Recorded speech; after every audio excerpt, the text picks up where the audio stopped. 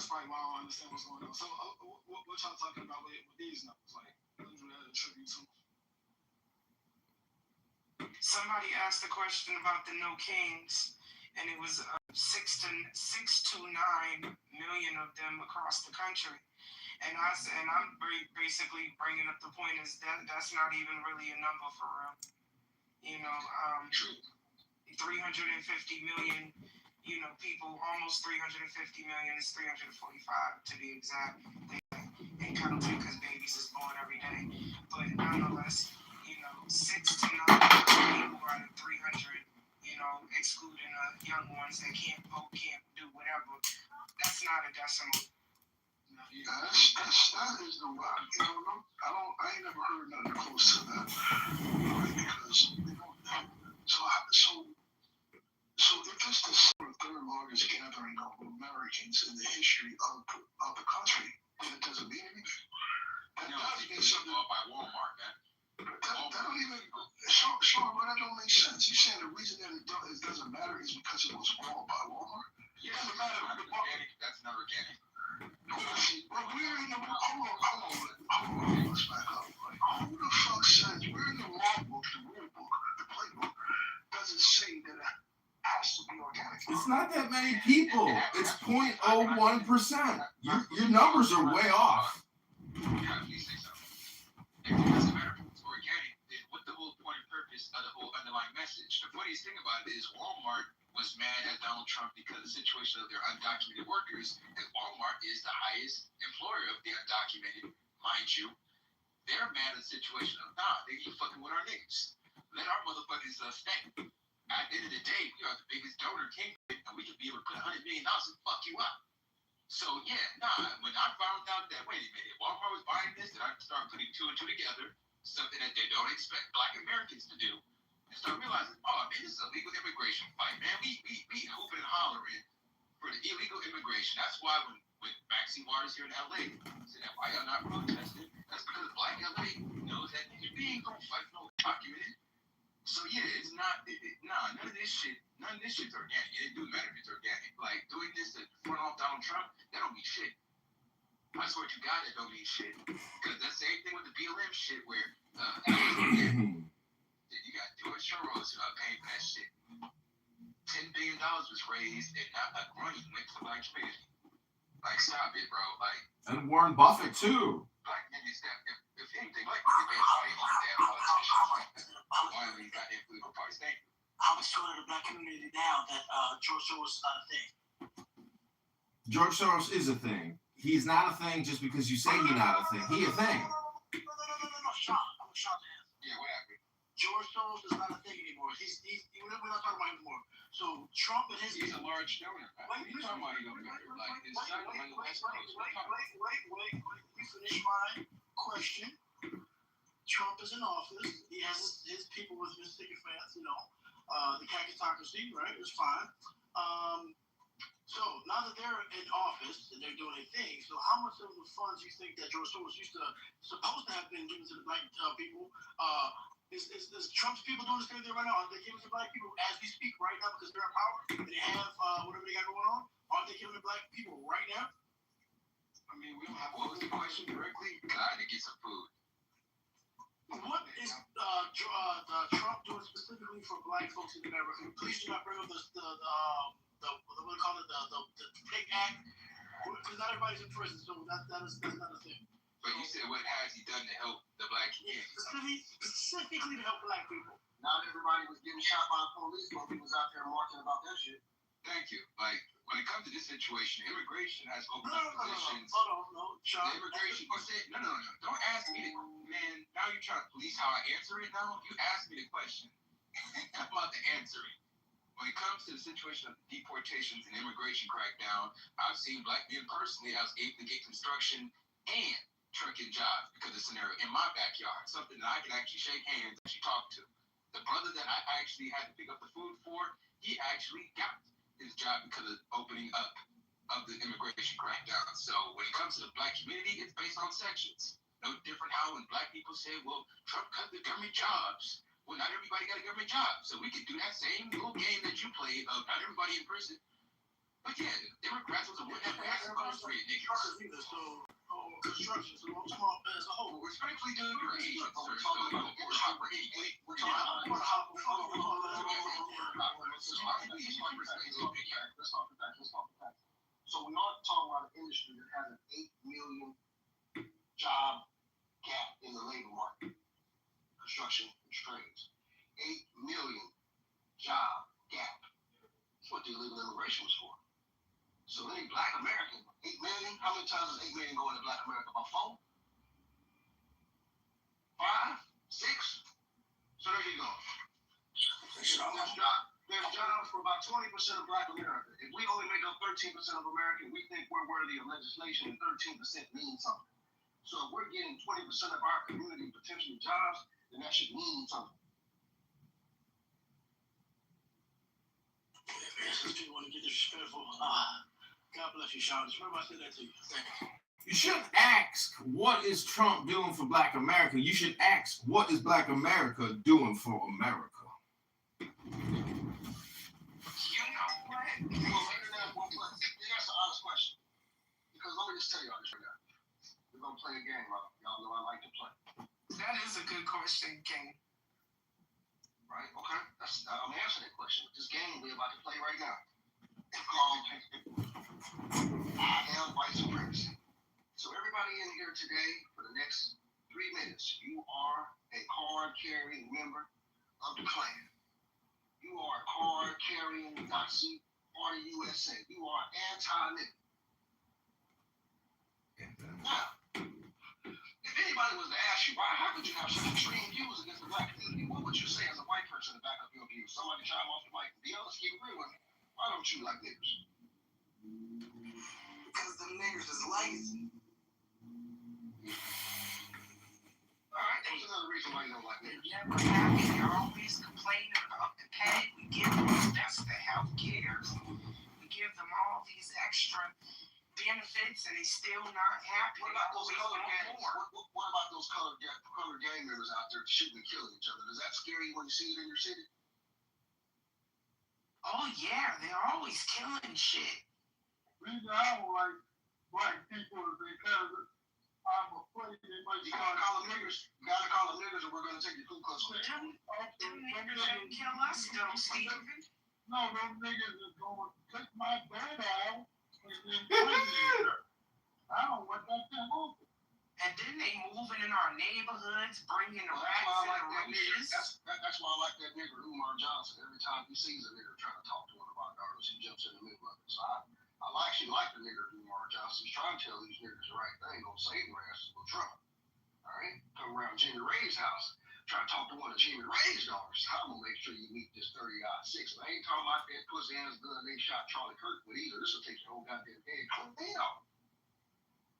Although we are hoarders, them niggas sure know how to bring some rats and roaches to the neighborhood. Well, now, you know, white man, we ain't too goddamn opposed to a little bit of some beasts and some creatures. We're goddamn beasts or goddamn selves, so you can miss me with the rats and the roaches. They was there before the niggers got there. I keep it 100 like the niggers say. And they litter. Every time I see them at the light, they litter at the light.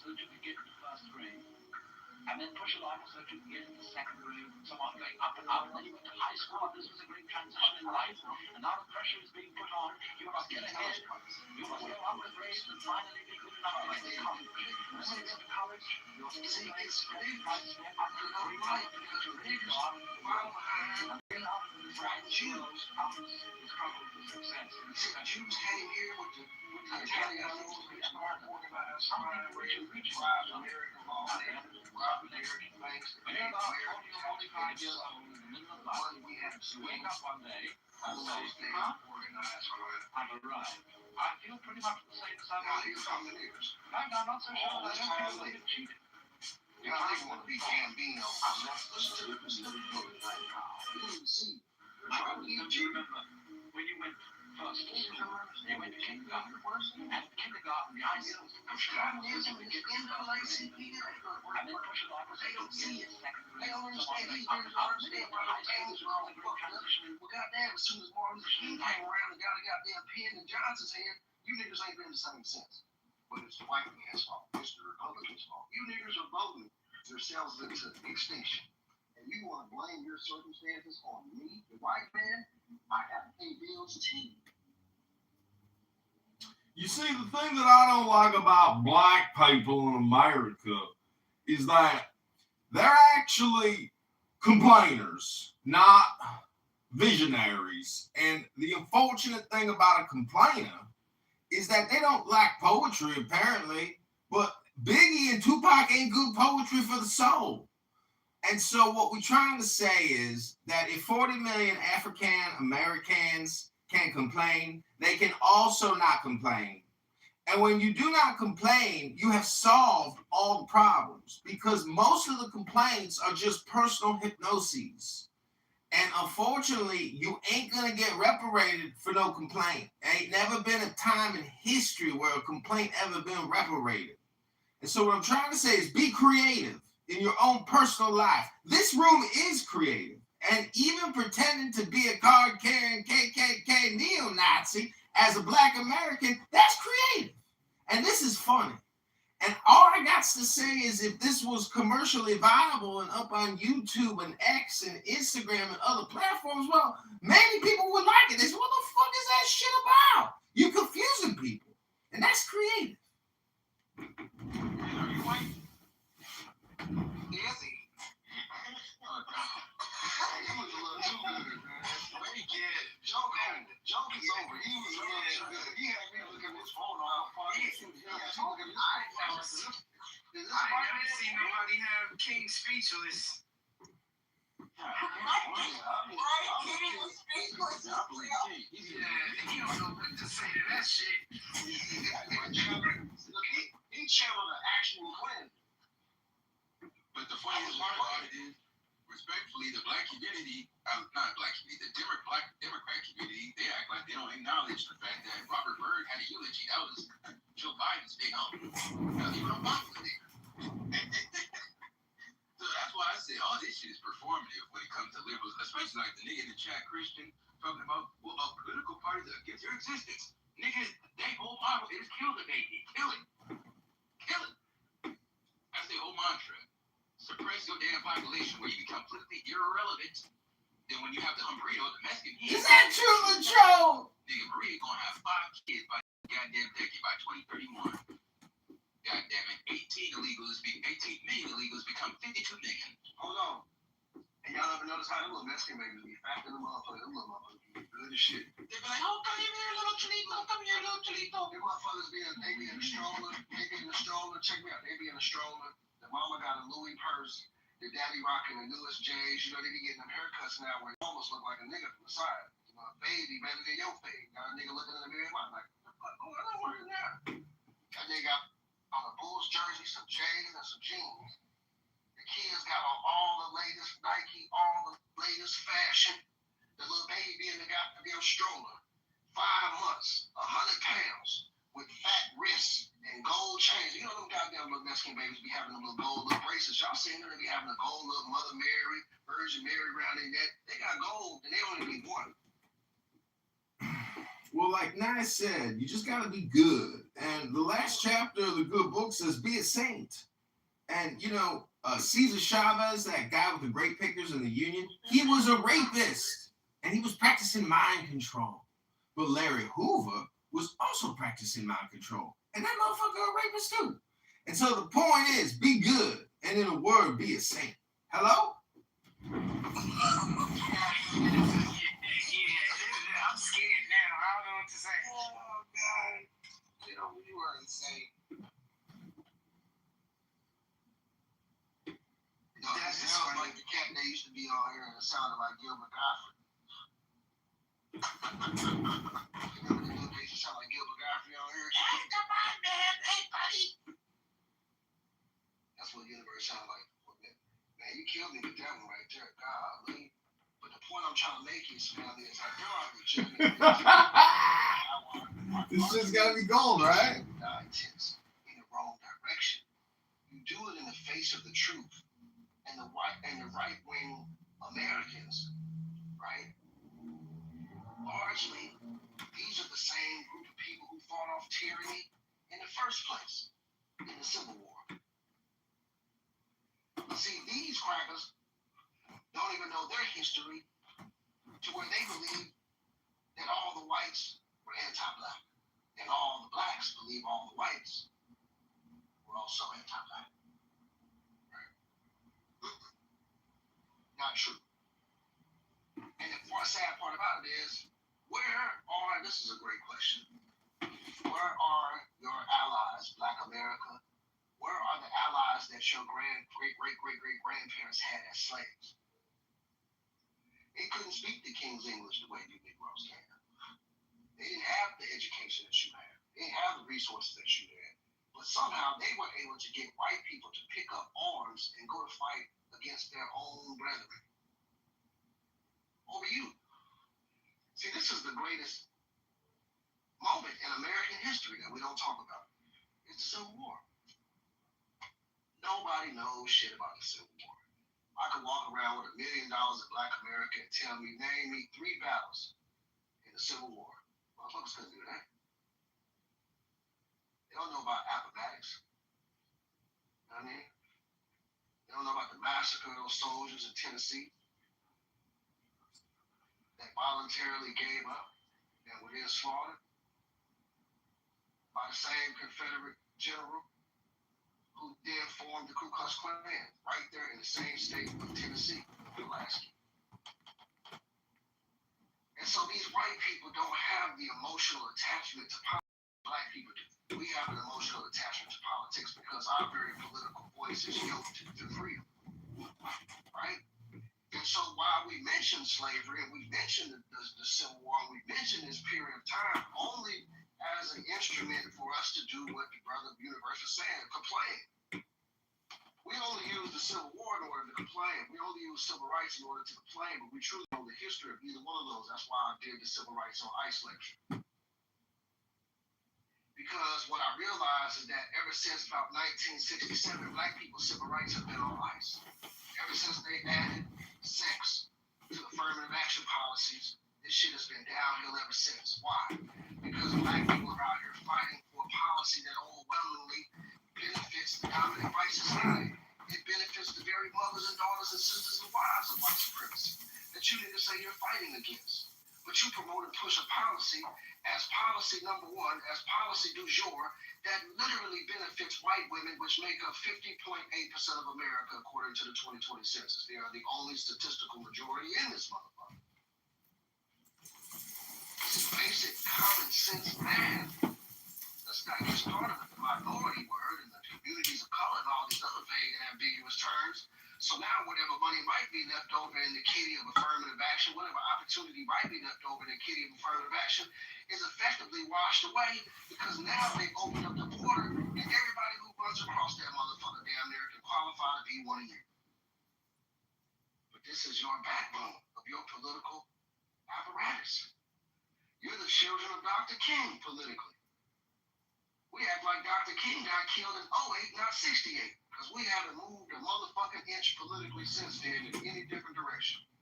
Even though you can go and look in the decade immediately following the 1964 Civil Rights Act, and you'll see some of the most radical Black political thinking of our time. Let me say that again.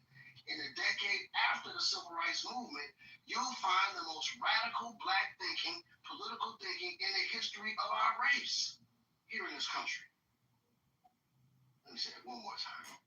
In the decade after the 1964 Civil Rights Act, you see the most militant and, if you want to say woke, Black political body. They call it the Black Power movement. Right?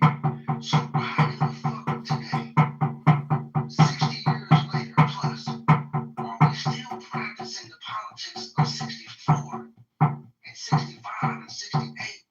When the brothers in that era completely turned away from the political apparatus because they knew the solution was bullshit.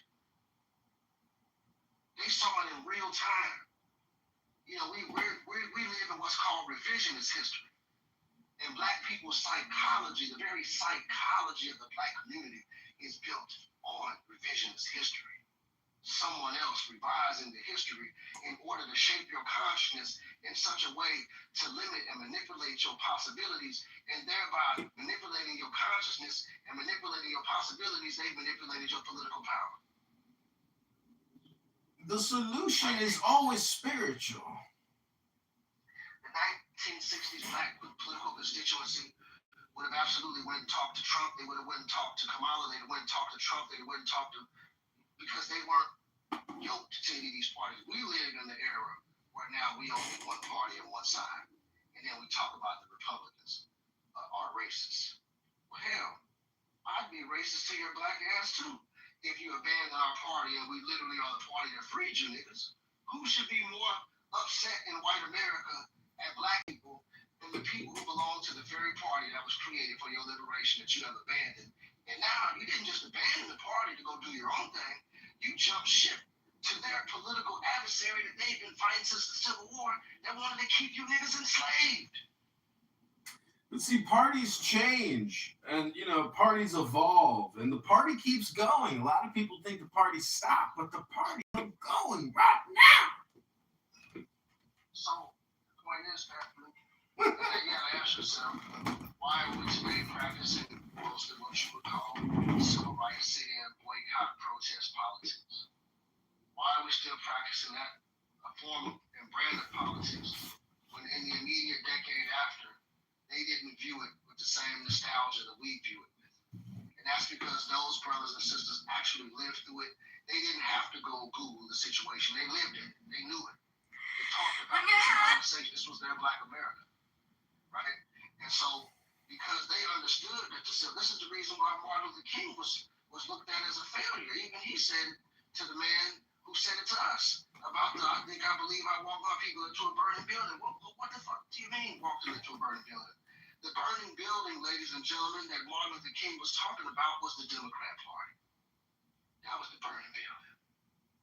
But why did he call it that? It's a burning building if the Democrat vice president is a part of assassination and benefits from the assassination of the Democrat president. The Democrat president dies in the home city of the Democrat vice president. The Democrat vice president then becomes the president and then enacts legislation that absolutely shapes America still to this day. Let me just say that again. They didn't just kill any president at any time. They killed Kennedy in the time of X. They killed Kennedy in the time of King. They killed Kennedy before X and before King. Maybe that was anybody. Right? And so we literally had a coup d'etat in America. In 1963, when he was killed, this is during a time where more Republicans the next year would vote for civil rights legislation that we love so much, not the Democrats. This is the world that they killed Kennedy in. It looks like this was a pretty fair-minded and balanced America. It doesn't appear to be the racist America that we even have today. More Republicans voted per capita for the civil rights legislation than Democrats did. And a pretty decent number of Democrats did as well. 53, 60% to 80-some-odd% of the Republicans. But you find me an issue politically today that you could put before your Congress and you could get 50 to 60% of the Democrats and 80% of the Republicans to vote on. Well, shit. Your news cycle would look different. It wouldn't be a bunch of Republicans blaming shit on Democrats and Democrats blaming shit on Republicans. It'd be a whole bunch of Republicans on TV calling out to the Democrats. I called out to my Democrat constituents to reconsider the matter. I called out to my Republican. See, this was an actual body politic. With Kennedy and that bullet that took him out, changed the American landscape forever. It would be different if LBJ went into office and then, didn't pass no major legislation, and then in 64, somebody else would have got elected. No. The man got elected and drove a steak knife through Black America. Now, mind you, the 1964 Civil Rights Act, 1964 was an election year, ladies and gentlemen, meaning that the election wasn't until October. But the truth always comes out, and the truth about Kennedy, about his death, That truth is out. It was the Pentagon, it was the CIA, it was LBJ, and the truth is that George W. Bush Sr. is dead, and Donald Rumsfeld is dead, and Richard Nixon, he dead, and Kissinger, he dead.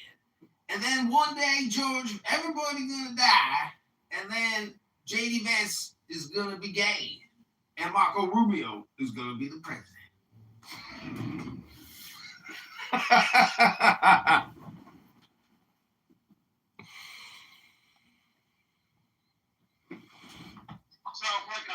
Sounds like he's a Nostradamus predictor. What is Nostradamus? Well, when I say the N word, most people confuse it with the other N word. I mean Nostradamus.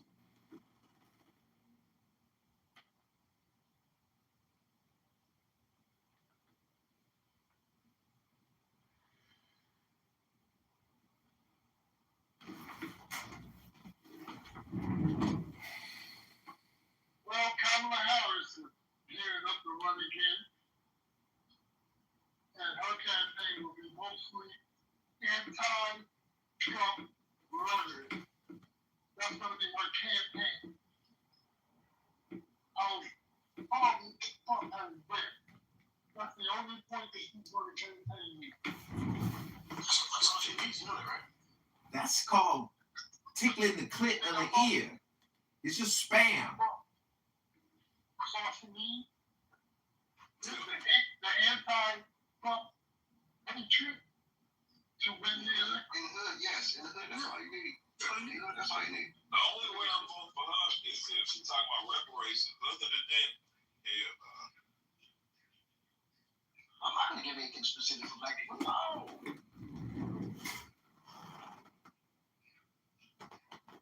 When she run again, you Negroes are going to be running to the polls, throwing her back into office. You do realize if there is reparations, there's going to be lawsuits because it's unconstitutional. reparations. She didn't get my vote. Not her with her white husband. In Evanston, Illinois, there are 300 African Americans in Evanston that are already getting reparations. They've gotten $40,000 each from cannabis sales tax. It's so ridiculous. The people that are getting it are not even connected in any way remote. And the ID verification, the history, it's all bullshit. It's it's a scam. A lot of these people aren't even born in America. Anyways, it's a scam. How the fuck do you verify that you are qualified or your lineage, etc.? What do you got, a fucking history book? Most of these people barely got papers. If you're black, you should get it. It don't matter. All that other shit don't matter. Because discrimination was for all black people. It wasn't just for the ex-slaves or whoever. So we was all being discriminated against, Jim Crow, redlining, all that bullshit. We all deserve reparations. Even if that's true, Reparations not for slavery. The free labor. Reparations for mistreatment of black people. No. Slavery too? Like, I think a little extra. But yes, reparations for Jim Crow laws, reparations for discrimination, and reparations. Redline, eminent domain, all of that shit. But look, bag that. No, nigga. That's why y'all kind of in heat right now with this whole reparations thing, because y'all trying to include all black people. It's not for all fucking black people. Now, personally, Personally, I don't think that niggas, and I do mean American Negroes, is gonna get anything from slaves because them funds was already allocated to the slave owners at that respective time. But for shit like eminent domain, in which a lot of the motherfuckers wasn't even over here for, up in the 50s, shit, even up until damn, I can't even remember. Fuck that. It don't matter. Even master incarceration. Like, we should get reparations. The masters up in the early 1900s. Yeah, You good. The Red Summer of 1919. I muted you so one person can talk at a time. Thank you. you're welcome. Just I'm king now because he was just going to go into what I was going to start talking about. But yeah, if she have a because nobody talked about reparations last time, but I didn't like that shit. If she talk about reparations and have a plan for it and put it on the table, then I'll look at it. If she don't mention it, I ain't vote. But then again, if J.E. Vance, if he say, hey, he doing reparations, I'm voting for his ass. Whoever pushing reparations, get my vote. Whoever not get my vote, I'm just not going to vote. Kid saying yes. But why do the security observer really can't make arrests? How many German shepherds are being harmed in Lincoln? Why mask minorities? Let them bite. But I don't care what, but they still gotta talk about reparations to get my vote. They gotta say I got a plan to have reparations or to work it out. I'm going. They'll never have any plans for that. They'll never have my vote. I'm never voting again. See, the problem is one complaint can turn into 1,000 complaints. The next thing you know, you got the J words all saying, well, there was racism against the J words, the WASPs. They controlled everything. So one complaint turns into 10,000 complaints. And then you got a Chinese person, and then you got a South Korean and a Vietnamese, and then you got other peoples that are going to complain too and say, what about us? Especially the Native Americans who were genocided and the whole goddamn country was taken from them. So you think a couple casinos for a few billion is enough when the African-American community is asking for 1.5 trillion or 100 trillion or 1,000 trillion? Hello? He is hilarious. But for two, all of them communities that you just named all got reparations for whatever those so they can't come back and ask for more, even though a whole nother demographic is asking for what they never got in the first place. But once again, we can't advocate for reparations for slavery if that was even the case, right? We would have been got that shit fucking years ago when they first started. We would have been got that shit. They don't want to give it to you because they're all want to prove that y'all was enslaved for one. But two, y'all can't. I'm gonna put me up there. We can't all agree upon one fucking moniker that we could go under, whether it be FBA. So I like Solana. Y'all niggas call me Solana. But you just said it. You said you like what? Solana. Everybody call me their own title. So what if someone Solani? Solana. Hello? Solani? Kind of like that. I'm about to put it up in the chat. Listen, I want to ask for reparations. I want it to be known. Hold on, Universal. Because I was going to say, I don't know how we got on the reparations, but I'm going to just throw my little 2 cents in here and say this. If the survivors of Tulsa could not get reparations, and I know there's a lot of people that want to argue that this shit was worded and they filed for the wrong shit, all this weird shit, whatever. I don't care if they filed or didn't file. If the survivors couldn't get it, I don't know why anybody would ever think that they're going to allot some shit from 100 plus years ago. But that's either here or there. What about the Republican veterans that died in the Civil War and the hundreds of thousands and their descendants? Why can't they get a little bit of that cheddar? Hello? So it's interesting. The Jews are the only ones that get reparations and they didn't work for it. But yet, the black people, they worked hard, they built the country, they were spun out, they were abused, they don't get nothing. But these Jews, they're getting left and right money in Israel. They got retirement, free healthcare.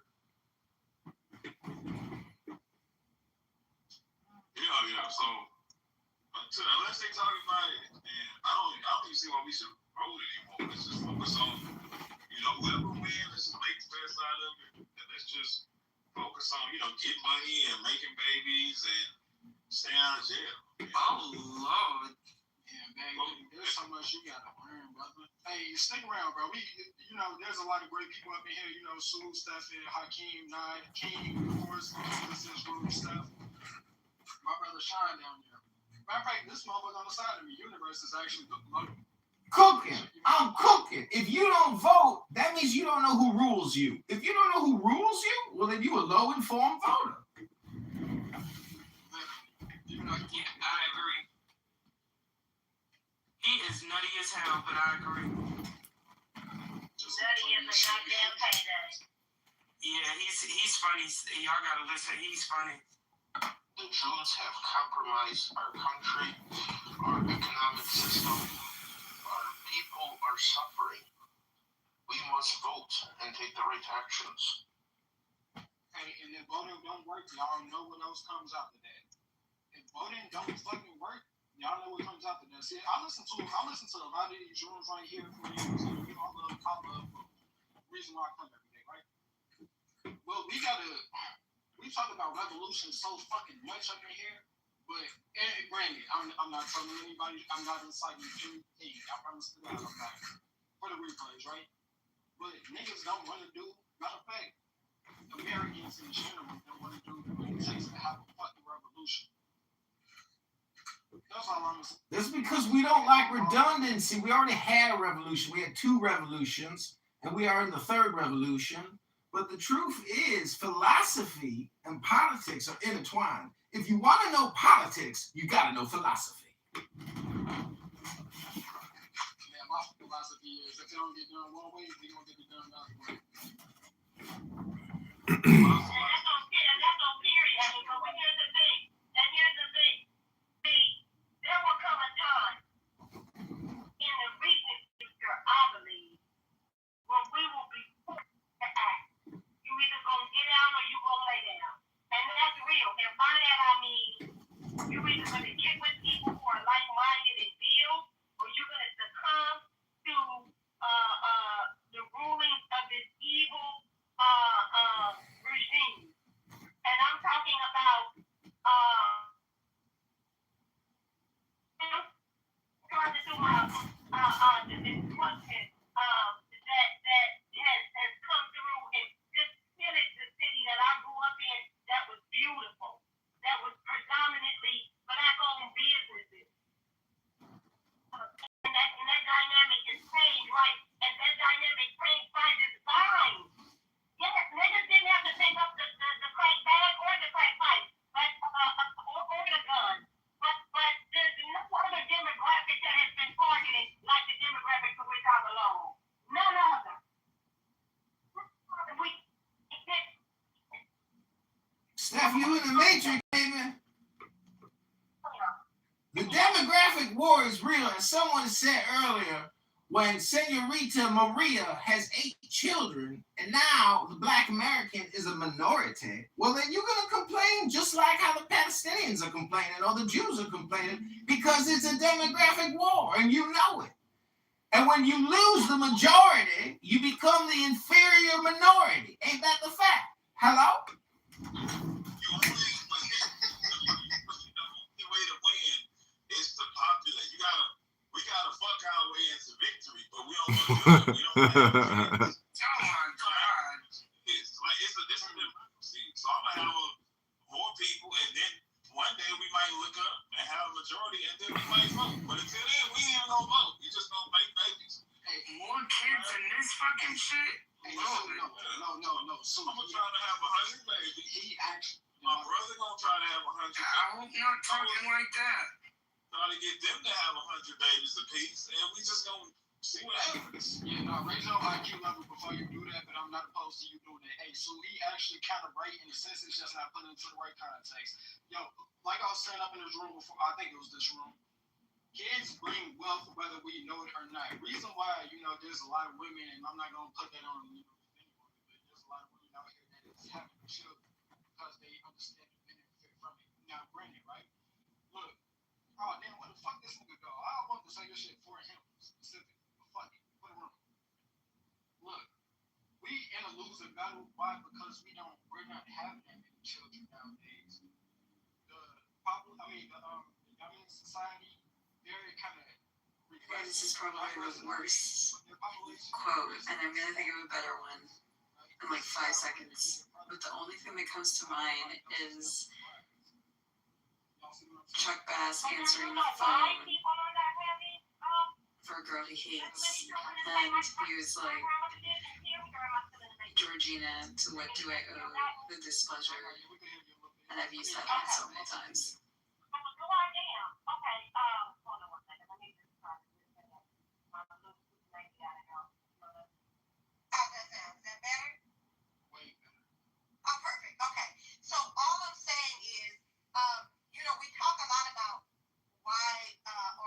Increasing the population in our demographic, and we don't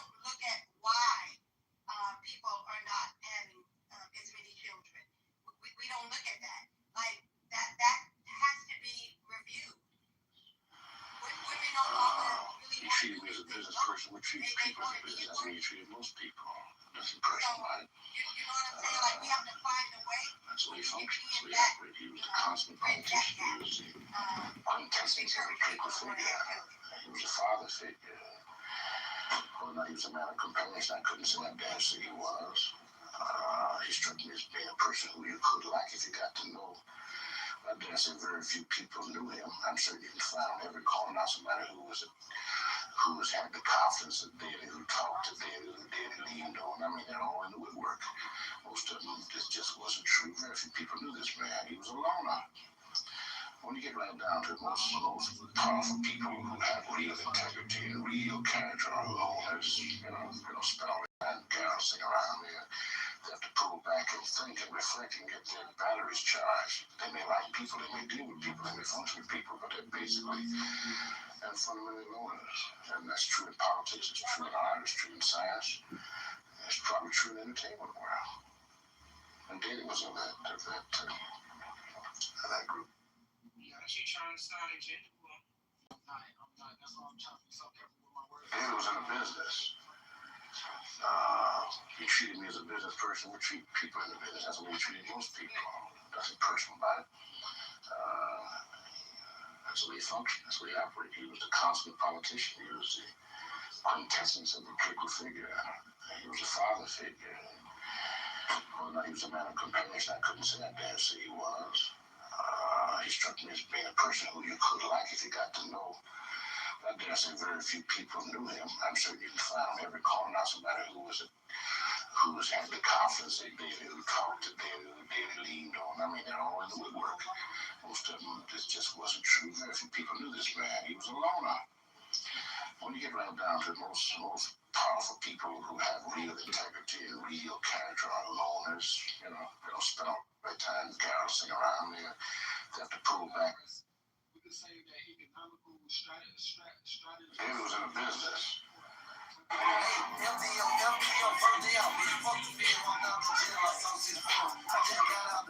There's a real showdown shaping up between Mayor Brandon Johnson's allies in the Chicago Teachers Union and the new leader of the public schools.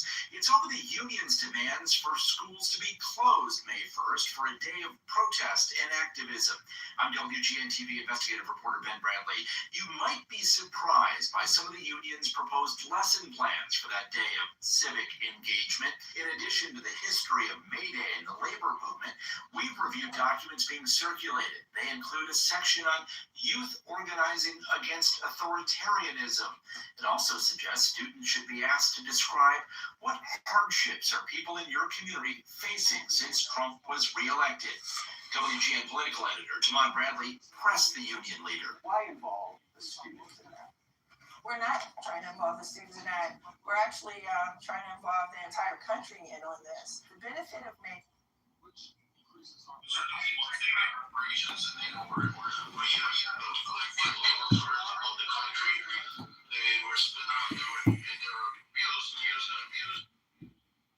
pushback is I'm looking at today's time.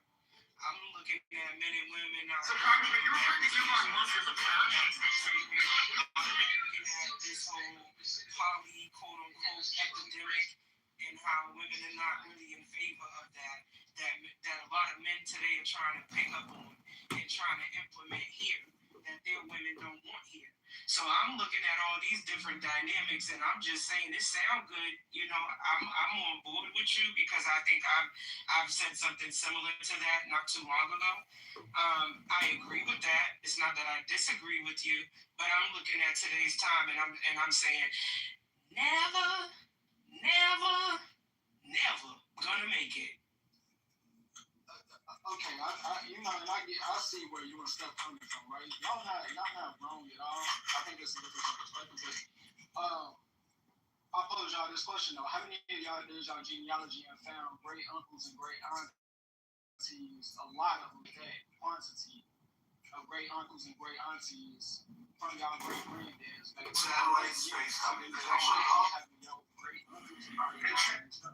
Of course, we can say that we found that, but it's at the end of the day, that family structure is important. And at the end of the day, we're not gonna, I don't care about if people choose to just, have their own contract, or if they choose to go, do it in the system, by all means, your choice, right?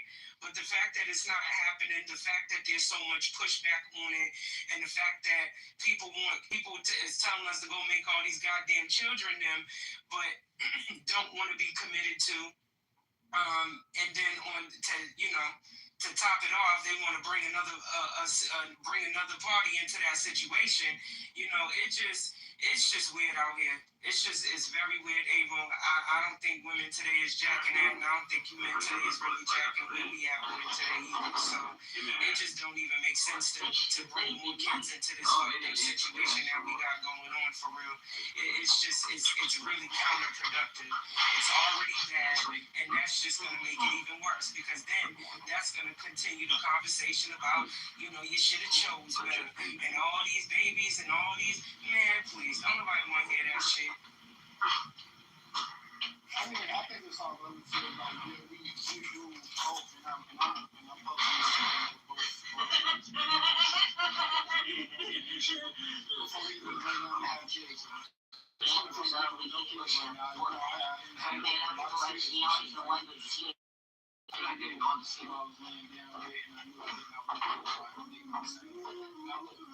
Sweet.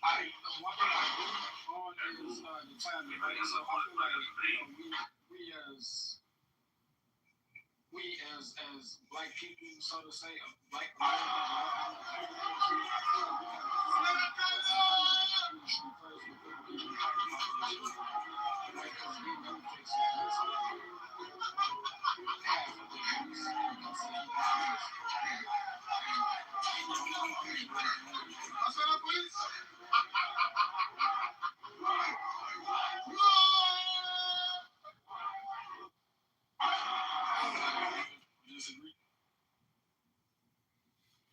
Hey, this is Universe, everybody. I just want to say that, these are big topics. These are big concepts. But at the personal level, the individual level, in terms of self-improvement, meditation, or just relaxing and, having no thought, that's the truth in the earth.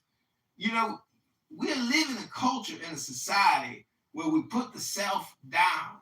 We constantly essentially, we're racist against the self. We are prosecuting and we are bigoted against what is the self. So all I'm trying to say is, baby, that the perfect way to optimize for yourself and for your country and for the earth is meditation. What is meditation? Can you teach me a class on meditation? If you can do that, baby, you are the earth.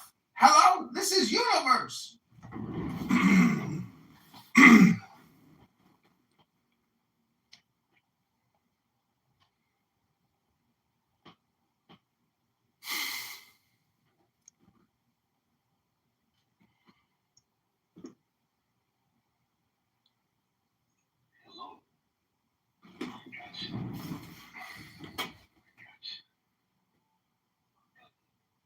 So, Avo, how do the Negro Americans and the American Indians, how do we find these two groups?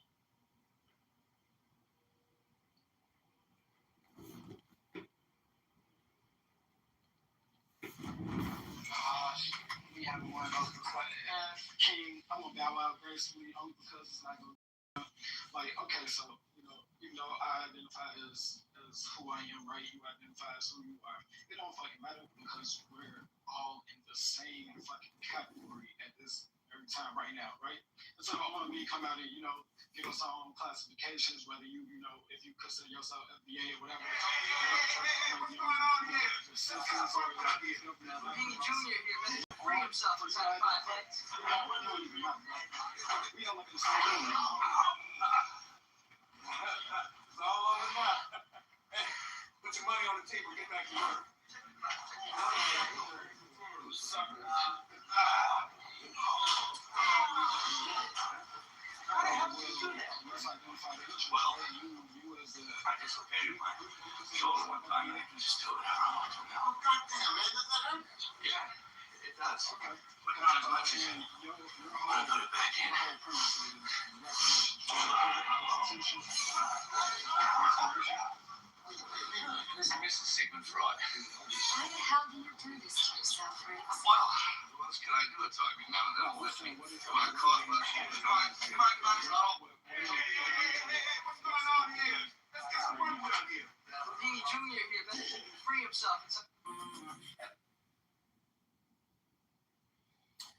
can't align with the Native American billionaire casino owners unless you at the boardroom, baby. You gotta get a seat at the boardroom, baby, if you want to play with the big dogs.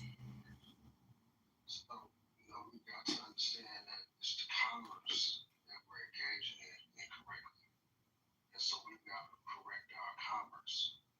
That is the black beauty supply industry. The black beauty supply industry. Who owns the black beauty supply industry, baby? That's the bank, baby. You gotta kind of come closer to your mic. Yeah, you will. Just a tad bit. What's up, bud? Not really, but we can hear you.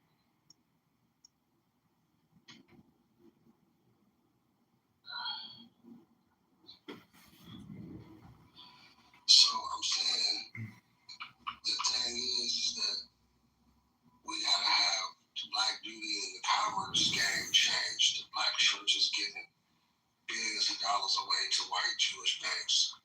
The black beauty supply model is one that's owned by outside interests, taking money out of our community that could be used in our community.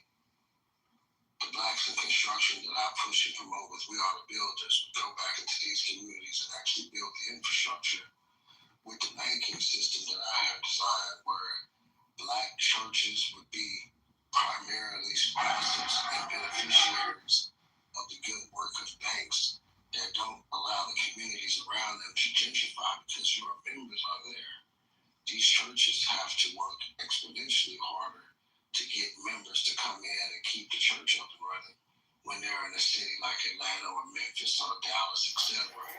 And the traditional black community that existed in the east side, the south side, or whatever it is, has now been displaced and other areas been gentrified. So, additionally, when we talk about the procurement contracts, like we are talking about this minority game, we've got to actually delineate What's going on to the degree today? that we separate ourselves from other groups of people. These are the sorts of things that I'm looking forward to being able to push and promote. Every day I wake up, this is the gym that I'm on. I'm trying to get black people to stop calling themselves minorities, stop looking at the motherfucking racist Republicans as if they're any better or worse than these fucking liberal Democrats. And for people to understand that, yeah, there's a history that we don't know. You may be connected to the land, you may be connected to somewhere else, but go find your roots. Yeah, you gotta go within, or you gotta get to the root of the matter in order to solve the situation as best as it can be solved. The game theory, baby. Connected to Niggas, you trying to translate? But okay, so like, King, okay, yeah, I'm in agreement with that, and I think that most people who identify with it, whether they be FBA, American Indian, ADO, whatever, we all agree upon the same thing, right? So I mean, It's a game theory, baby. You said everything that we all fucking align with, regardless of how you identify. Now, one thing I want to point out is your plan to, I guess, basically take back the hair care industry, right? Yes. Okay, bam. How profitable is that industry? Isn't it about billions or is that millions? Billions or millions? One of the two. Either way, it's up there. It ain't hundreds of thousands. I guess that was probably up in the billions if we got like a $2.7 trillion spending power, like collectively as a nation, or as a sub-nation within the nation. So I'm not opposed to that, right? Bam. Now, what else? What else can we dominate?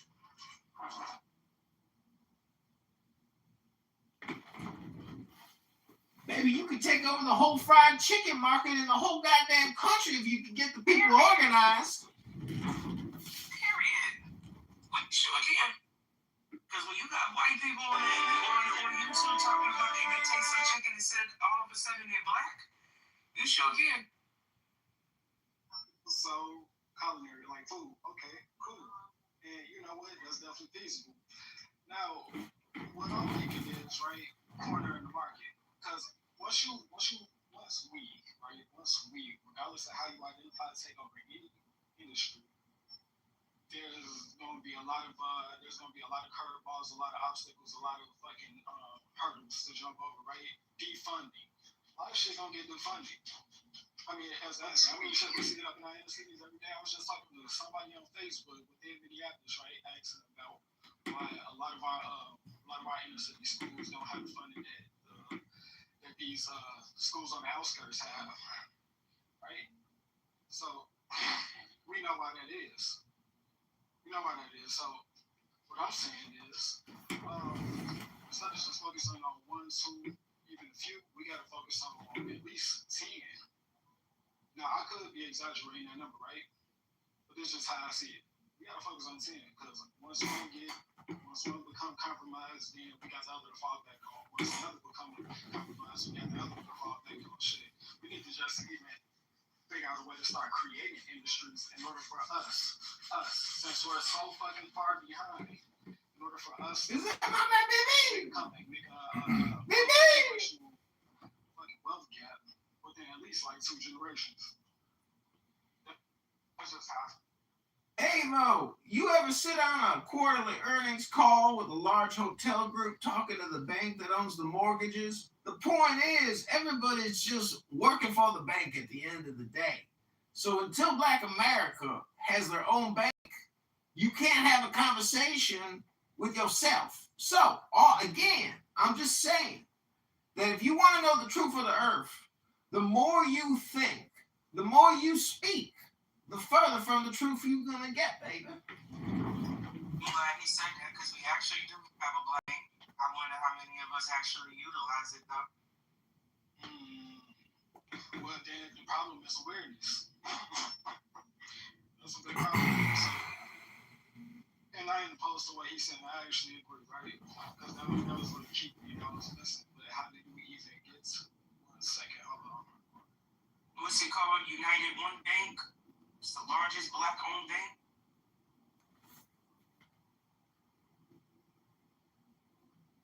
One United. Anybody else got that somewhere? I think they got a couple in Atlanta. They got some up here in Boston. I don't know if anybody. See, Black power has to incorporate the political, the financial, the philosophical, every component of what makes Black America great. It's multi-diversified and extensive. You got to control the means of production. You got to control the communication. That's the biggest component, baby. Because the Federal Reserve and all these banks, they don't make nothing. They just communication distributors. It's all spam, baby. So if you got a black bank, you can now spam at scale, but you got to have relationships to get that money. And you got to report back to the bank and say, this is how we grew your money, baby.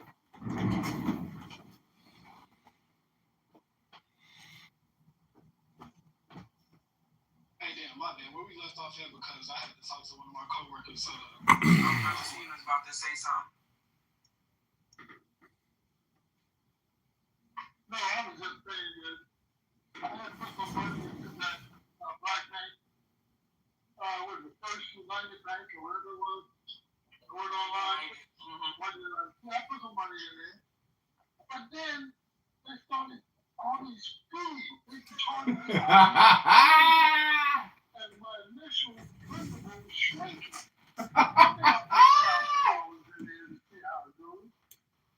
But it just seemed like there was monthly charge, this charge, that charge. So I took my money out, put it back in the white bank, Capital One, where they don't charge me anything. Sorry. See, Brother Steven, you don't be giving things a chance. How long has One United Bank been around for?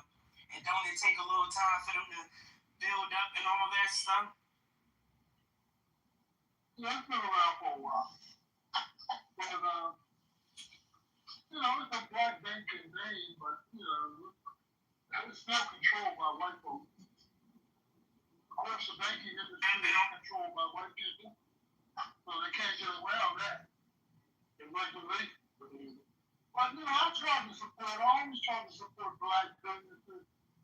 And I went down there, did that, but they weren't supporting me. They was ripping me off. That's what I thought.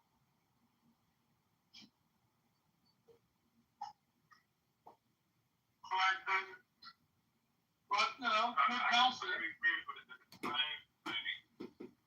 It's all about the experience, baby, the happening.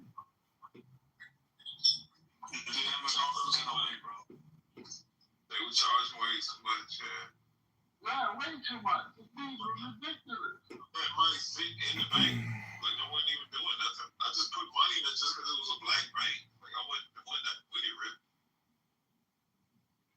I did the same thing. I did the blood bank and put some money in here and let me see what it do.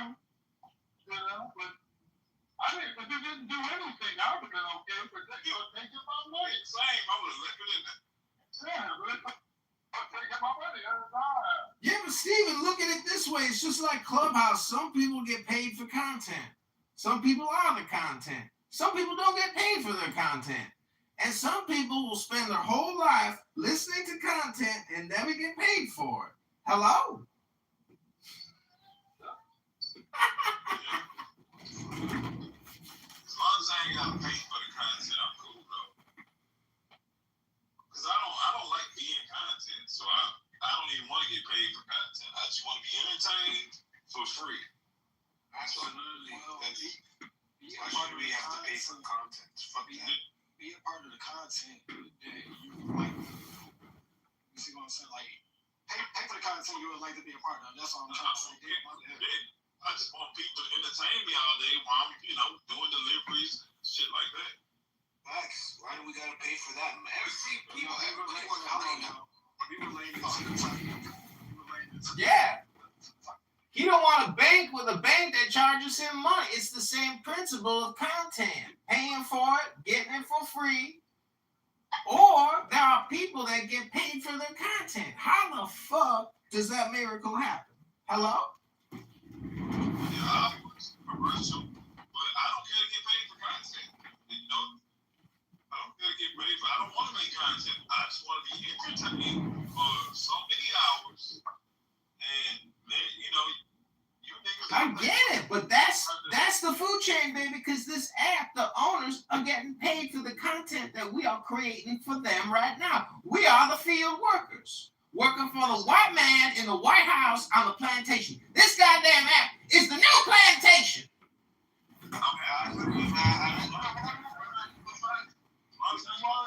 Revolution universe. Let's get The plantation, why do you still want? The plantation, why do you still want? He's waking up the slaves. Not waking us up. Oh, yeah. Right, universe, you're waking us up. Sounds like he's one of us. He is one of us, but in every slave plantation, there gotta be that one woke slave that wakes up everybody so we can revolt. I mean, the slaves they don't have the opportunity to get paid. Y'all got the opportunity to get paid on here. Y'all just not utilizing it right. But let's relate what you're saying to real life, Daddy. You just want to be entertained. That's most people's fucking problem, right? Not saying it's a problem with you. I'm not trying to attack you. I just want to, address what you're saying. Fuck my background loud. Hold on. Yeah, but can I just say this real quick? You know what I mean? I feel like nowadays in 2026, we want to get paid for everything. That's the fucking issue. Some things you don't deserve to get paid for. If you're talking about Clubhouse all day, why the fuck you need to get paid, man? What the fuck are you, nigga? You don't need to get paid. Well, if you everyone wants to get paid now. What are you doing? Who are you? If you're generating revenue for an app and you're not getting nothing from it, but they benefit off of you, then don't you think you should get paid? No. Go to Kick. Go to Twitch. Go to Play. Start your own brand. The problem is a lot of people on Clubhouse are anonymous. You don't actually have a fucking brand. Therefore, you should not be fucking paid. Who the fuck are you? Nobody knows who the fuck you are. You just chat shit. Not only that, there's random people coming here and everybody's having to pay you.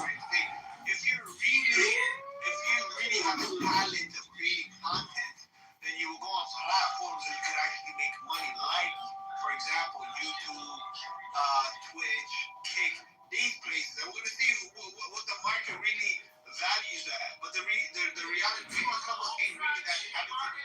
Guys, All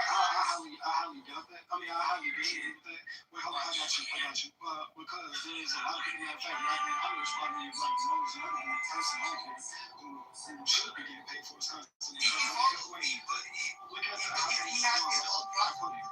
That's what I'm saying. Yeah, he got his own platforms. He utilizing his brand and putting it upon a app where he gets paid, and he putting it across a couple of apps. Now, if you don't have a brand and you don't know how to like capture people's attention, that's on you. But the opportunity is still there. Why? Because the app itself pays you. Why shouldn't you get paid from an app that pays you and have the potential to? Because they tell you I don't want to pay you, so therefore you gotta leave the app. People gotta stop begging. It's like people who drive Uber and then they demand Uber to pay them more money. Nobody forced you to drive Uber. Nobody forced you to be on Clubhouse, right? That's the thing, bro. You chose to come on Clubhouse and now you're demanding to get paid. No, fuck off. Go somewhere where you can get paid. That's how I look at it. Not everything you should be paid for, bro. Especially content. Everybody wants to be a content creator. I mean, but a lot of people are not that talented to be a content creator.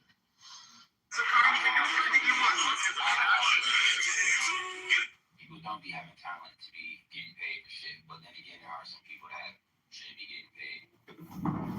See, that's just not true. Everyone here who can speak English has the capability to actually get paid for intelligent communication. That means you have to open a book and read poetry.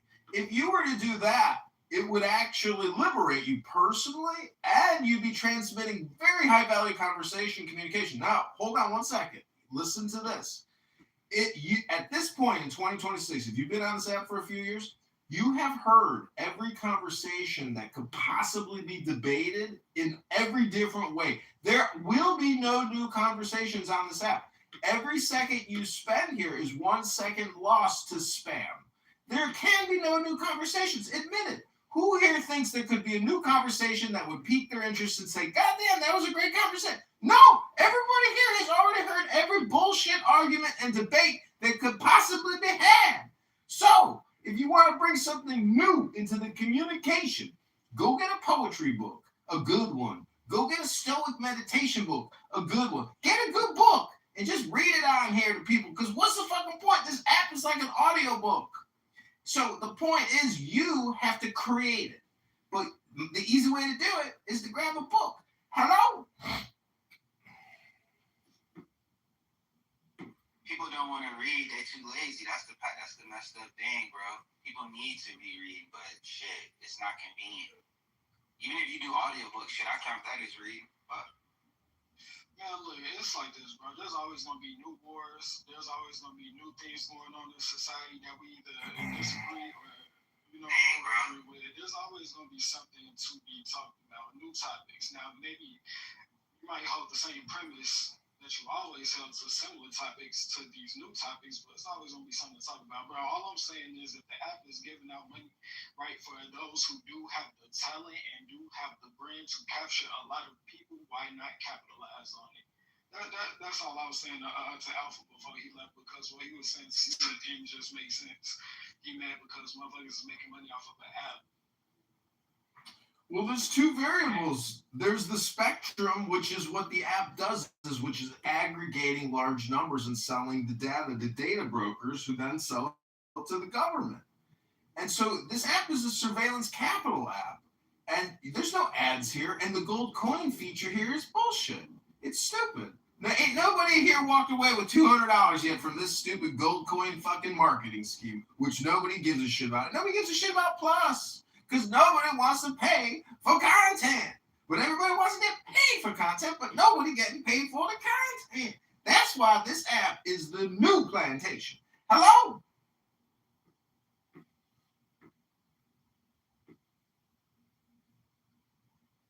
I mean, to be fair, though, I see what you're saying, and you're not wrong, but to be fair, I mean, it is fairly new. They just rolled this out. Yeah, and I make enough money where I'm not looking to get paid off Clubhouse. I don't think I'm doing anything that fucking valuable. I don't think you niggas is doing anything valuable either. So, I'm just being entertained. And I know somebody's gonna get rich off it, probably the creators and the people who, spent the money and made the app and spent the time and cultivating it and promoting it paid. But Look what you did, Avo. It's your fault. yeah, like I'll take blame. I don't care that much about getting paid off this shit. Thank you.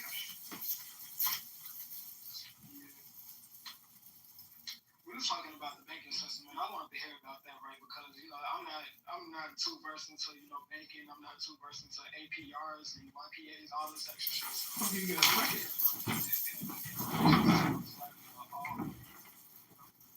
It's just game theory, baby. Meaning everybody has 2.5 billion seconds to live on average. How much did you get paid per second of your life? It's not per hour, per month, or per year, baby. You got 2.5 billion seconds to spend. How are you gonna spend your billions? Hello? it makes sense when you talk to me, bro, because I don't know what you're talking about. That was as clear as it's gonna get, Avo. Okay, all right, look, try to, because I'm a little slow when it comes to this, right? Just bear with me, like, explain it like as if I was a fifth grader. Well, because I Googled how many hours, you live on average, and then I got the seconds, and it is about 2.5 billion. So everybody's born with 2.5 billion seconds to spend on average. It's like that movie with Justin Timberlake. So the thing about money is people think once you have everything you need, you actually don't need money anymore. And then you realize money is, at a certain point, it stops being money and it becomes communication. And that's what the Federal Reserve and that's what the banks do. They don't make anything. They are recipients of information.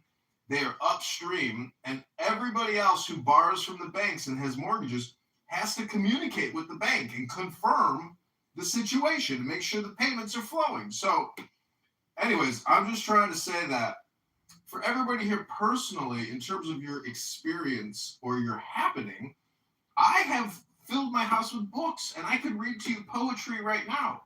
You could play music. You could drink wine. You could have fun.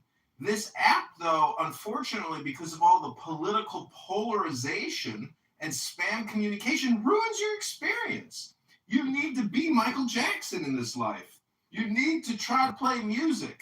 If you don't have musical instruments, save up the money, baby, and buy yourself a flute. And get a good book. Look at all the no's coming at me because you're like, no, this guy's whack. No, baby, I'm telling you the truth. Have some fun. Read a book, play some music, masturbate and go to sleep. And have yourself a cheese pizza and a burger and a beer. And grab yourself some titties. Hello? That sound like a trip to the bathroom for real. Hey, now, all in all, though, I kind of get what you're saying. So, look, I'm focused on the communication part. I'm focused on the communication part. Now, I kind of agree with that. You got to utilize your mouthpiece. Pause. You got to utilize that mouthpiece in order to.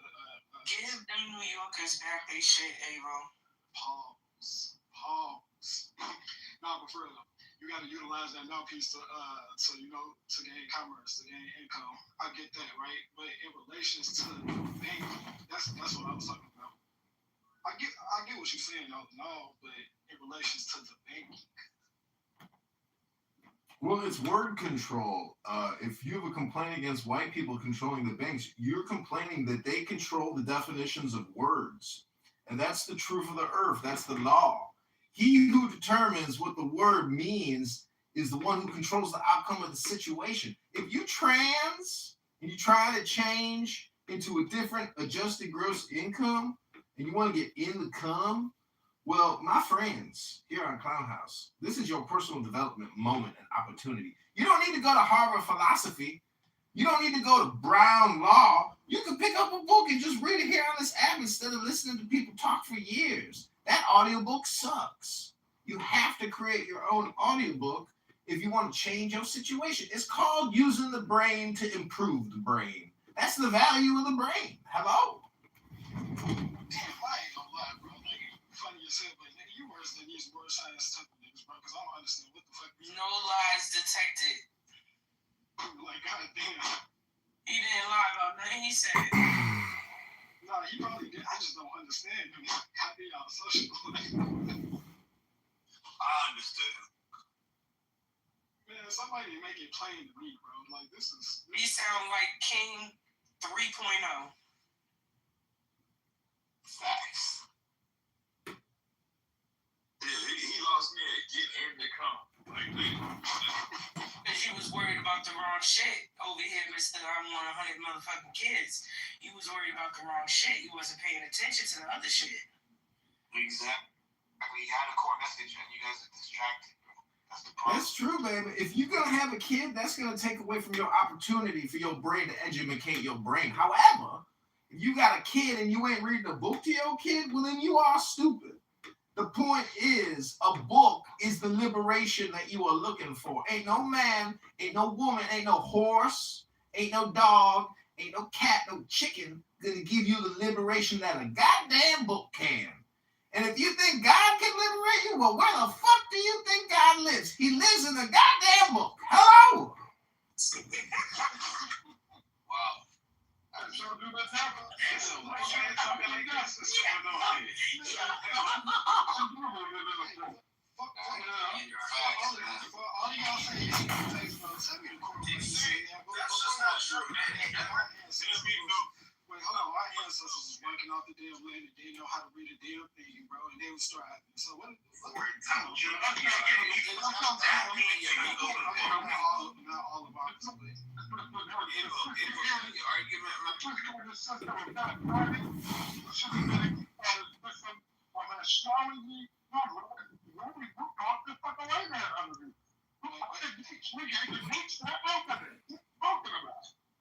Stephen, you gotta come closer to your. I don't know what. Yeah. What did you say? Stephen? I don't know what you said, but it sounded like you were cooking.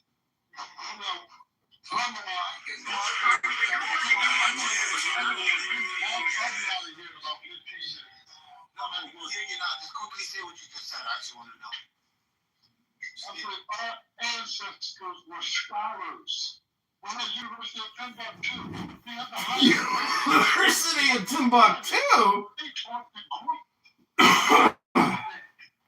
So why does this guy Evo say your people can't read or some shit like that? No, wait, hold on. That is not what he said. Yeah, I ain't talking about we all can't read. I'm talking about there was a lot of us back up in the pre 1900s. So matter of fact, no, the pre 1950s that was working off the land and didn't know how to read. But yeah, my brother Stephen talking about Timbuktu, man. Those ain't your ancestors, brother. Like I get what you're saying. Don't tell me what my ancestors. You right. No, Then I know.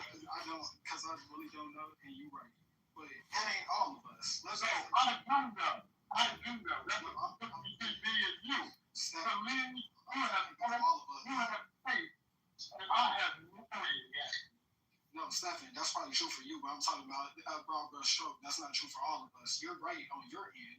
It's just not true for everybody. But look, that's a whole different topic, though. That's thousands of years ago. What I'm talking about is of recent, like the last. Who's Timbuktu? I actually want to know what that is. Hold on, Alpha. Let him finish. No, I'm talking. Listen, let's go back to what Universe said because he was cooking in a way, but I just need to understand what the fuck he's talking about. Y'all say that y'all understand. Tell me what the core of what he's talking about.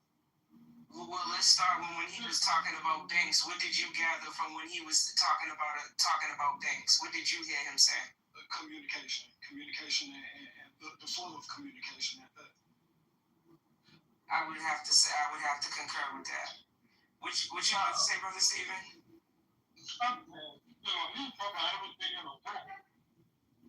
Everything's in a book. I don't get it. But I don't know. Is this a black guy? It sounds like a white guy.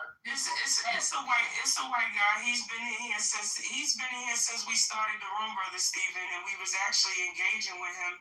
King was engaging with him when we started the what was that? When King was asking the question about let's play white supremacy or something like that. Do you remember what he was saying then? I was looking at the phone. Okay, so he's been in here since then. We've been laughing and building with him since then. I think No.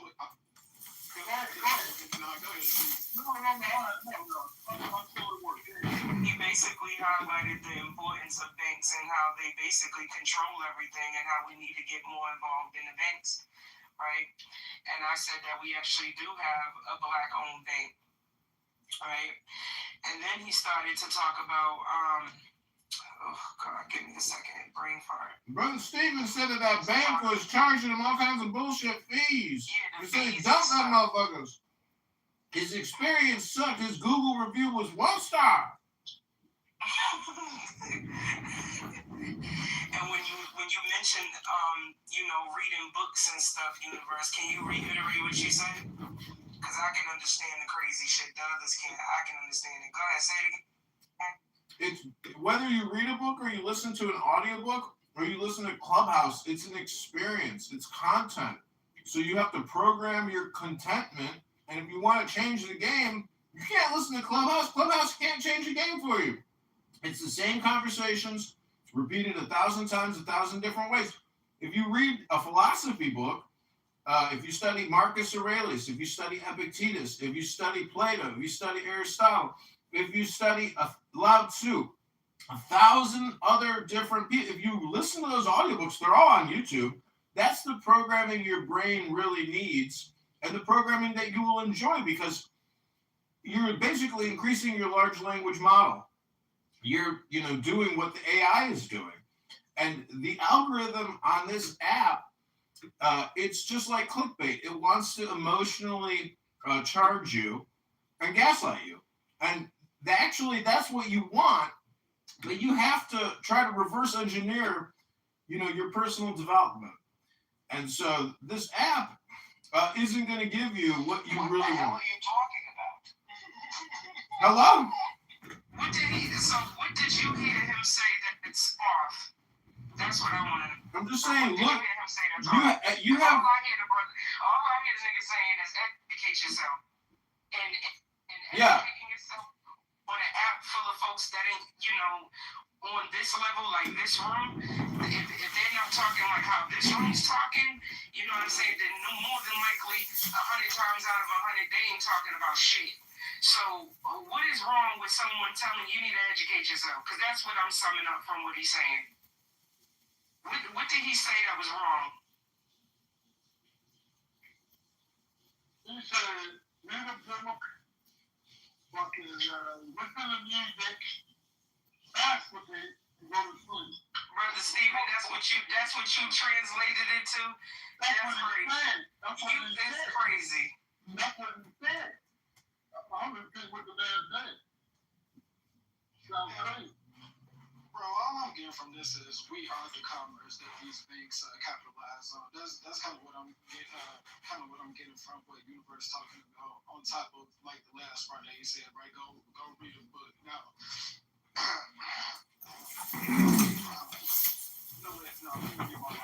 it's not like he's saying black people need to go read a book. Like I don't. No, that's not what I'm saying.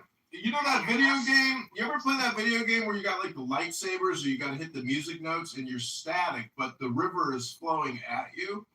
That's what life is like. We are all walking on a path of seconds. And so it's like you're playing a recording. And my point is, Clubhouse is basically an audiobook.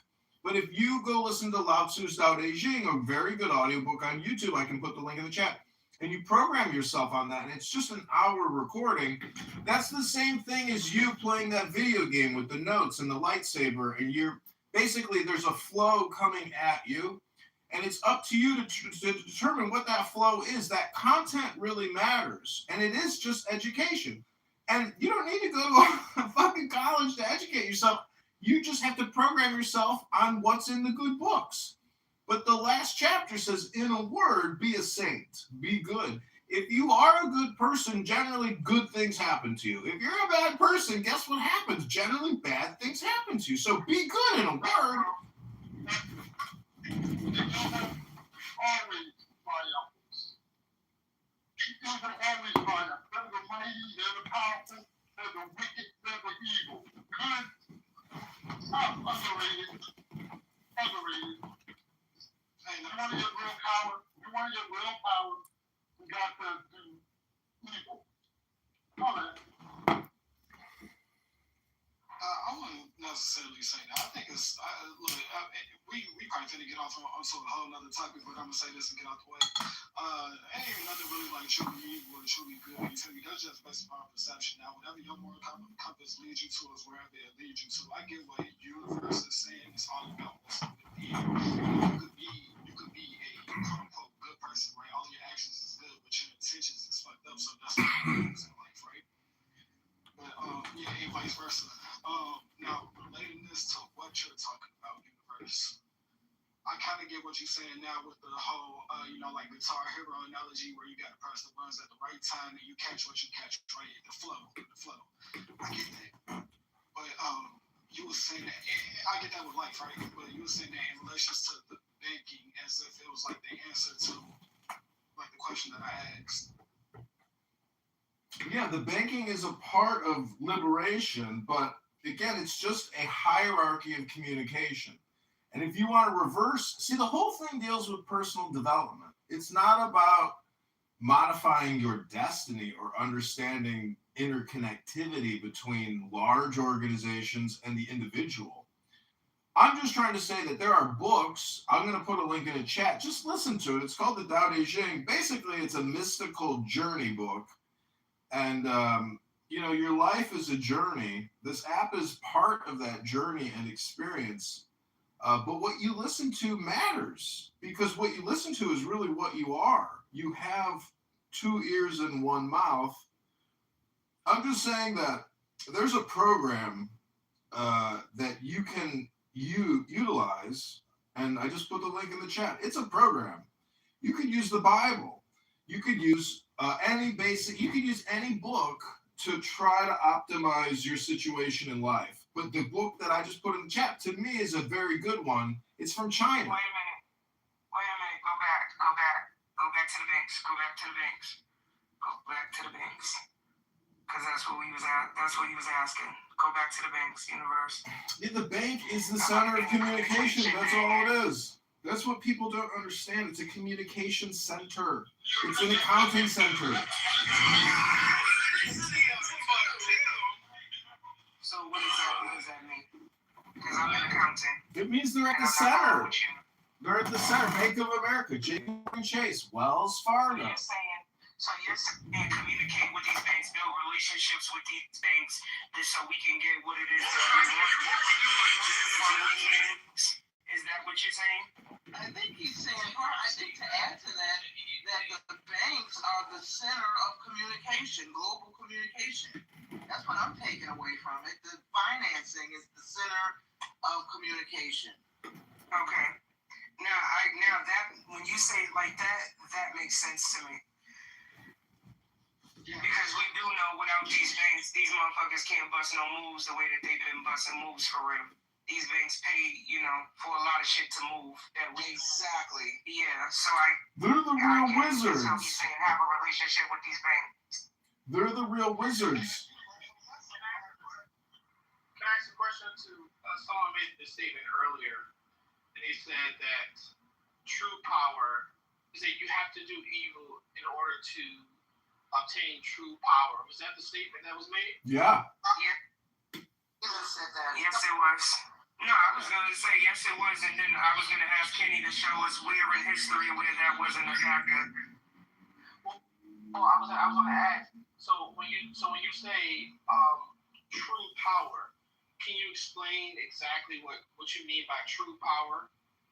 Because you're saying that in order to get true power, not just general power, you're talking about so this is a type of power that you feel like can only be obtained by doing evil. So I'm asking, what is true power?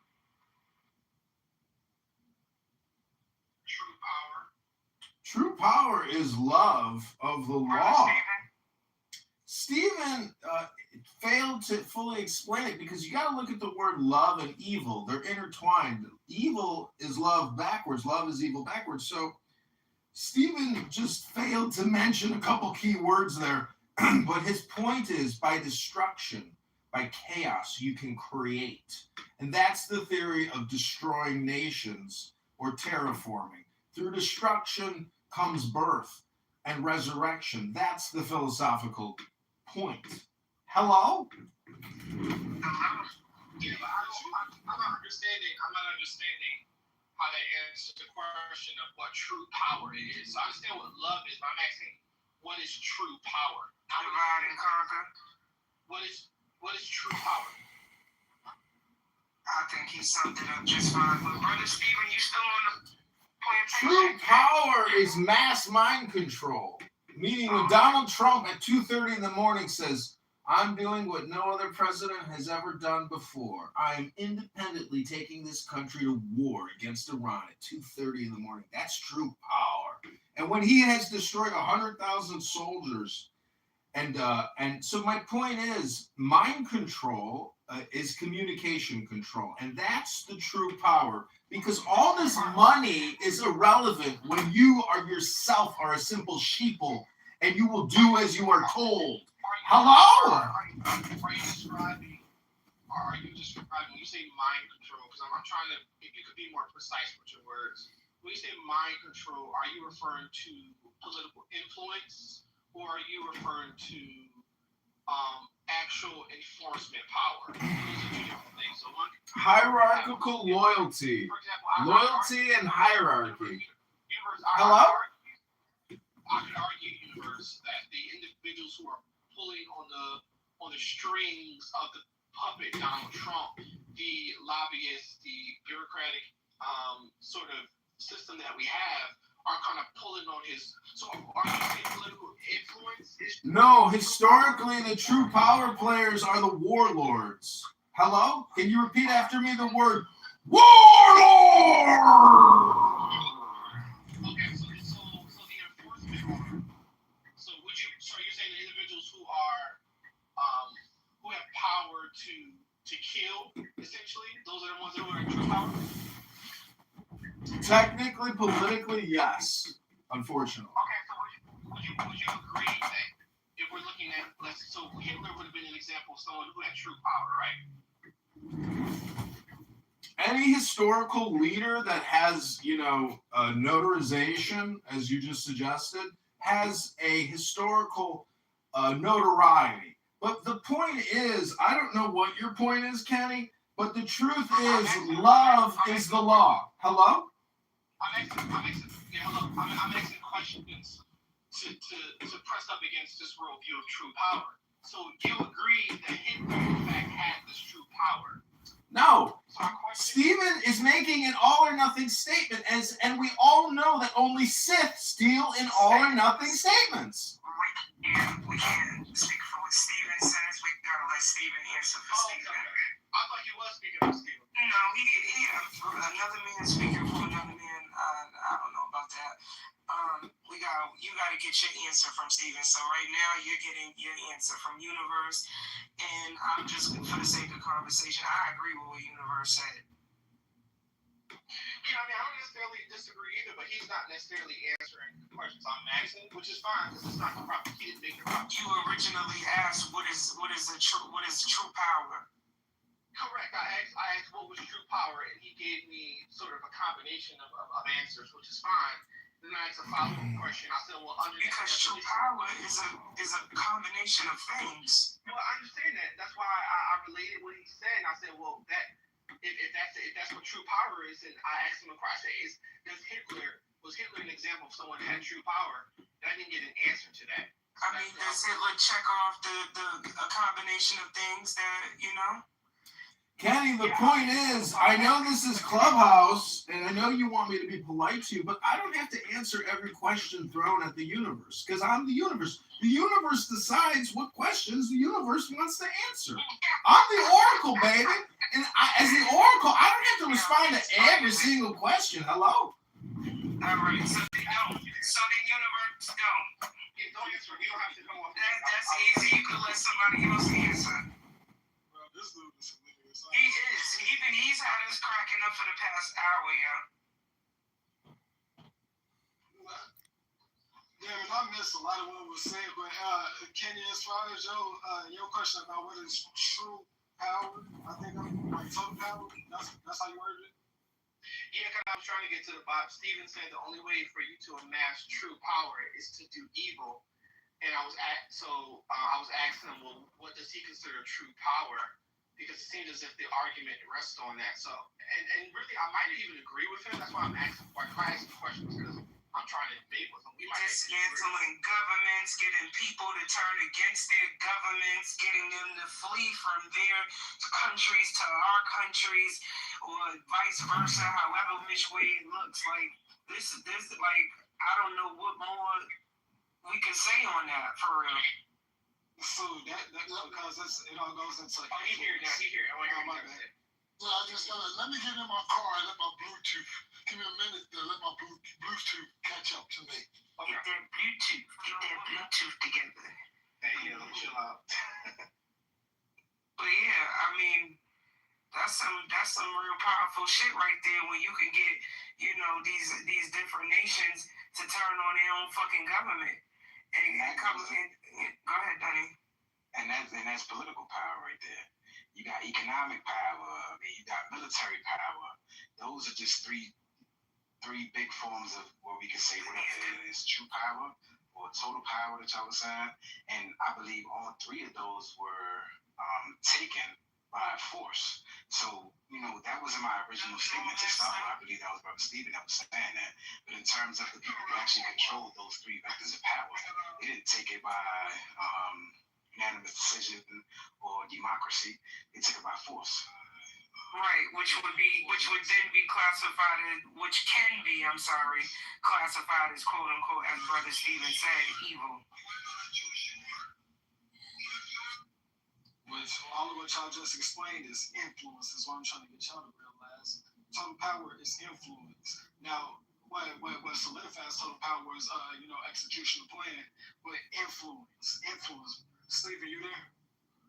And how do you get influence? Through communication. And you have to remember always that every technological development of science ultimately creates communication technology. And this app right now, as you experience it, is the complete and total output of human ingenuity, creativity, scientific, electrical, technological innovation. But look what it is, communication. So true power always rests in who controls the levers of communication. And the censors are real. Censorship is so pervasive. There are topics you can't talk about. And so, anyways, hello? What's his name? Zero. Yeah, that's his name. You remind me of that dude Zero. I was San Andreas, bro. Brother Stephen, you there? You got your Bluetooth together? Get your Bluetooth together? I'm trying to get my fucking navigation apps to come up. I like the speed. I like to know where the police are. All right, let me get back to this pure evil. There's always going to be conflicts in the world. There's always going to be struggle for power in the world. No matter what civilization the road to peace is war. So it's pure evil, pure violence. I mean, some people got to die in order to have peace. Some people got to die in order for us to be powerful. Look how many people we're killing in the Gaza Strip. How many people we're killing in Ukraine? How many people we're killing in Iran? So, and this is all for power. This is all for world peace. He said they can't have a nuclear weapon. So in the name of power, in the name of peace, you got to crack some eggs. And that's the simple fact. See, the problem with that is it doesn't give us any solution, and you didn't really make too many points. The point is, all wars are just funeral processions amongst spear chuckers. You ever see an old spear chucking war where they all run up and they chuck a spear at each other and run away? No peace. You can't have no peace without war. The road to peace is war. You can't have it. It's impossible. So if war happens to be the largest money-making mechanism in the world. So in war, we prosper. So, it's all about power.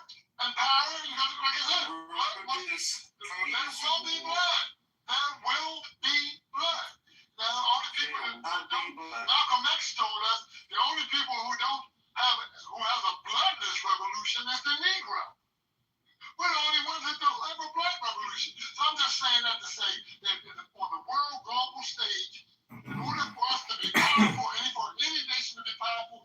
must inflict evil, not good. Okay. So when you say, I guess under that definition, if you have a nation that is fighting, do you, like, for example, do you agree in something called just war? Like, can you have a just war? You can justify war, but no war is just. When you're killing innocent women and children, how can that be just? But you can justify it. What if you didn't intend to kill women and children, but they died by effect? Like, for example, let's just say there's a war that's happening, and then there's a guy that has a bomb, and he takes that bomb to kill the enemy soldiers, but there were civilians that were in the area. Kenny, it's like an abortion. It's like a late-term abortion. Would you not consider that just in that nature? No. When you join the army, you join the military forces. You're signing up to be a government-trained killer. They're not bringing you on board so that you can play checkers and fucking ping pong. No. They're training you to kill.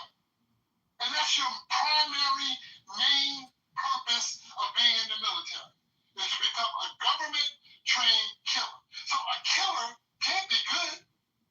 Killer is kind of evil. Okay, so tell me this, why is killing wrong? Kenny, when they perform an abortion, they don't mean to kill the baby. That's just part of the process. They don't want to kill a baby. When you kill the innocent. Yeah, but I'm asking you why. If you kept waiting until that's different. Okay, so I'm asking you a question. If I'm a person, I believe that killing the innocent is a good thing. From my perspective, just because I believe it to be, why would you tell me I'm wrong? Why is it wrong to kill the innocent? Because common sense tells you that when you take innocent lives, this can't be right. I mean, where's your moral compass at? Yeah, but do white people have to give you a moral compass?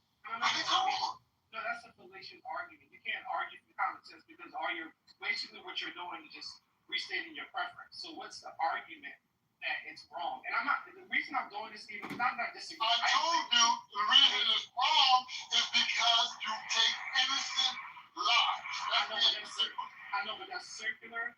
That's a circular. You're saying it's wrong because it's wrong.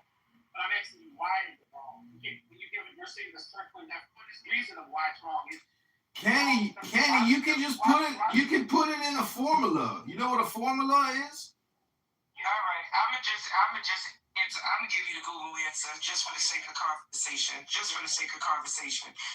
Killing is generally, keyword generally, considered wrong because it violates fundamental rights to life, anatomy, and causes irreversible harm. While widely condemned, ethical, legal, and philosophical, help me out, philosophical, thank you, debates exist, particularly regarding self-defense, capital punishment, and how the hell y'all pronounce this word? Euthanasia? I can't pronounce that. Euthanasia, so the E is silent. Okay, euthanasia, where justification of life are argued in specific extreme circumstances. Okay, so right, wrong, Kenny, is this. It's an old philosophy. An eye for an eye leaves everyone blind. So that would be. I just want to finish. Eye for eye leaves everyone blind, meaning that you as a species are here to procreate and exist. And if everyone decides that they're going to kill each other, that means you as a species no longer exist. So you come up with social constructs to continue the ability for your species to exist. Hello? Now, from a community level to an individual level. Hello? To exist. So therefore, what your project is you're going to establish rules and standards that preserve the life of your progeny. And then eventually you expand those to the community as a whole. That is why it's wrong. It's because if everyone kills each other, there will not be a species anymore. It's that simple. Hey, man, I'm sorry. Hey, I want to respond to that, man. no, that's. I'm gonna be out the way. Look, Sean, what you saying?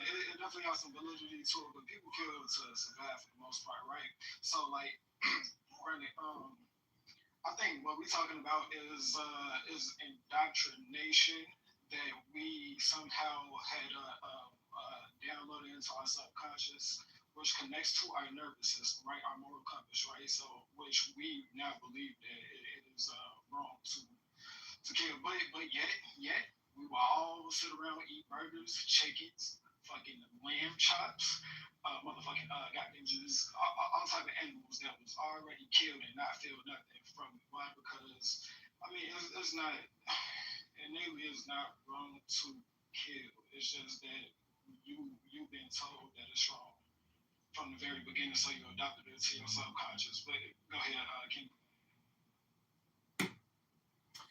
Listen, Sean is correct, but the thing is, Sean's disregarding country status and borders and friction. The problems that we have on Clubhouse is the same friction that countries have with countries.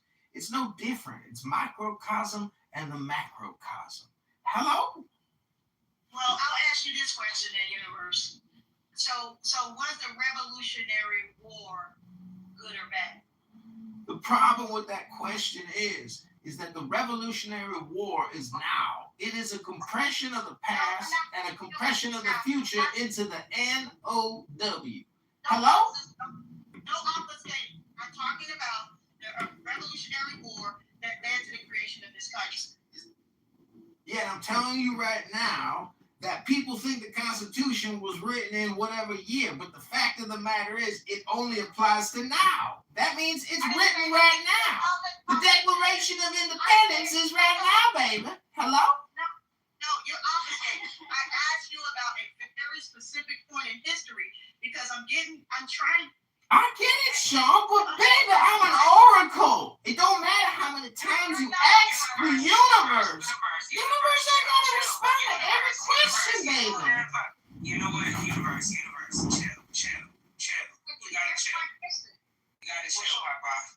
You're not gonna answer my question. No, Sean, can you do me a favor, honey?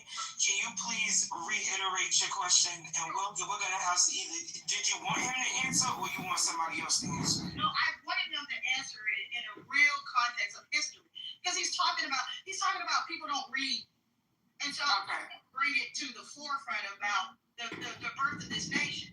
So let's talk about it from a moralistic standpoint. I asked a very specific question. Was the Revolutionary War... Birth and death are inseparable, baby. You're not going to still speak over me. Universe, stop doing that, or I'm going to have to put you down, honey. Let her get it out, please. Well, I died by getting kicked all the time. I don't mind getting kicked. Kick me. I'm going to interrupt because you know what? He doesn't want to answer. No, he's trolling you. He's trolling. He's trolling. Don't exactly. Can I fucking motherfucker. I want to hear your question now. Get booted, Kitover. You just don't know how to act on the stage. Now you're back in the group. Right. Get over in the goo, baby. I'm multitasking. I'm gonna come in some income.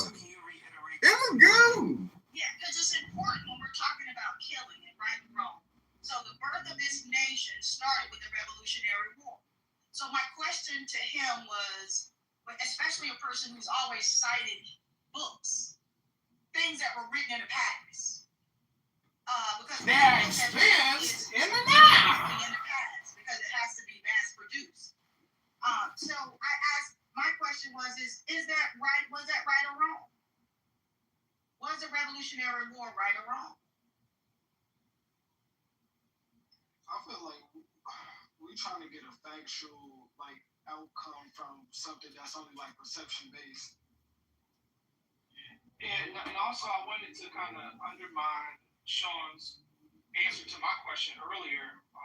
Undermine? Sean, your argument essentially on... If you're going to undermine me, don't tell me you're going to undermine. Just undermine. Preference. Your argument was essentially humans prefer to survive. Killing basically frustrates that preference. Therefore, killing is wrong, and that's sort of a preferential utilitarianism, and that doesn't necessarily satisfy what I was putting forward, because my question would then be, if in fact that's the preference, why does that preference of non-killing generate a moral obligation? For example, if I were to say I prefer for everyone in this room to be silent, and then you would just say I prefer for everyone to speak, neither of those produce what's called like a moral ought, meaning that everyone ought to do it, because it's preference based. So even though I understand the logic, by the same logic, I could say, well, I prefer for society not to survive, and I want to kill everybody, and you would have no moral argument under that utilitarianist view to argue back against me. So that's why I think that's a limited sort of secular view to take.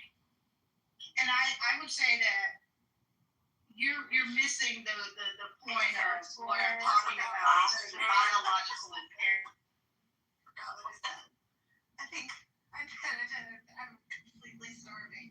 I think the first reporter was the first one to report about the missing. Yeah, like I don't hear Monica at all. What? Okay. I think we need a new room. I think it's just time to boom this room. It's too old. Let's go. Let's go. Let me do it. Okay. So he was obsessed with Creed. Brad.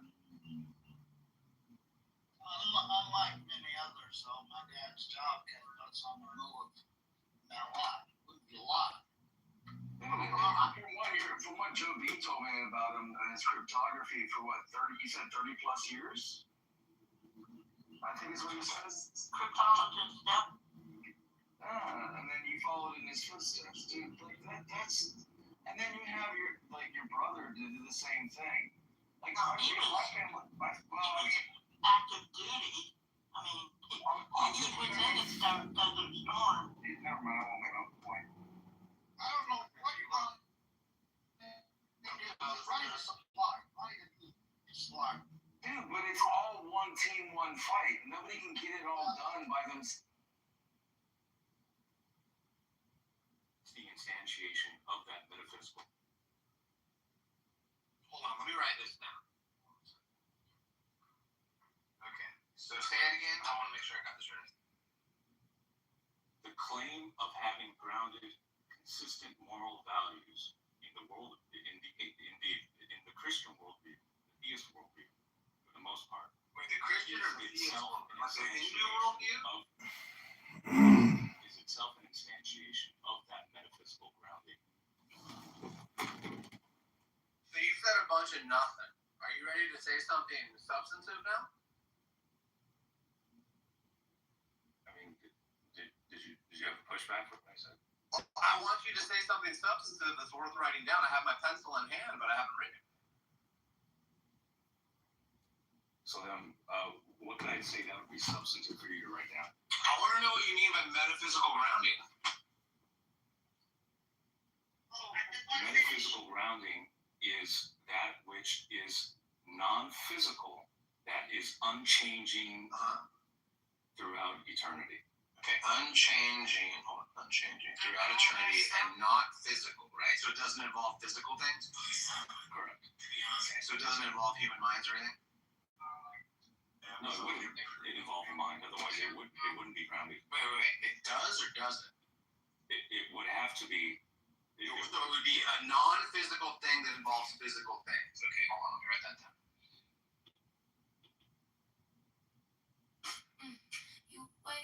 Okay, what else? And that's what I mean by that. Okay, so far I think we're all clear now. Thank you for explaining. That was perfectly clear. I've learned so much. Thanks, Rigo, for having this topic. Yeah, so if your position is that you reject My claim of metaphysical and the intellectual values of the human experience are love, compassion, hatred, anger, that we just look at that in the moral sense. If you reject that, then what you would have to account for is the reasoning by which you are making that conclusion. And then, on top of that, you have to give a grounding for the normativity of the reasoning that you use to arrive at that conclusion. And without a God, why is looking for metaphysical entity to ground it on? Tap the screen limited to absurdity, because they ultimately self-refute. In other words, you'd be affirming that which undermines the very foundations on which you're building your current. We're at McDonald's. Do you have order for the mission? Good job. Cool. Hey, thank you so much. I really appreciate it. Cringe tonight. You have been very enlightening today. Really appreciate it. Thank you.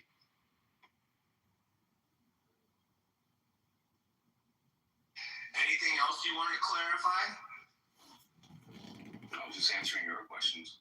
Okay, cool. I think it's clear to everyone. I'm sure that Daniel can come up and steel man you. I'm sure Nadia has a lot to follow up with. I'll bet you Hard Paul can totally steel man you and it's going to match. I'm sure Regal can say a bunch of bullshit too. So let's listen to Regal yarn. He's so nice. Go ahead, Regal. It's your turn.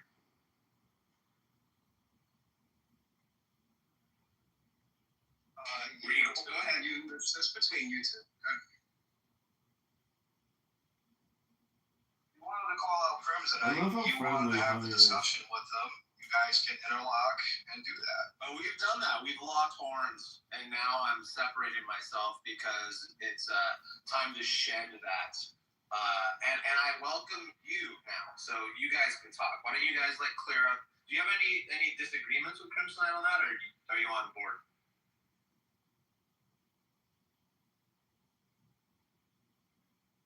Board with what? That's what I was wondering. What the fuck is he talking about? Can you steel man him, please? Well, do you know what you want to know? Is there something you're curious about? Because that's where the starting point was, and it seemed like you had a lot of questions to ask. Well, yeah. Can I ask you some more questions? Sure. Ask away. Do you think that are you a Trinitarian by chance, Regal? Yes, I'm a Trinitarian. Are all three of those beings omniscient?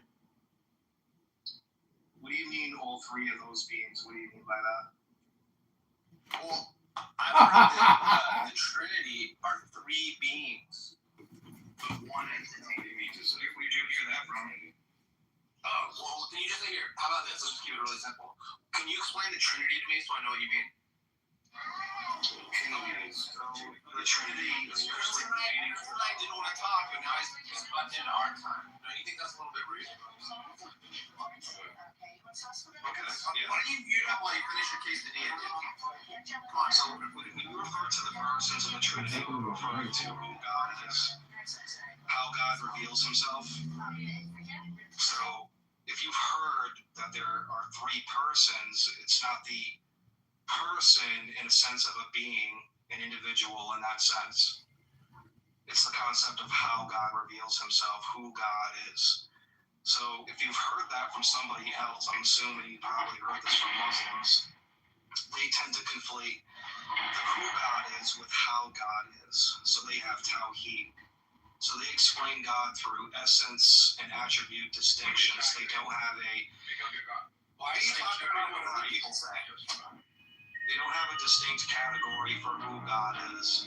I hope that answers your question. Does that answer your question? Not what other people say. Did that answer your question, Roger? I'm trying to get a straight answer from you. What is divinity? Please explain. I just did.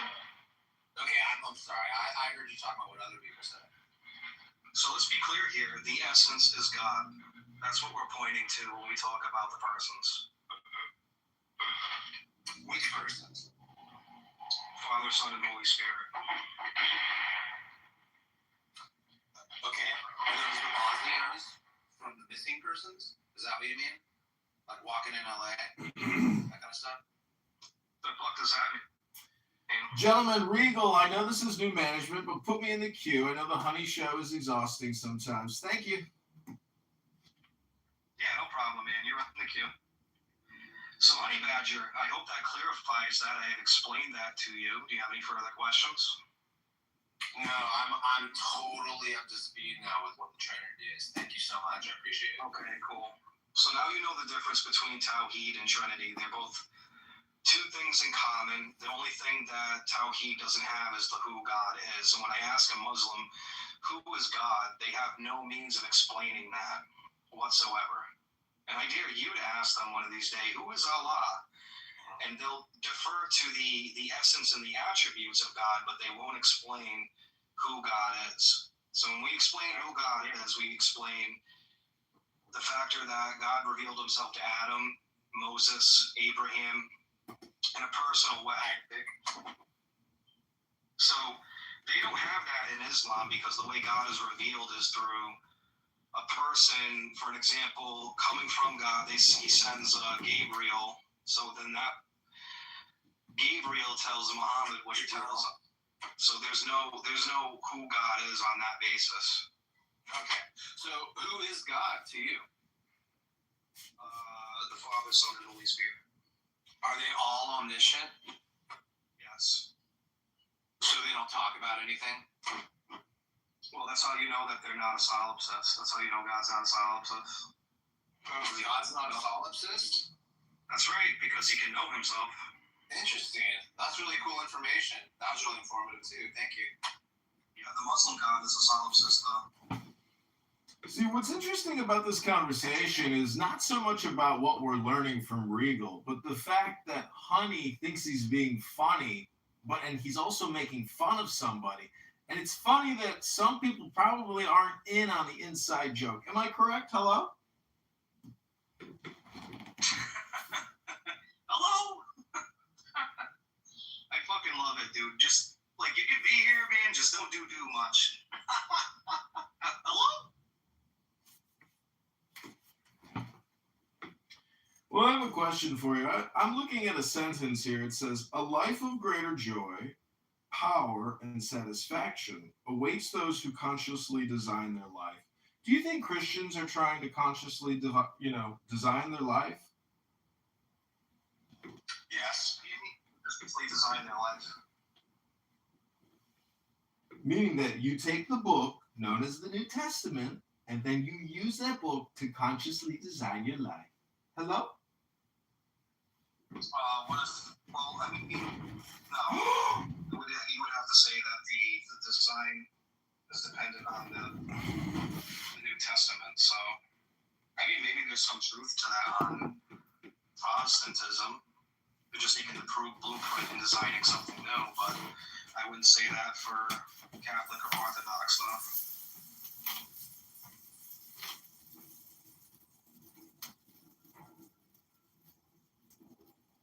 That's cool, Regal.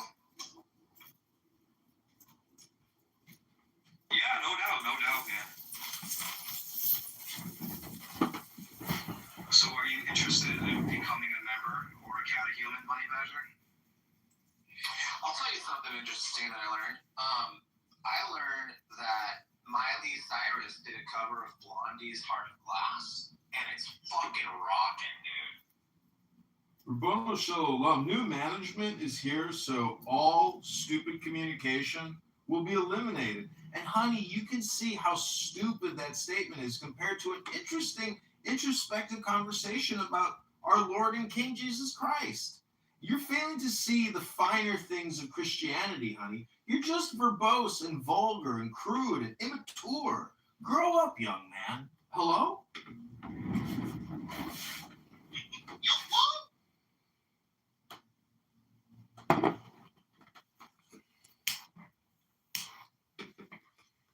Sorry, man. That's just fun.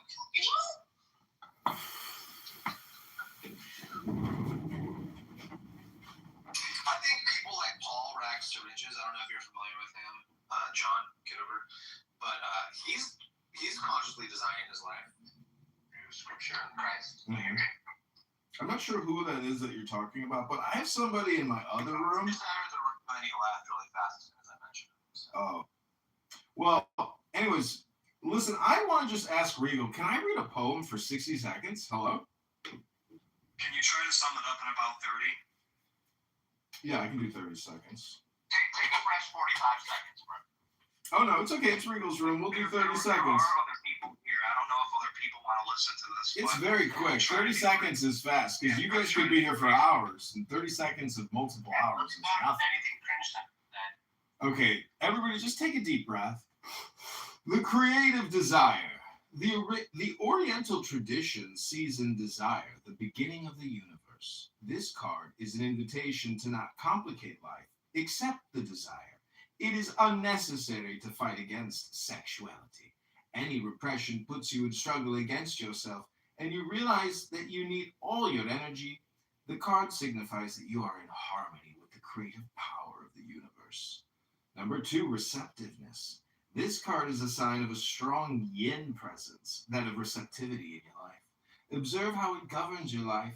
What are the implications and what ensues? The creative force in you is settling and acquiring form. 3, the initial difficulty. An invitation to not reduce the other to an object, nor to sell yourself in the name of love, but rather to open up to the freedom in which love can exist. So my question to you, Honey Badger, is what do you fail to see in Christianity doesn't deal with the biggest topics of your own personal life, like love? Hello?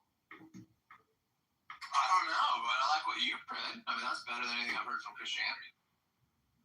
Oh, well, thank you very much. I can continue to read, or we can continue to have R-word conversations about Miley Cyrus. It's your choice. Hey, I just thought that 2020 performance of hers where she wore that black dress and they're freaking rocking on stage. I don't know what event it was, but I was actually surprised and impressed. It was pretty badass.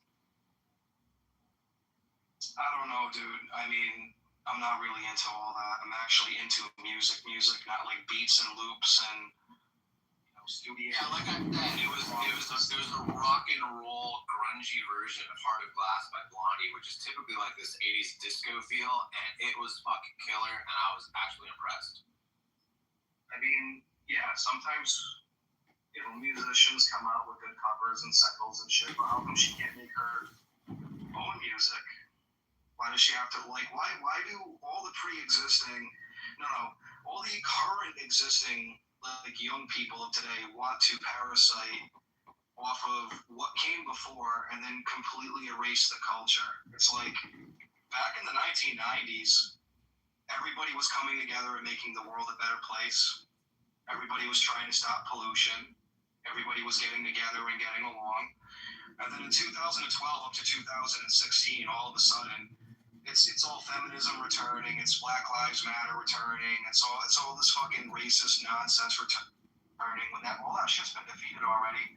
So they want to take the previous culture, erase it, and then say, hey, we're dealing with this problem all over again when it was already fucking solved. Well, what's interesting is in 2 Corinthians 3:5, it says, it is not that we think we are qualified to do anything on our own. Our qualification comes from God. So, Honey, Regal, when we say our qualification comes from God, is that political? Is that a frame that immediately, dispositions someone else? Hello? I would ask Billy Corgan, Regal, about that, and his take on it that I saw in an interview was that the mass media started getting rid of rockers and bringing in even more pop shit. So I would recommend listening to the lead singer and head guy for Smashing Pumpkins to get some of that information you were just asking about. I love it. Yeah, Pumpkins Red. Yeah, no doubt. I mean, there are a lot of this even comes down to, like, not only music, but this also comes down to films. It's like they want to erase the previous generation that made all these wonderful films and used practical effects. And now we get a bunch of shit fucking movies. And I mean the CGI they use, it costs thousands of dollars, but it's not better than practical effects. It's amazing. Well, it's not better than practical effects, but it's much more cost effective. You do know why they're doing that, right, Regal? It's to cut back on costs. New management is here. Hello? Yeah, I get it. You know, the old generation that tried harder, that made better, you know, whether it's like graphic art or visual or audible art. And it's like, well, let's erase that, copy it, paste it over here, and then say, I did that when they didn't. Well, it's times like these that I think about Philippians 4:6. Do not be anxious about anything, but in everything, by prayer and petition, with thanksgiving, present your requests to God.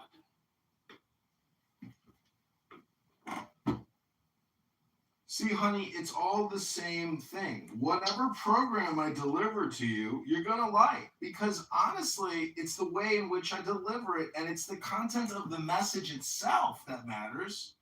And the truth is, new management is here. So everybody's got to start coming into office on time. And you can't take more than a 30-minute lunch break. And at 5 o'clock, you got to leave. There's no overtime, baby. Hello? I love the performance. It's very theatrical.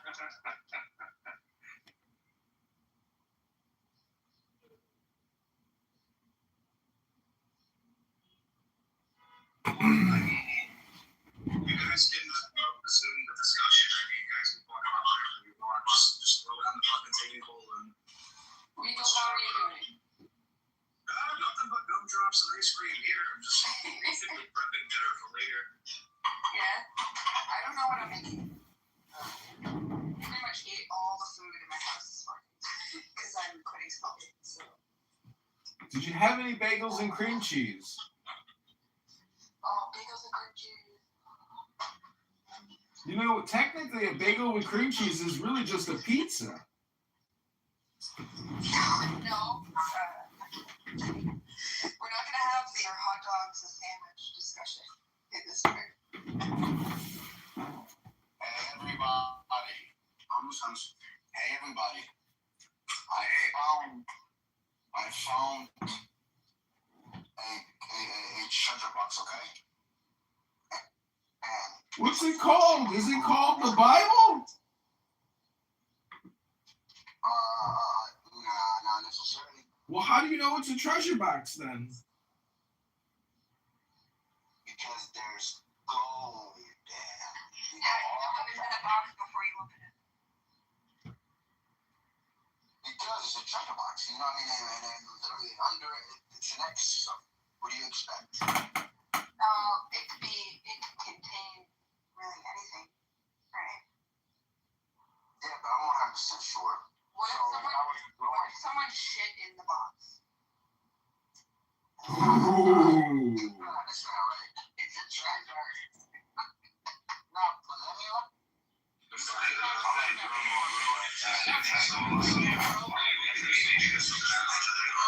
Now, listen, let me tell you what I feel like. I seen this white bitch, this older white bitch, old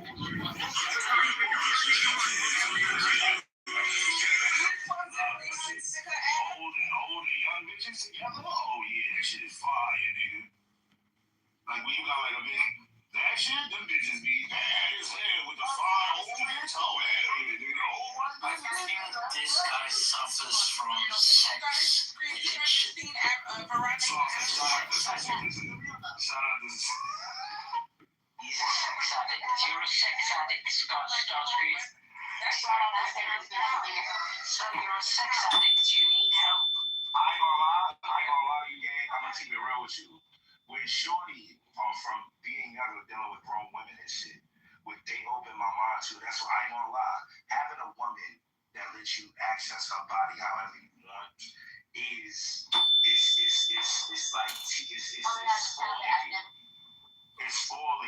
it's spoiling you, cause like Hello? after I started fucking with grown women. Man, nobody wants to hear about how you stick your dick in a woman's asshole, man. What the fuck is this point of this conversation, baby? The fuck?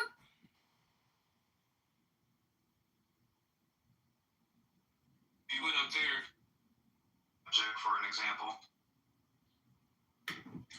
You know, it's times like these that I think of Psalms 13:15. I trust in your unfailing love. My heart rejoices in your salvation.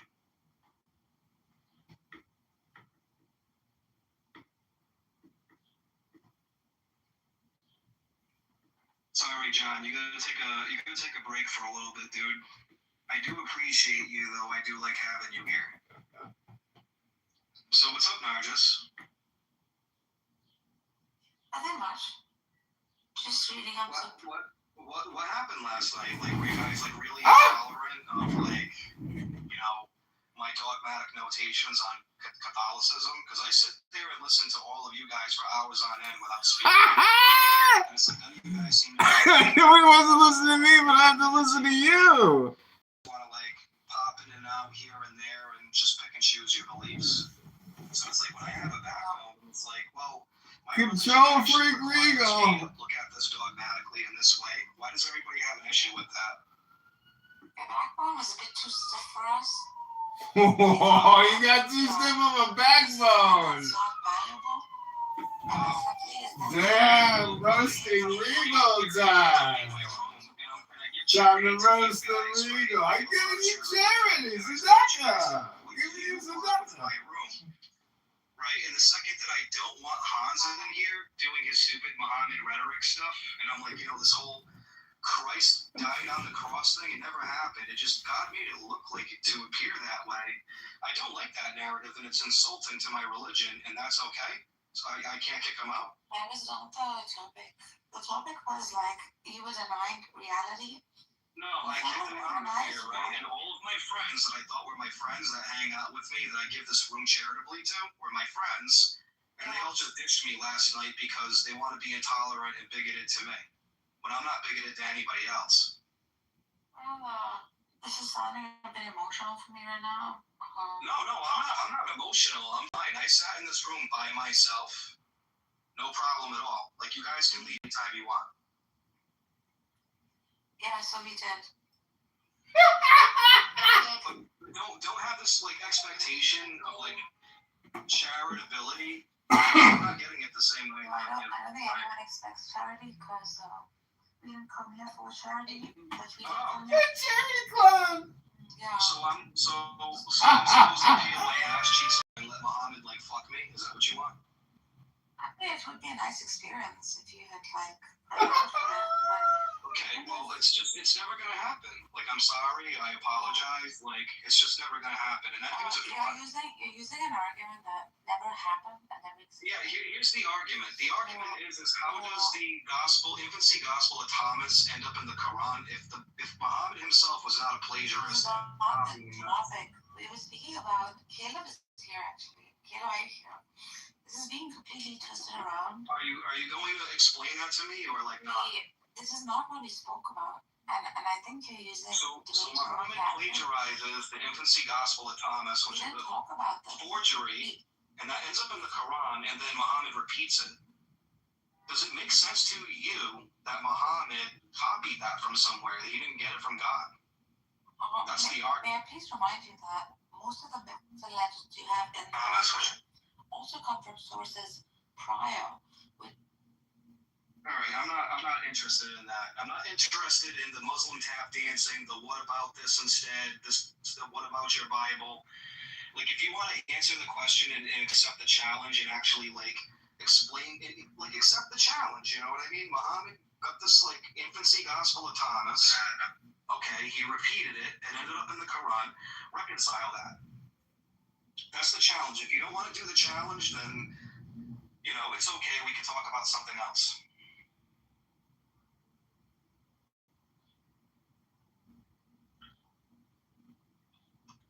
How you doing, Converse? On the show. What's that? You know what you ever dialogue with season? No, I get it. Like, I didn't really feel like sitting there for like, you know, 10, 15 minutes letting the guy monologue, and then it's like I get 3 seconds to answer his monologue, and then, you know, then he wants to go off on a diatribe for another 5 minutes. So yeah, I agree with you. Not into it. Good reason for that. So how are you doing today, Converse? Yeah, I'm good. Just getting some work done. What's up? What's been going on? You guys had some conversations in here that were interesting yet? Yeah, we had the honey badger in here. He's he's being his same old self. I'm sorry to hear that. Yeah. That was actually pretty fun because you just really come to the discovery that he doesn't really have anything much interesting to offer as far as dialogue is concerned. He's got more questions, no answers, that type of thing. Yeah, I'm familiar with the game, sure. Right, everybody likes to play the game on here.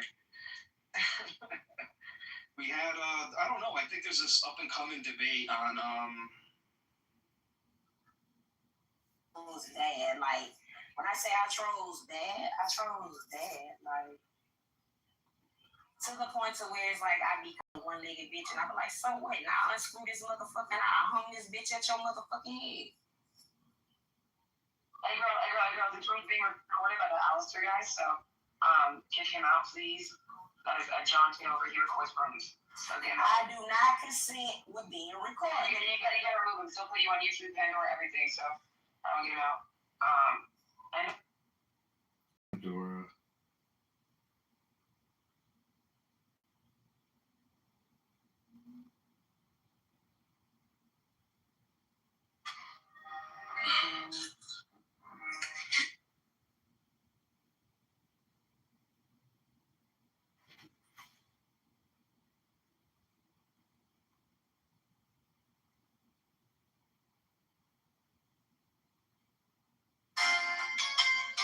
The object of most of the foregoing practices will not at first be clear to you, but at least who will deny they have trained you in determination, accuracy, introspection, and many other qualities which are valuable to all men in their ordinary avocations, so that in no case will your time have been wasted. That you may gain some insight into the nature of the great work which lies beyond these elementary trifles.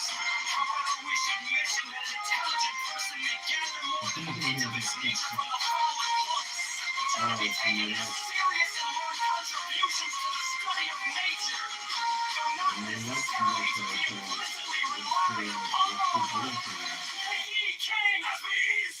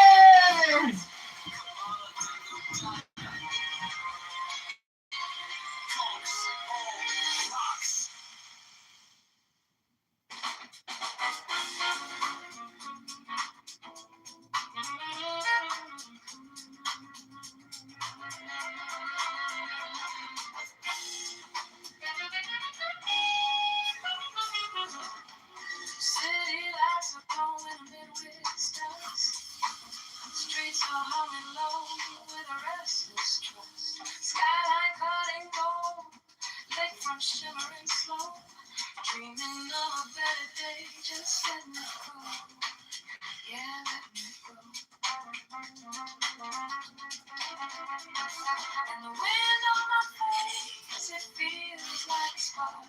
Talking about a future that can light this dark. Got my 2 feet on this land. Reaching out a hand. Oh, this Wednesday, serenade. Playing through the streets. Hopefully somewhere every day.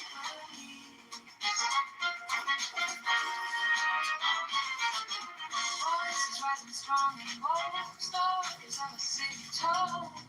Yeah, the rhythm of our hearts. A promise we keep. This wind of change serenade. Rising so deep. Rising so deep.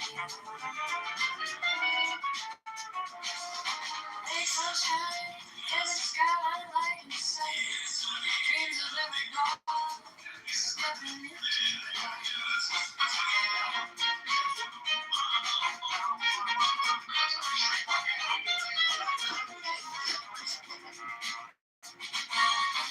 This moment's golden, we're taking back our time. Every single voice, a powerfully placed line, and the wind on my face, it feels like a spark. Talking about a future that can light this dark. Got my 2 feet on this land. Reaching out a hand on this rough change serenade. Playing through the streets. A hopeful song where every neighbor meets.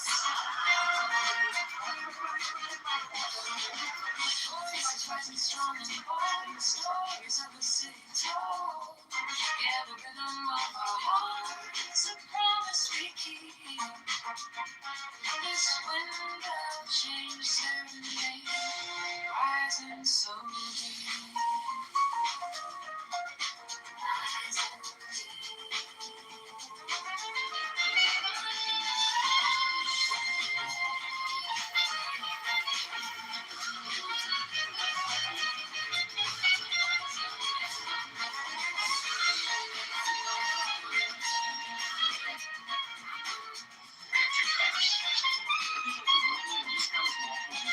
It's a slow shift in the breeze, for our worries at ease. Hear the sound of the city calling out to be free. Oh, this wind change serenade, playing through the streets. A hopeful song where every neighbor meets. Voices rising strong and bold. Stories of the city told. Yeah, the rhythm of our hearts. A promise we keep. This wind of change serenade. Rising so deep.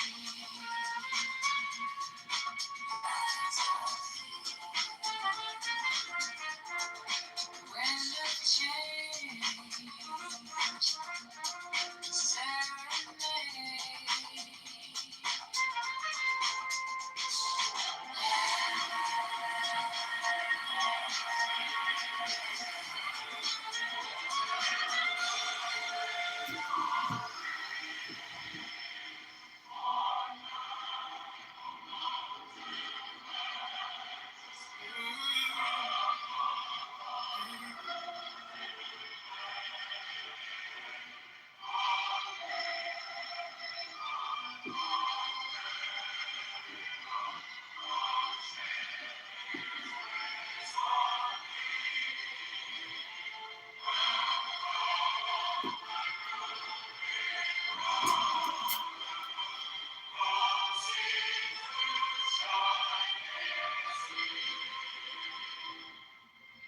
The next one takes us. Let's get to it.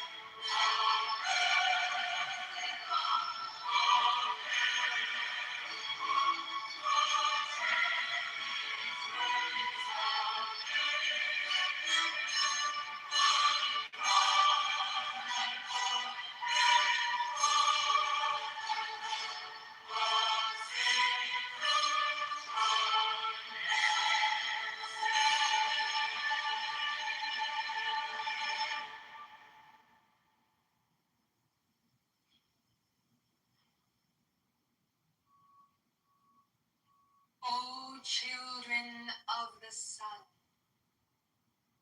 the councils of the brotherhood have assembled to be with you in this hour of the reckoning. As men reckon time and space, so the law itself, embodied in the person of the lawgiver, does reckon as one who measures with the rod those who are in the inner temple and those who are in the outer court. Our God is a consuming fire of love. So is his law manifest, as above, so below. Understand then the equation of life and of crisis within life as the crossroads of time and space bring before the world community both opportunity and decision. Understand that the law is impersonal, yet most personal in its application. Those who are one with the consuming fire are drawn of the Holy Spirit, and they themselves the pillar of fire that leads the children of Israel and nations unto the promised land of the abundant life. There are forces set in motion upon earth today which can only be checked by counter forces of light.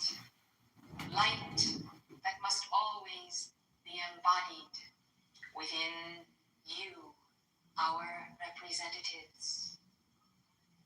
Understand that miracles are wrought by God through instruments such as ascended masters and angels, such as embodied devotees, those who form the connecting link of light, those who keep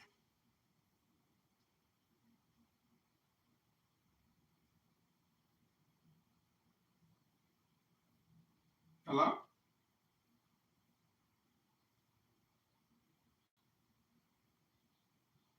Hello. Is this the room for nice and friendly people? It is. What is? Yes, it is. Joy, joy, I finally found a room in Clubhouse that isn't toxic. You found the room. Thank you, Mario. I'm so happy to be here with such nice and friendly people.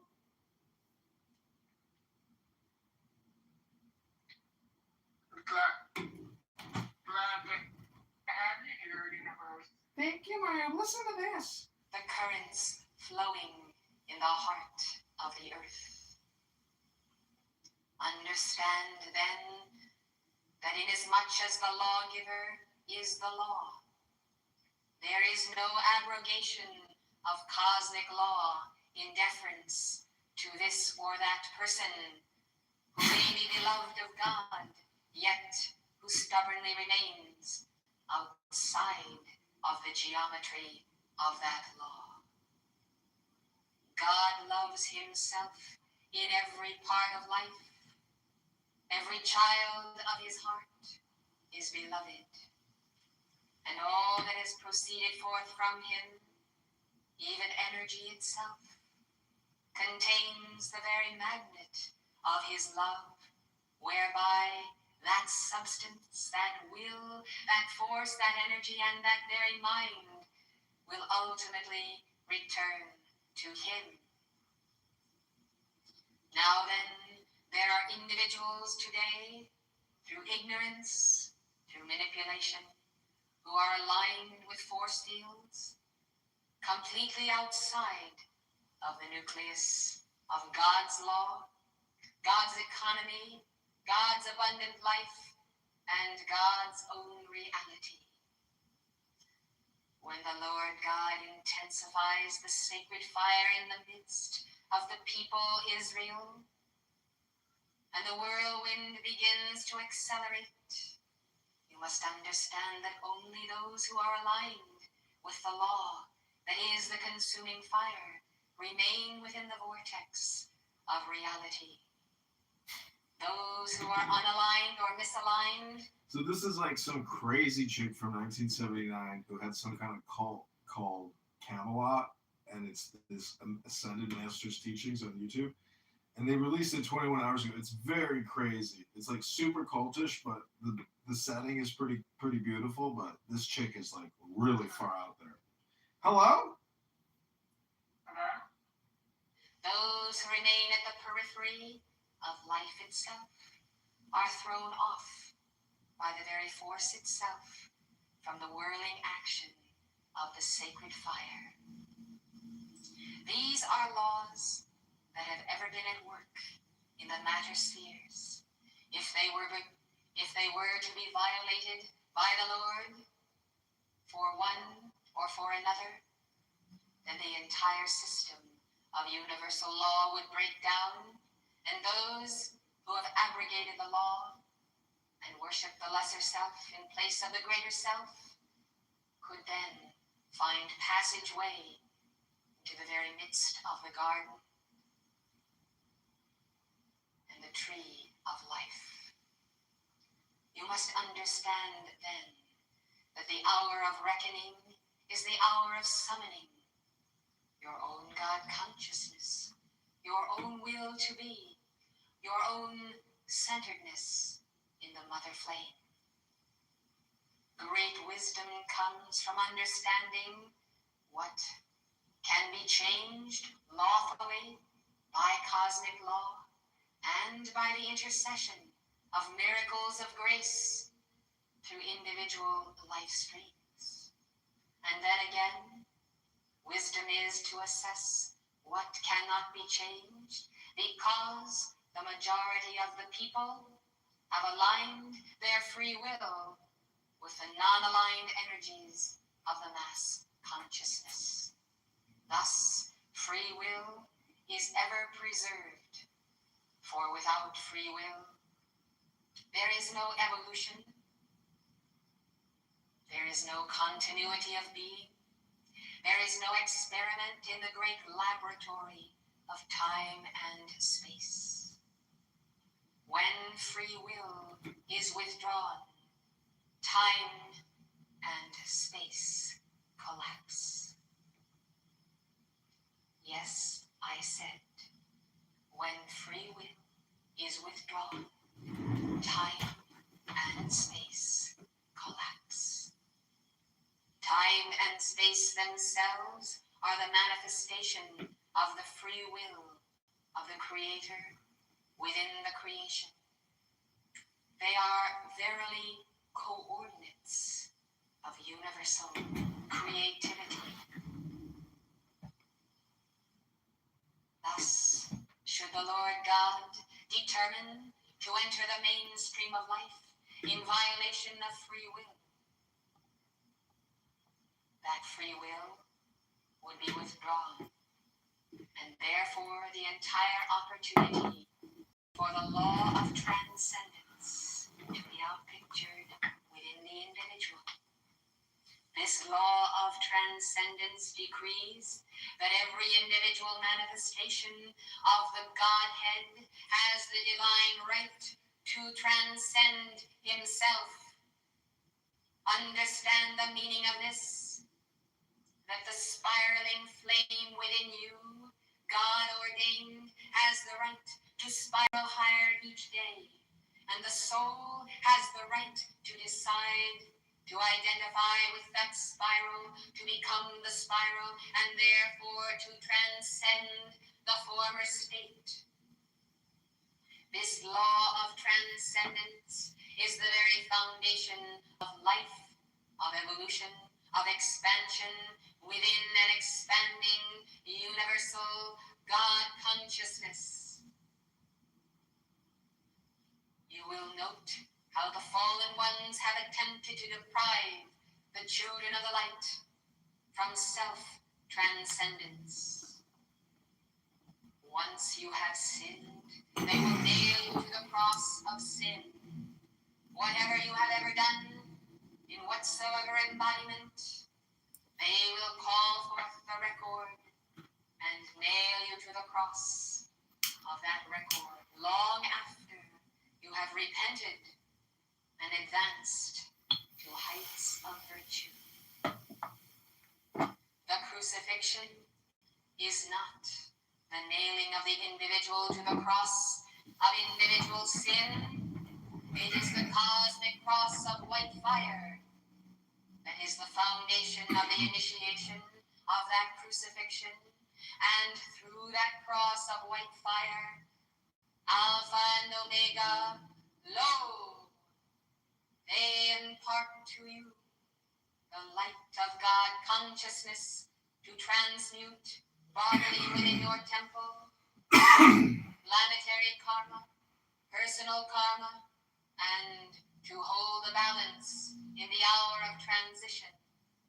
The crucifixion is the fastening of the soul to the cosmic cross of white fire.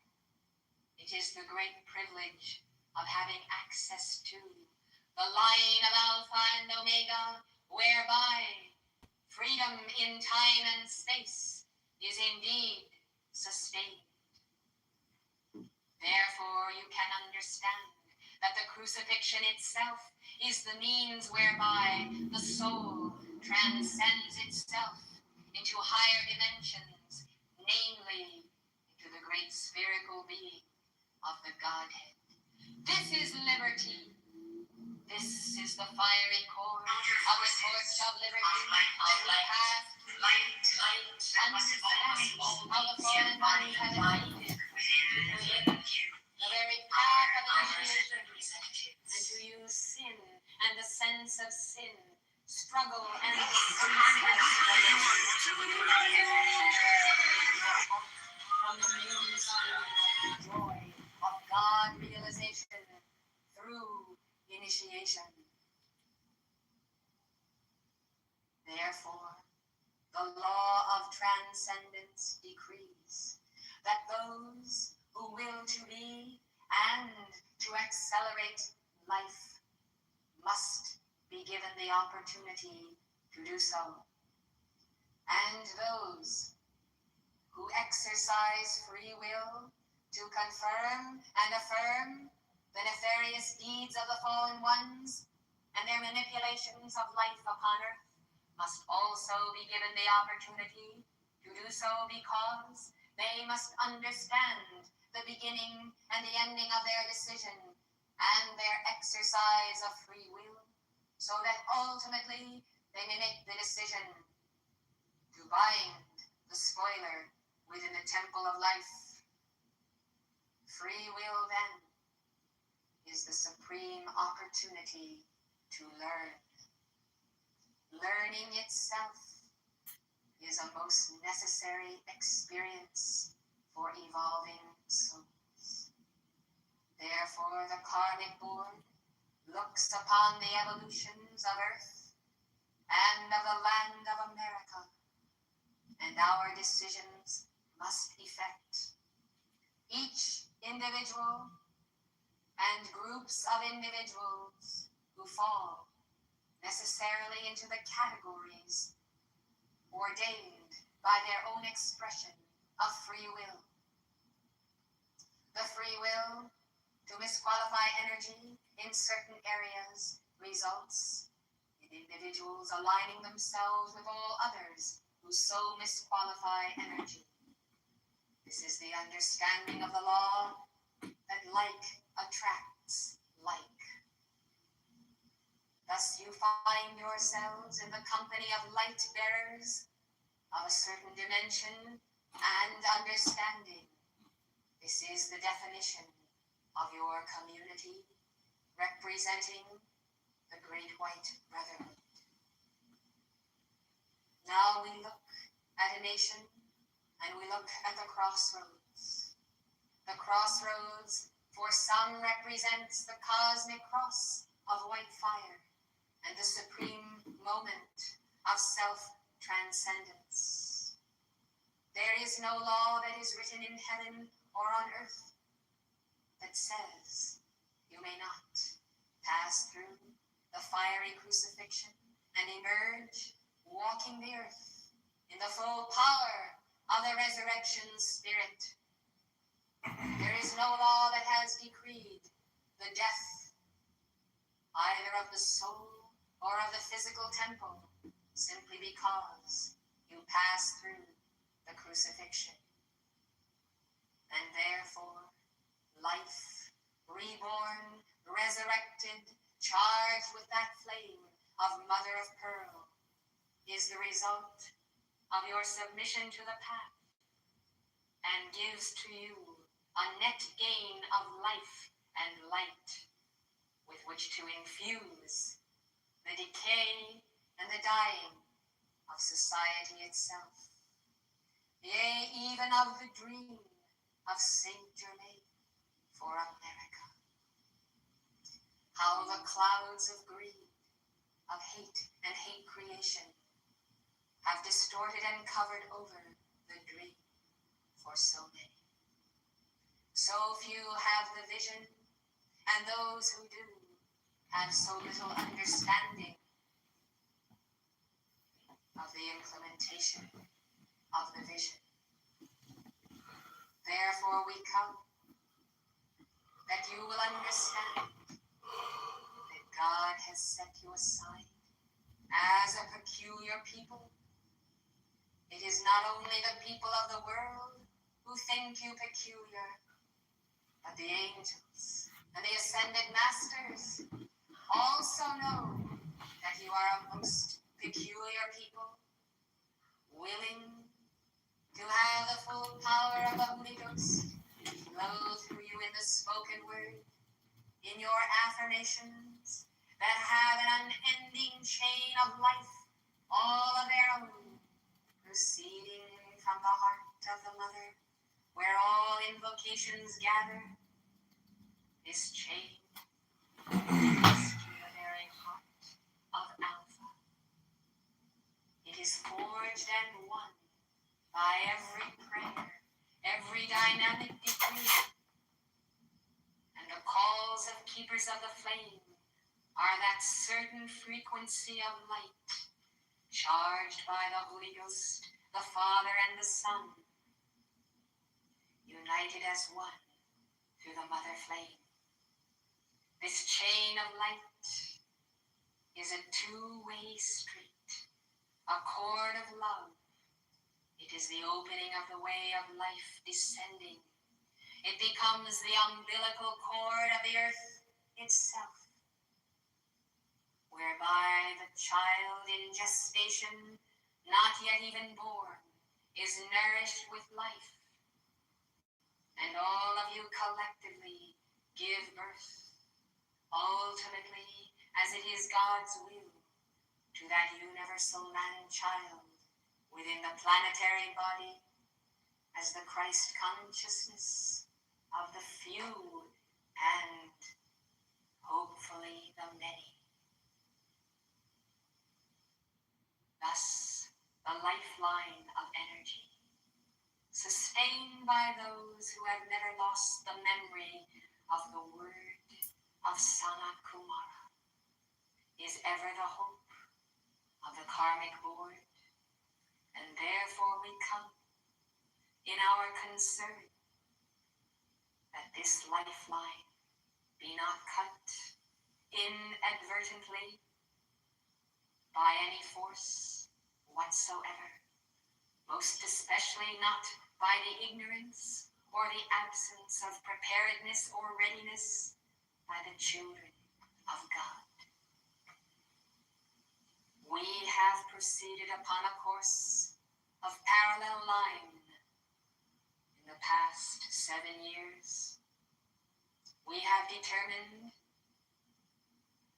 that this company of light bearers should be prepared for survival in the octaves of matter, no matter what the conditions of change or turbulence or transition upon earth. We have also determined that simultaneously with this preparation, there should continue a program of mass education of the people who had ears to hear the teachings of the Brotherhood, and whose fears, transmuted by the violet flame, no longer impede their preparation to know the truth, to face the truth, and to know all of the consequences waiting on the very threshold of precipitation in this octave.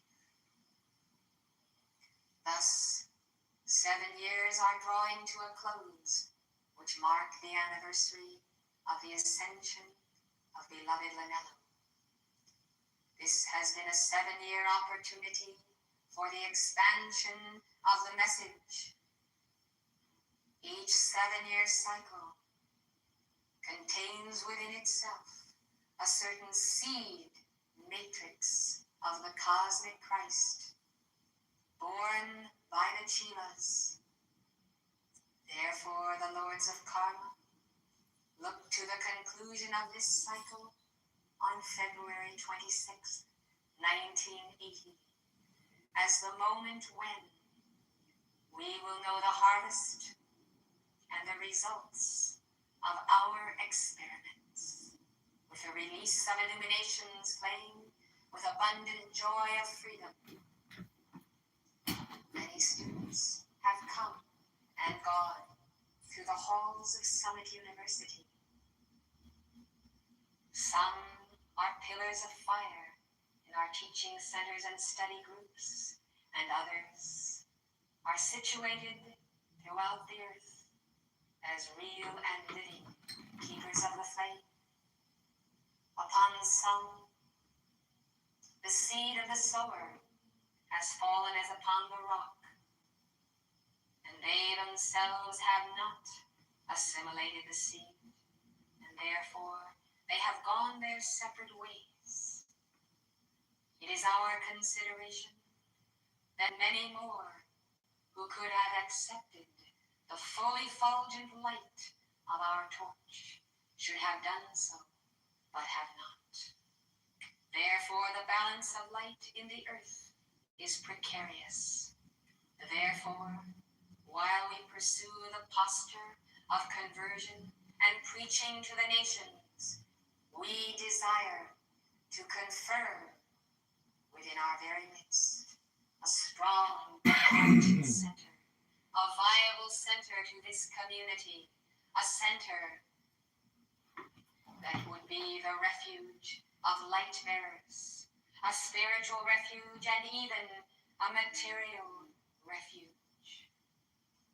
Therefore, we look to the concentration of light and to the God consciousness of the ascended masters expressed through the leadership of our activity to provide the ways and means for the light of the torch we have passed to be maintained, the concern for the continuity of life and the open door of the avatars, the concern for the safety of the word itself and the vehicle of the word, beginning but not ending with the messenger. For each one of you as Chila is a vehicle of the word and its understanding. Therefore, our care, our love, and our concern for you remains infinite. For each one of you who ventures forth into the world today, our angels, our monitors are present. We watch and we keep the watch as we send guardian angels to all those who have determined to stand with the light. We consider your courage, your God determination, and your own love to assist your brothers and sisters upon earth. Therefore, we have not left you comfortless, nor do we desire to leave you without protection or the necessary understanding.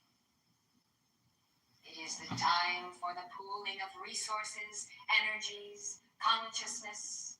It is the time for able men and women to understand the meaning of dealing with forces, some of which are controllable and some of which are uncontrollable.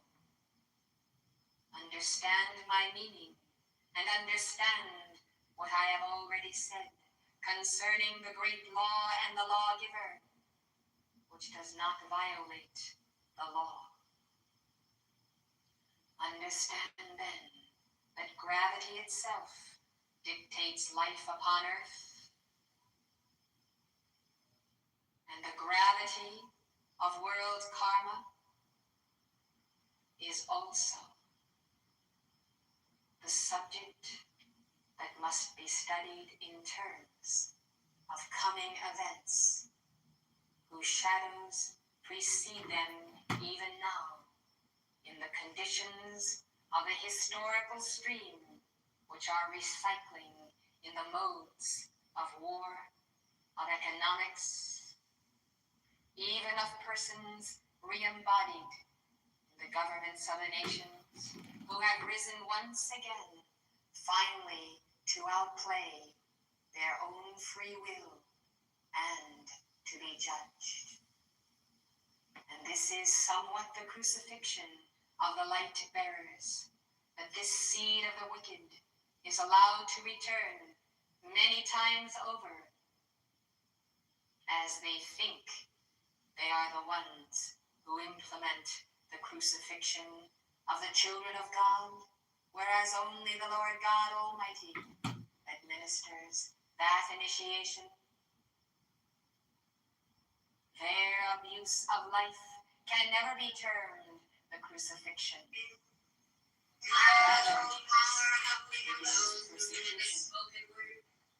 It is hatred. It is wanton murder and destruction.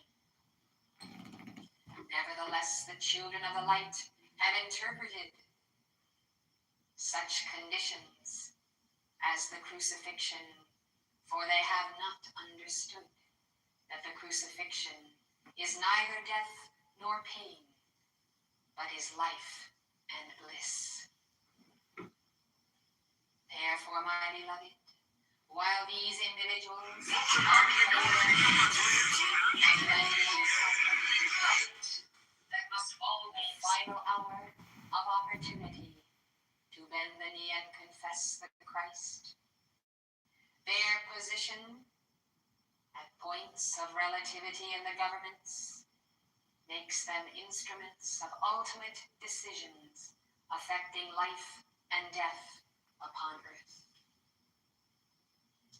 We then, centered in the very center of the mandala, of the temple of the sun, move in our solutions from every point of the circle, 360 degrees is 360 angles of God consciousness being brought to bear upon the situation of Earth and her evolutions.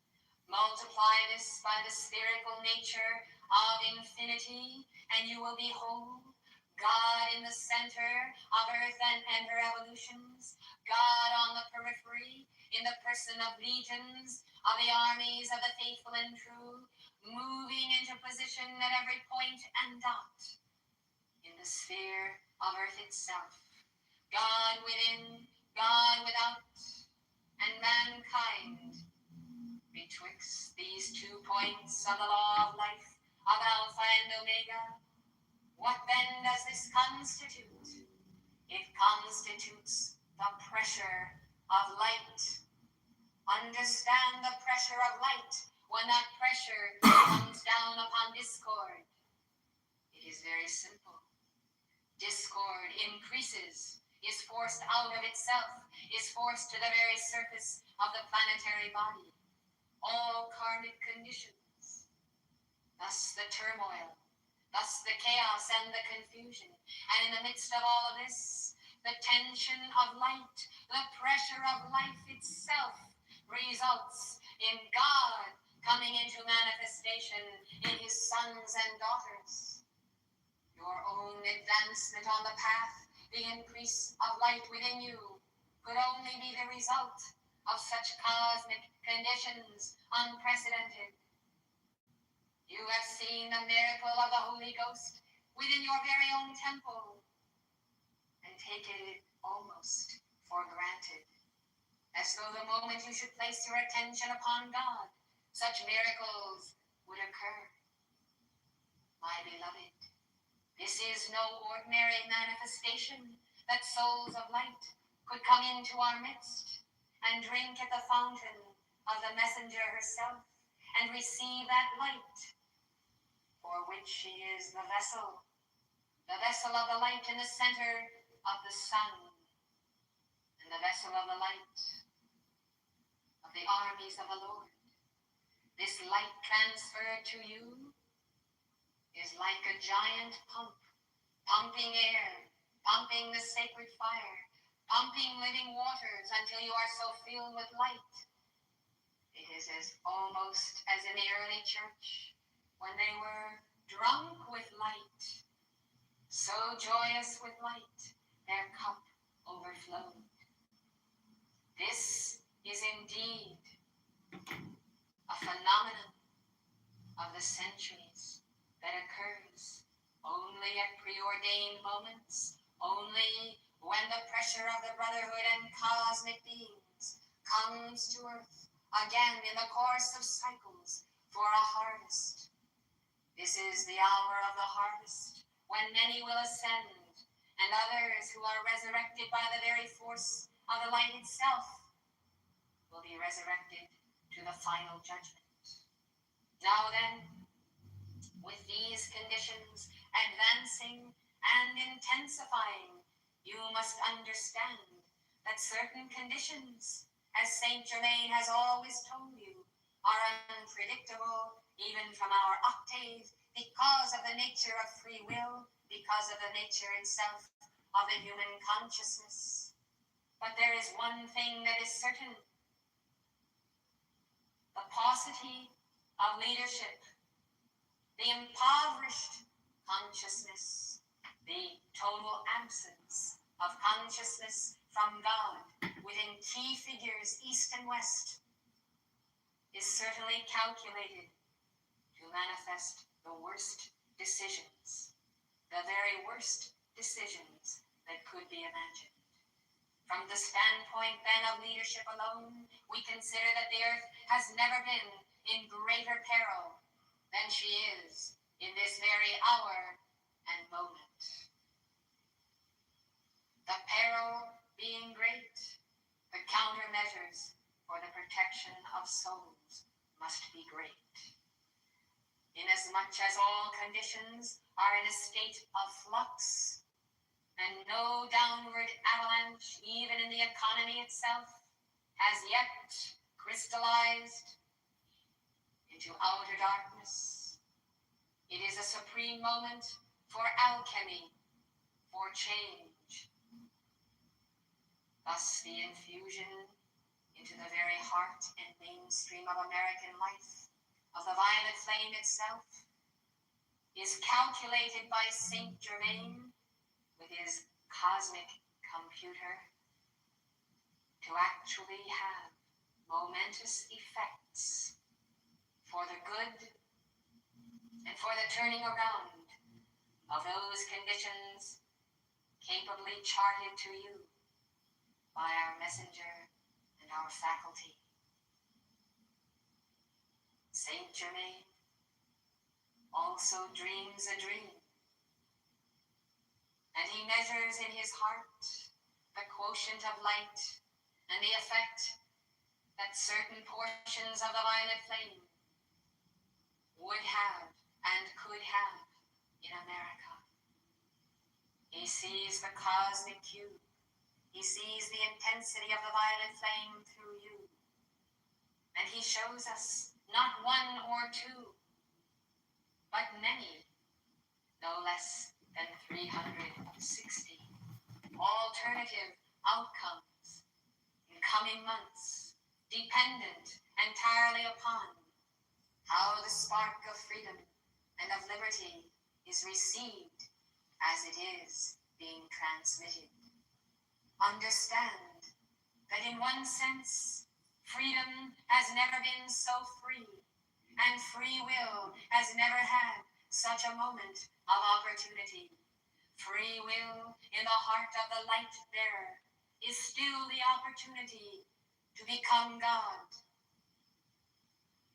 and to resurrect a sick society and a dying world. All of this within the realm of possibility and even probability. The equations then differ, but none of them change according to the will of heaven or the brotherhood or the law itself. The equations themselves change only with the acceptance of embodied light bearers and the mainstream of humanity at large. The outcome then is entirely dependent on how light bearers implement the wisdom, the joy, the love, the law, the freedom itself. It is as though there were silence in heaven, as a hush is come upon angels and ascended messengers, as they listen and wait and look to see what will be, what friends of freedom will arise in answer to the tremendous charge of energy sent forth from the altar of your heart and the altar of our sanctuary. If mankind wait to see what the superpowers will do, I can assure you that heaven waits to see what the superpowers, in terms of those who have the greatest light, will do.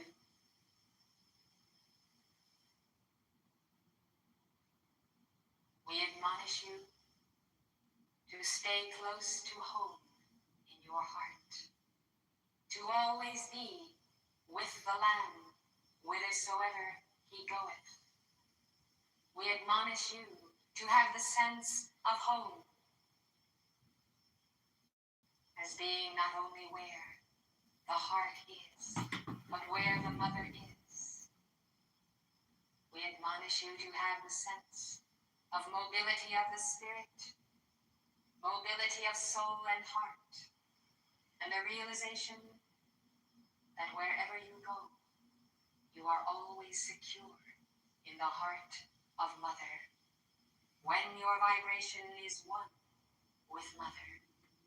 For the Mother flame is the law of manifestation itself, even as the law of the consuming fire. When your consciousness vibrates with the heart of Mother, you are secure in that heart.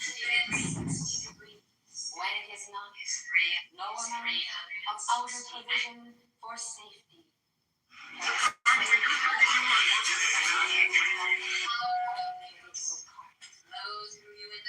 Some have supposed that an idolatrous relationship or an outer tie would suffice. These have seen the error of their ways, and numbers of these are on the other side of death. And they have passed through transition, never understanding the true meaning of the Guru-Chela relationship. That meaning is this. It is the wedding of soul with spirit. It is the marriage of the soul of the Chela to the spirit of the Guru, whereby at any moment upon the cosmic cross of white fire, the Guru is the Chela is the Guru. This is the cosmic interchange. This is the love of community. Let this community prosper in the spirit and in the abundant life, and let the members be as one, all for one and one for all. Let love abide, let love consume all fear. Let love be the ability to mobilize for the mission unto the nations, and for the mission of securing the place prepared in the wilderness, whereby the birth of the man-child is secured for generations to come. I am the goddess of liberty. I am the mother of the flame within you.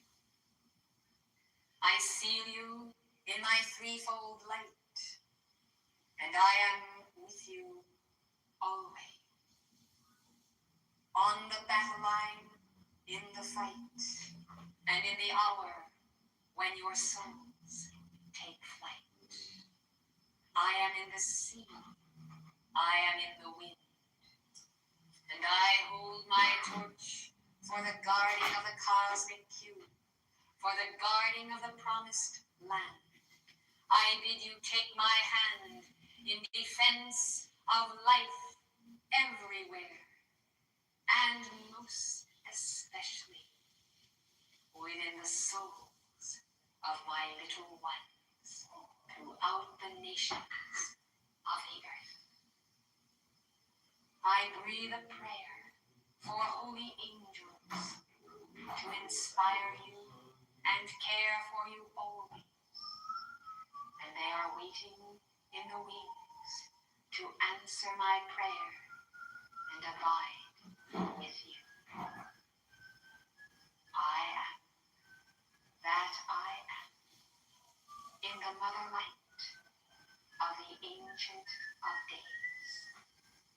I bow before Sanat Kumara and his divine plan, sealed in the heart of the great divine director for the fulfillment of the mission with you. Amen.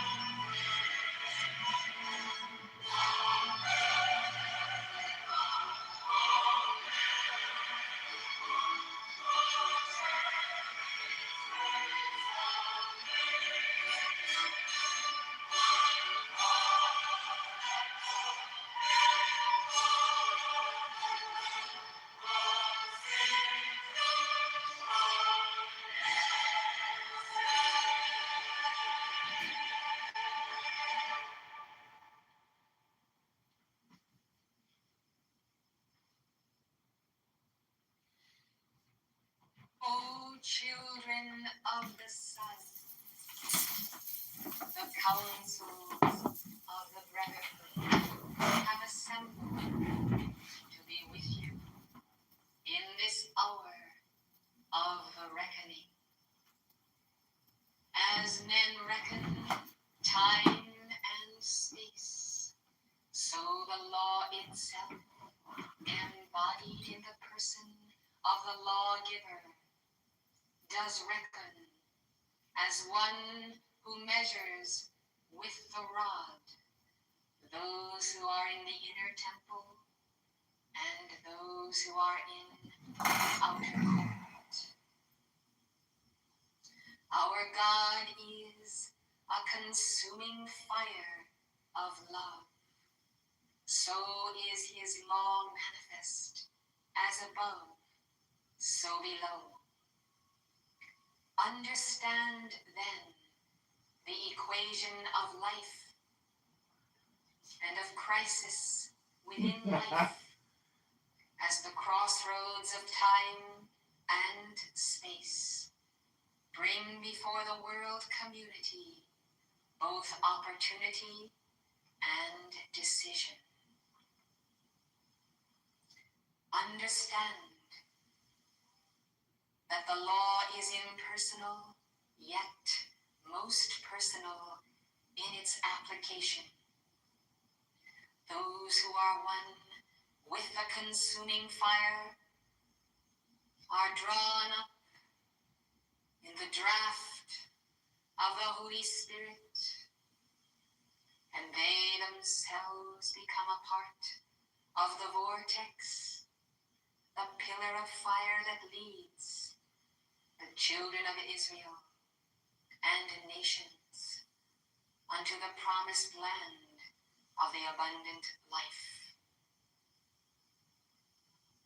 There are forces set in motion upon earth today which can only be checked by counter forces of light.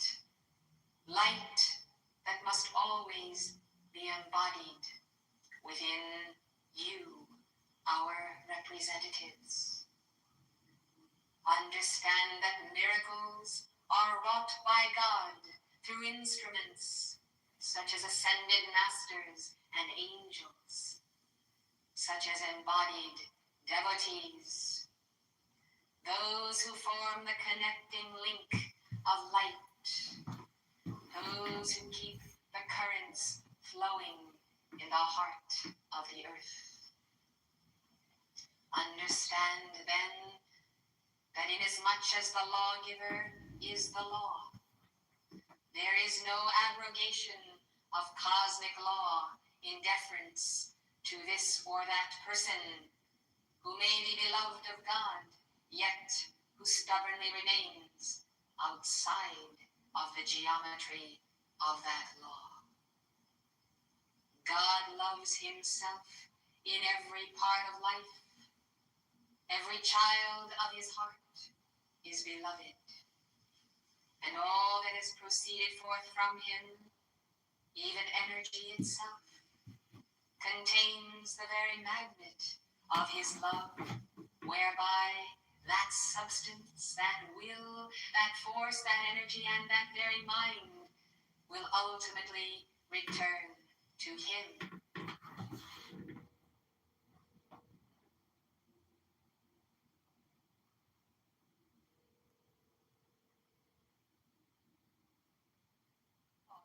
Hey, Nasha, it's John. How are you doing? I'm good. What are you up to?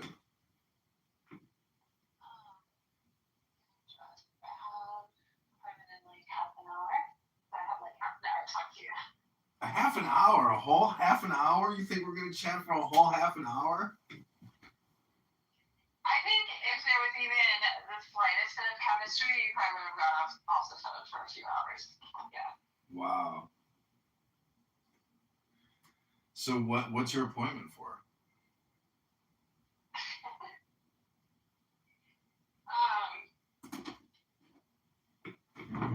Good question. Weird question or good question? No, weird question. Mm. What's the first thing you're asking? Oh, I don't know. I don't normally say I have, an appointment. I don't know. It's just the way I talk. I just kind of like say what I'm doing. I mean, I have a Brazilian. Is it your business? Oh, lovely. Anyways, yeah, I mean, actually, I was like, maybe I should do a Brazilian. I can tell. You can tell what?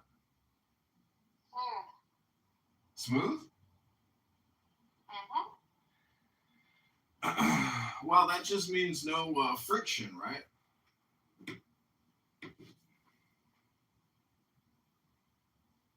Okay.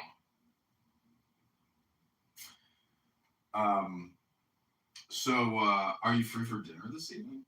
I am not in Chicago. Oh, you don't live in Chicago. No. I see. Where do you live? I'm in Oklahoma. Oh. Does it say that on your profile? I couldn't remember seeing that. No, I was bored, so I play with the little hinge map. Where's Gaithersburg? Is that like West Virginia or something? No, it's Maryland. Oh, that's right. Okay. Anyways, how do you like Oklahoma? That's got to be pretty interesting. Are you like, what's it? Shit, we're in Oklahoma. I don't even know, like, Oklahoma City, right? Yeah, I mean, that's really the only main thing here. Yeah. So what are you doing there?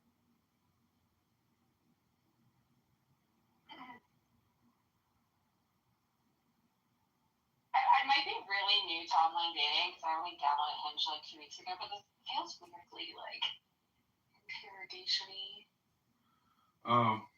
Well, anyways, I mean, I was like hoping to take you out for dinner tonight, so I apologize for my surprise and discovering you live in Oklahoma, but I'm not trying to like, interrogate you or go any further. I am admittedly like new to the whole dating app thing, so it could just be like a learning curve, I guess, on my part. But also, given that I'm in Oklahoma, are you surprised that I use a dating app to kind of look outside Oklahoma? No. That makes actual perfect sense. Where is... Sorry, let me stop that. I think that's like the... I feel like there's less value for a dating app looking in like your own community.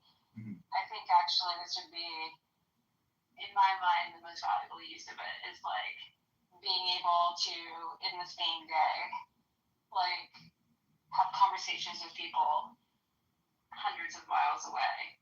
Yeah, it's a little bit like going into a bar and just meeting new people at a bar on a Friday, Saturday night, I mean, it's just meeting people and talking to people. But so you don't have sex. Do you drink? No.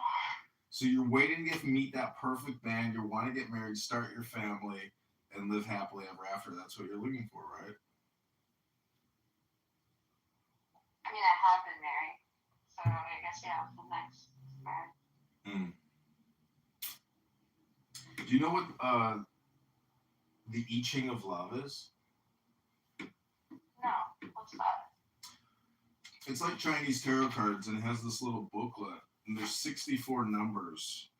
I'll read you a number. Just pick a number 1 through 64. Wait, I thought your thing said you were a Muslim. I'm not a Muslim, no. Oh. But I mean, I like books. I mean, No, I thought it. That's what I thought it said you were Muslim, and then you were mentioning tarot cards, and I'm like, a Muslim wouldn't mention that. Well, maybe because like I got a lot of books. I went on eBay and just bought a bunch of books, and it made me smarter. It's unbelievable.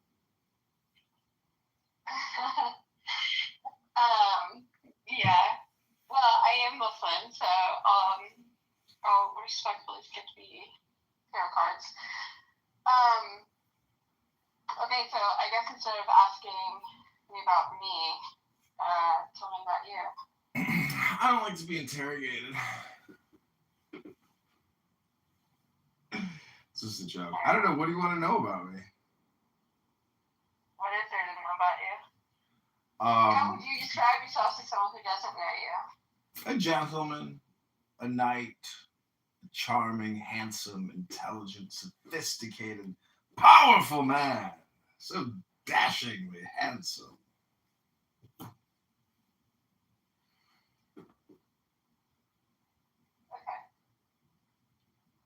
How old are you?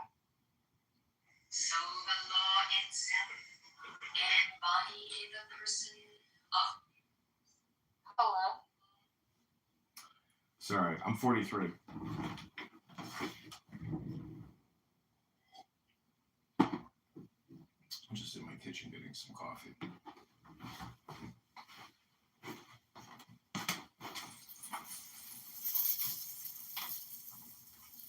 Yeah, I mean, I'm 43, I live in Chicago. I have kids. I have no pets. I have a big garden. My body is sort of gardening all day yesterday, working out at the gym. And I don't think, it's like we're planting anything because I got a team of squirrels around here that dig everything up and eat it all. So it's like, who am I kidding? They're going to eat everything I plant.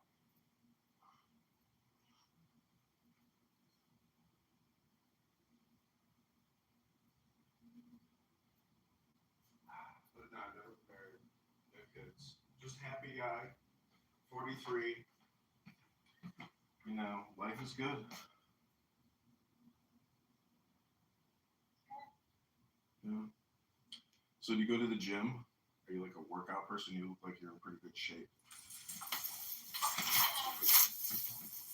Yeah.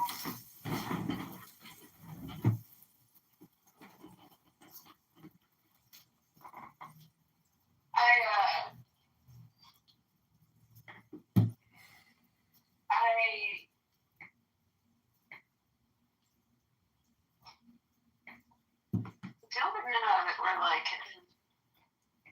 the greatest fit.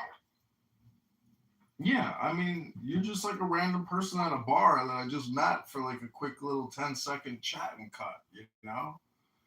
I mean, welcome to your scanning and filtering services. I filter for R words personally. R words? Yeah. What's that? It's like a filter. When you go to a job interview, people are just interviewing. For the person interviewing, it's just like an R word filtration service. That's generally the service I provide. Or I provide a complaint department service. This is kind of the way I look at relationships. R being the relationship word, obviously, not the retard word. Well, this is a compliment. I think, had you not told me you were 42, my guess would have been like 26. Oh, wow. I still got it. Compliment. Yeah. I still got it.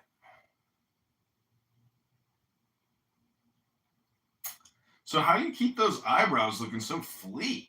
Jeez, you're like all eyebrow.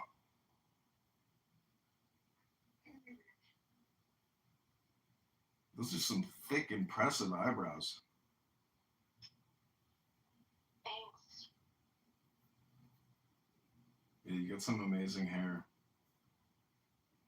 So do you speak Arabic? No, I don't. Oh, you don't? Do you speak any other languages? No. Just American, born and bred.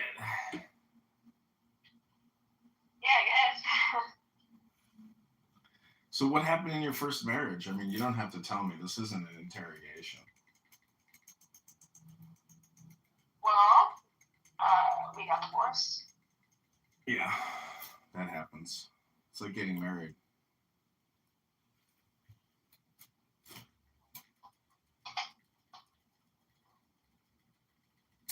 Well, I think I'm gonna, go for a jog.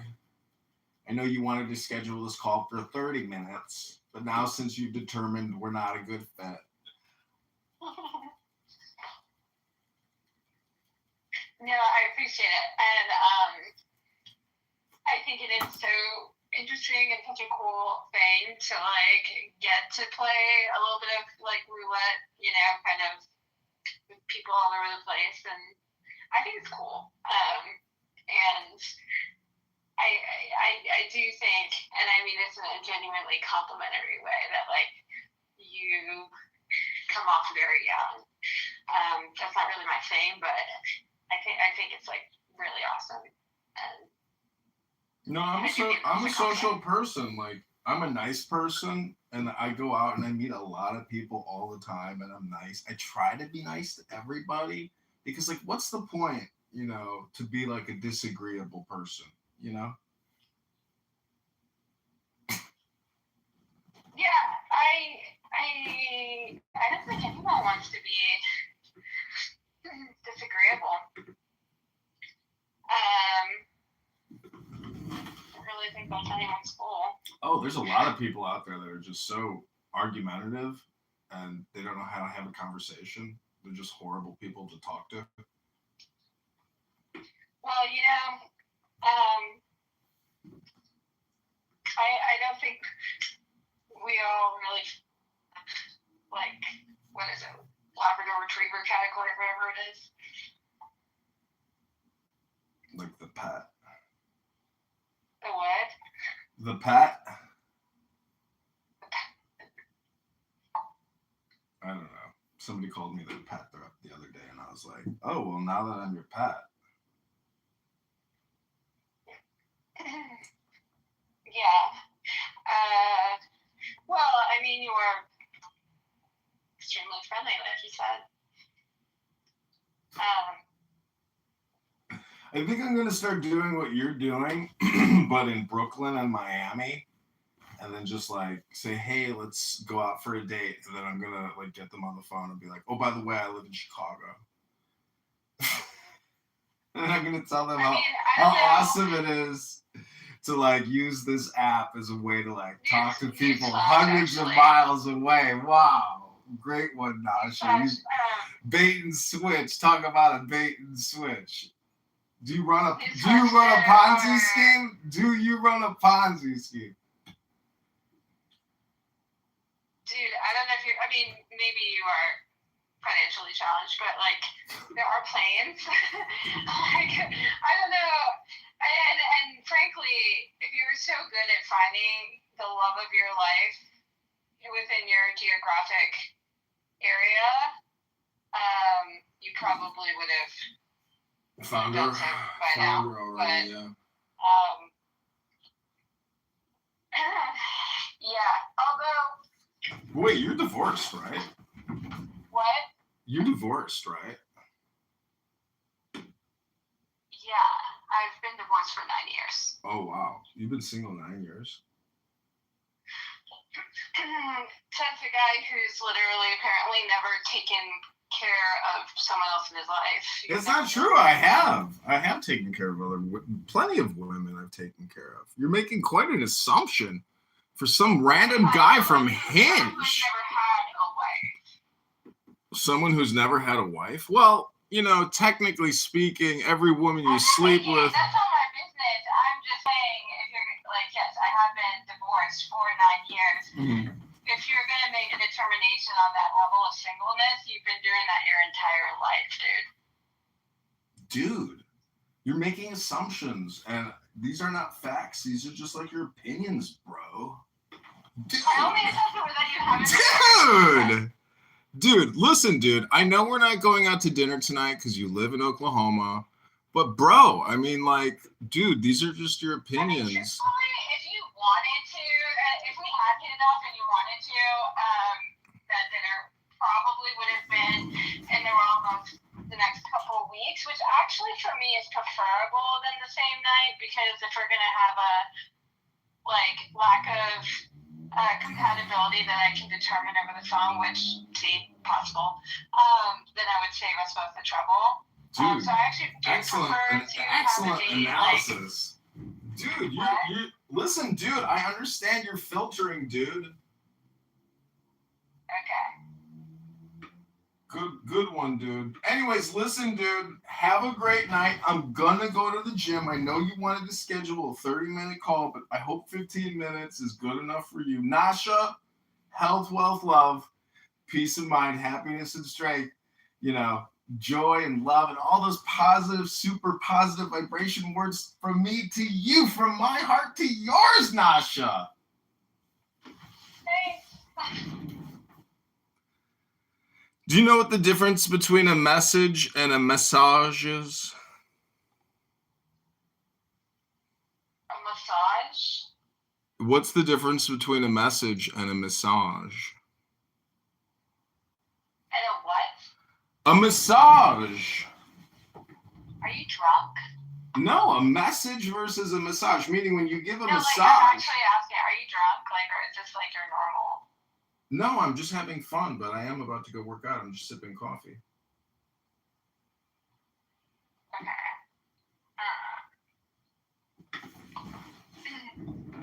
I'm a Muslim now, though. I don't drink anymore, FYI. I've taken the shot. If you're not drunk, and this is your normal, and you're 42, I just know how to have fun, Nasha. It's your opinion that I'm not having fun over here. I'm having joyful fun talking to you. I apologize if it's not up to your strict standards as a Muslim woman, but Jesus.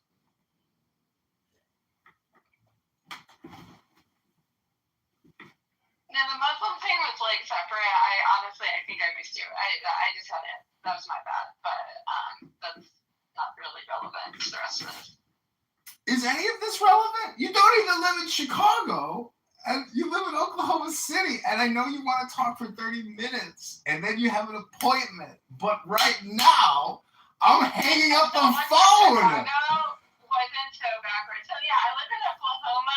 I'm moving in 2 months, and I have family. I travel all the time. Clearly you don't, which is fine. But I don't know why you're getting stuck on the fact that I live in Oklahoma. I just genuinely am so confused. Do you not understand there's planes? Do you not understand that I'm going to hang up the phone because even though you want to schedule a 30-minute call before your appointment, oh my gosh. Isn't that some funny shit? That is some funny shit. Bend the knee is what that one is saying. How ridiculous. I don't want to record these calls, but I think it's important that we document the ludicrousness of, trying to get a date. You want to have a 30-minute call about what? Oh, Roberto Shalala, that was some fun shit. I'm not going to save that number in my phone. Maybe I should just block it, actually. So should we save the name and number and then block it?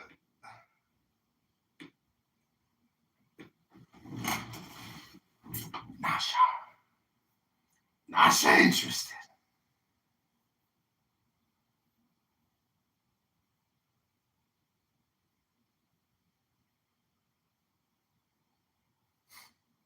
Nasha, been many lessons.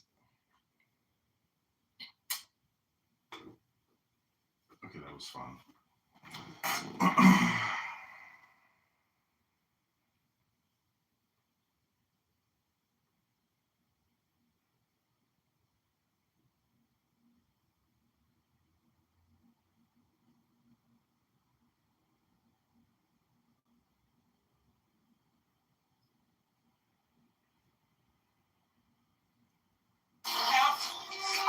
A woman will fuck you over every time, every day. That's my favorite quote. And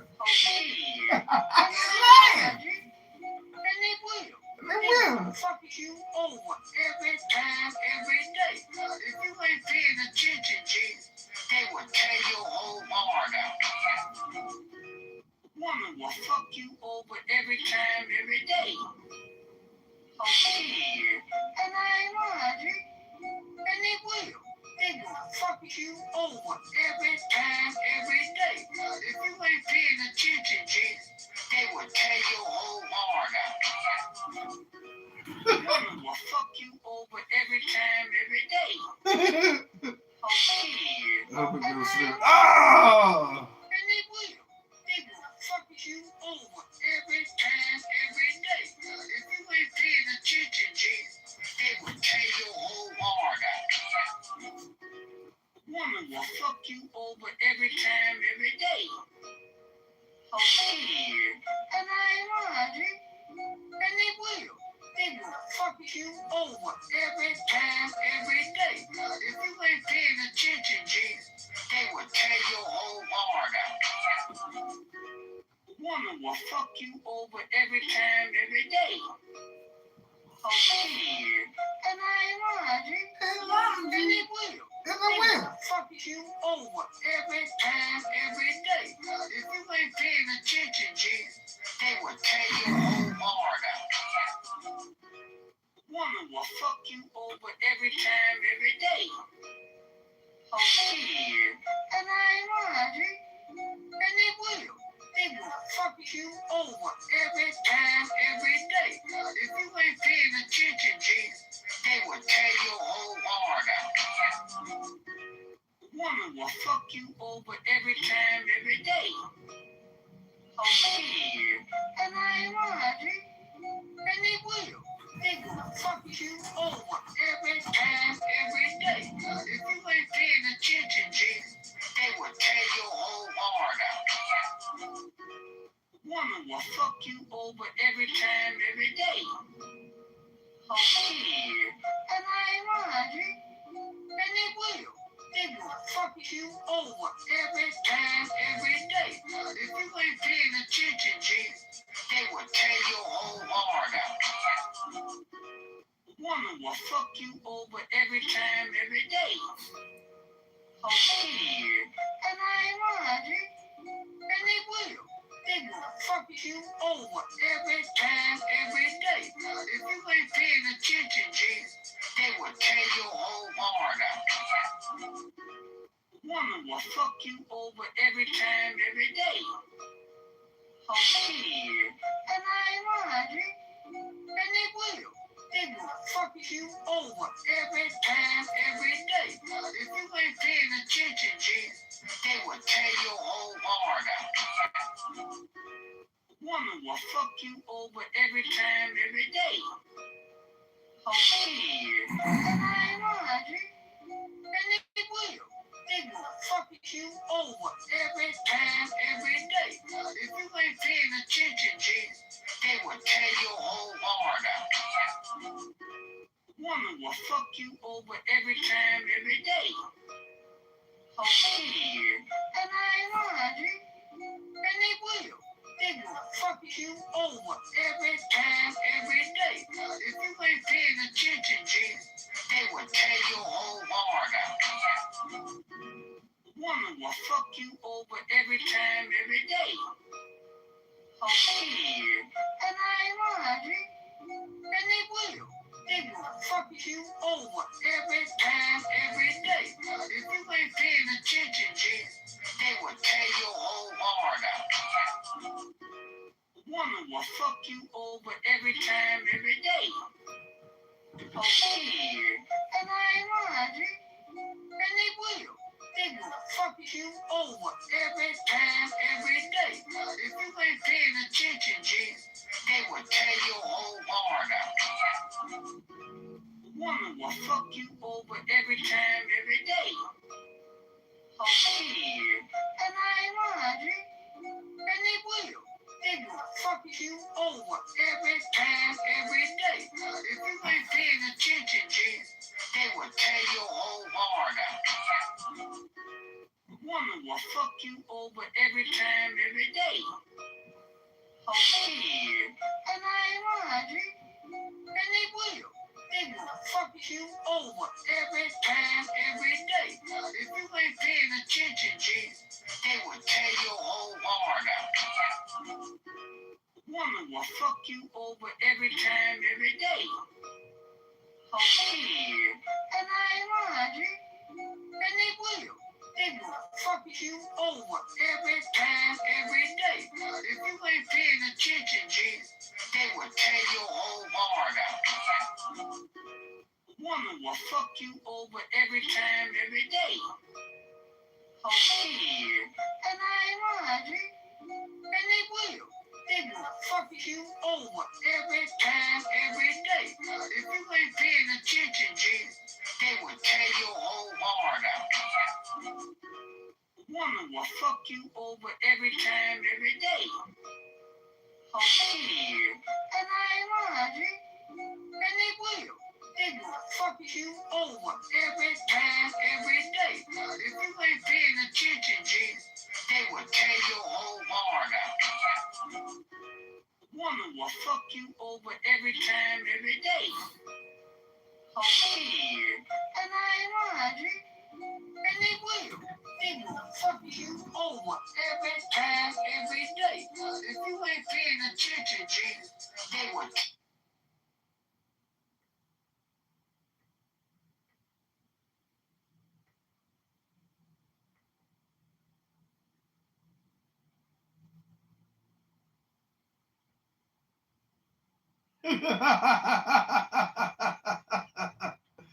Oh, shit. Send it to everybody. Fuck it.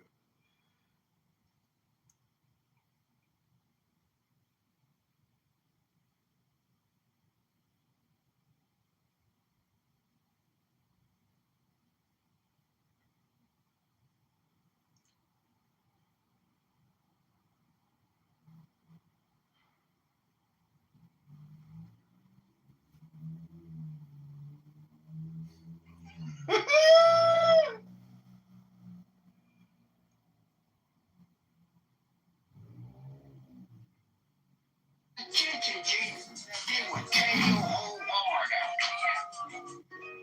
Woman will fuck you over every time, every day. Oh shit. And I ain't lying, G. And they will.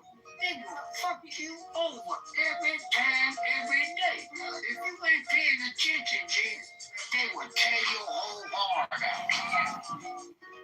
Woman will fuck you over every time, every day. Oh shit. And I ain't lying, G. And they will. They will fuck you over every time, every day. If you ain't paying attention, G, they will tear your whole heart out.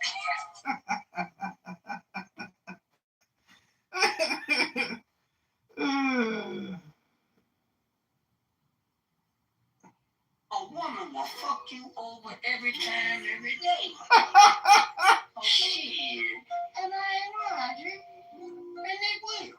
They will fuck you over. Attention, G.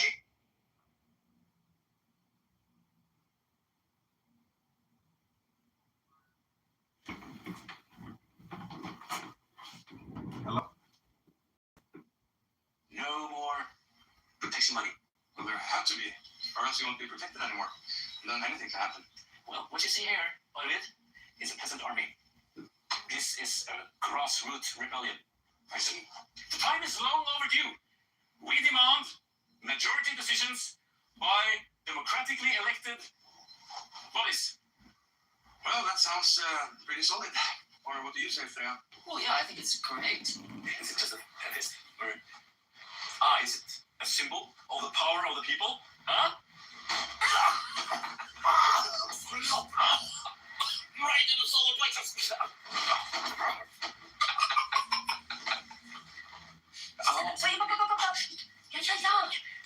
Don't. Do we agree that this peasant revolt is over? Yeah, absolutely. I'm sorry to maybe took a little too much, but we're going to the thing, so we're gonna need a little extra. Yeah, I understand. Yeah. Excellent. All right. See you later. Yeah, see you later. No more protection money. Well, there have to be. All right.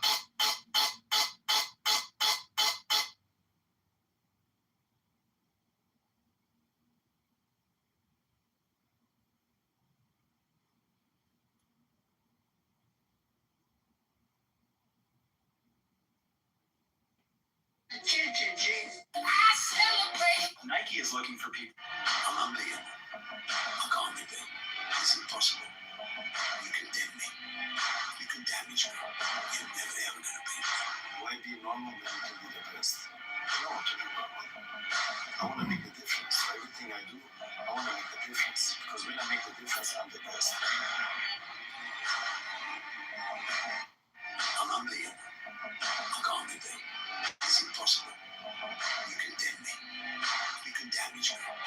I am the best. What do you mean by postal?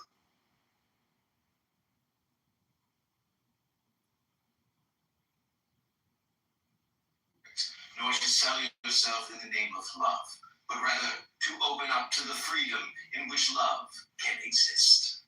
So my question to you, honey badger, is what do you fail to see in Christianity doesn't deal with the biggest topics of your own personal life, like love?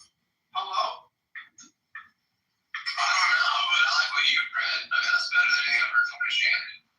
This card is a sign of a strong yin presence, that of receptivity in your life. The blues, the creative force in you is settling and acquiring 4. 3, the initial difficulty, an invitation to not reduce the other 2. Because he's talking about people don't read. He's bringing it to the forefront about You want somebody else to listen. You please reiterate your Jerry Moore and man's creation. Compression of the past and a compression of the future into the N-O-W.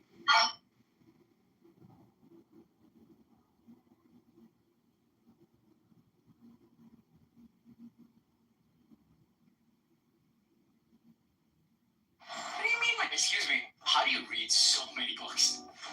This is my plea. Sweet Lord,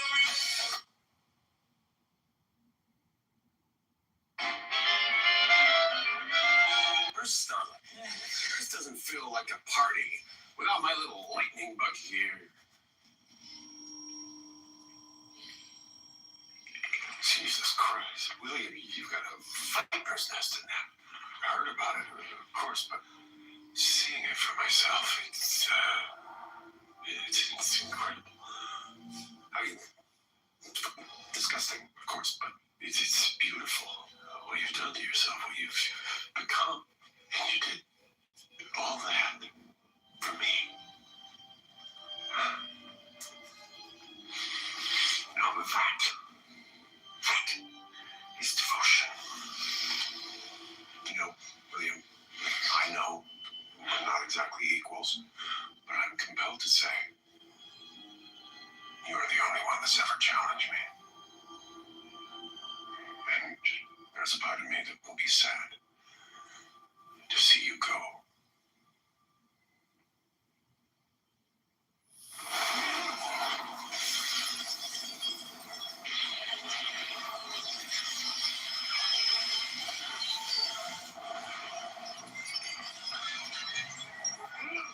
Starlight.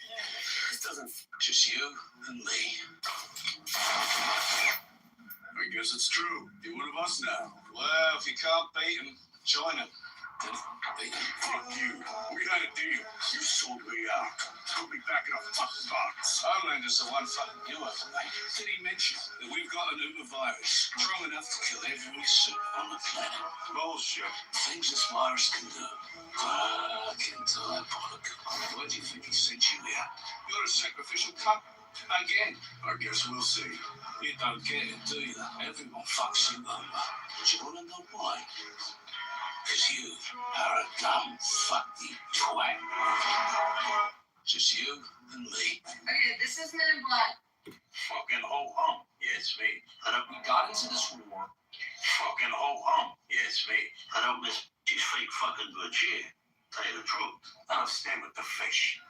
Why'd you go to that psychic last year since you don't dwell on this shit? That was different. Because he was shot. That was a paranormal event. What the fuck are you talking about? That psychic told me those guys were holding you. The guys that you, I looked at like a brother. And he f***ing idiot. Well, that's the difference between puss and the eyes. Him you love. The world don't run on love. He was a rat bastard. One thing you gotta admit, he made a great Santa Claus. He did. In the end, we got into this war at the...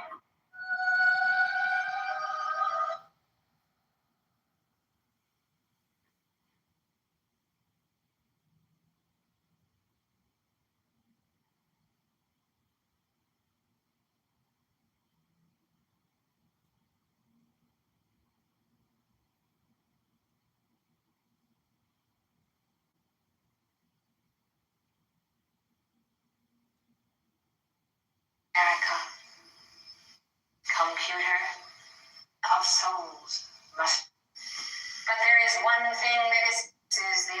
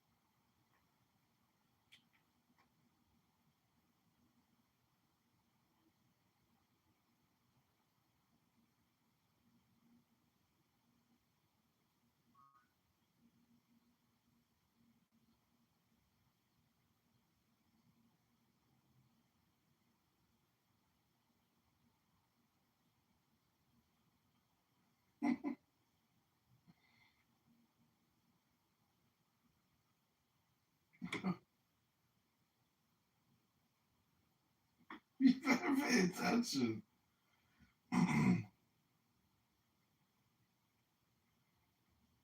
When are you going back to Chicago?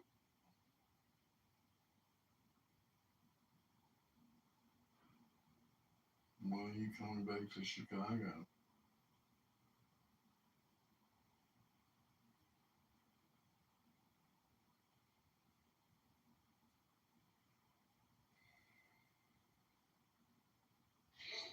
But basically, these niggas understood that the Messiah would look like Jesus, act like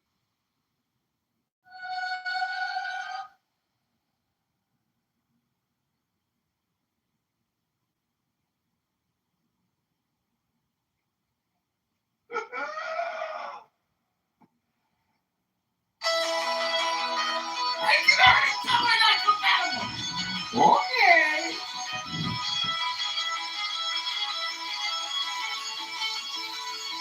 Careful study of these books will enable the pupil to speak in the language of his master and facilitate communications with him.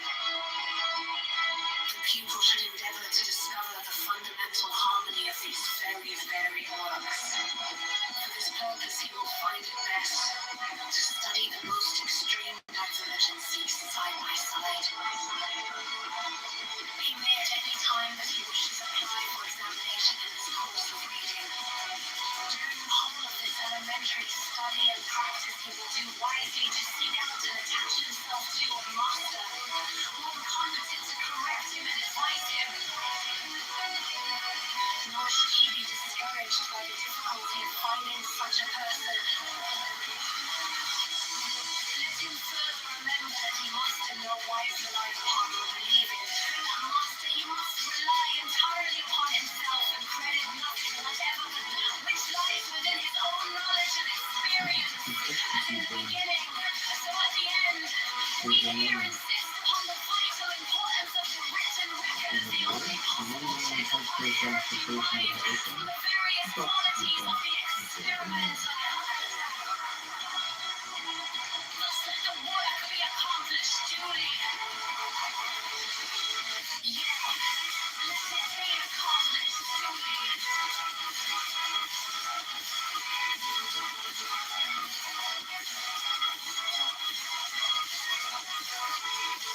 Let it be accomplished duly.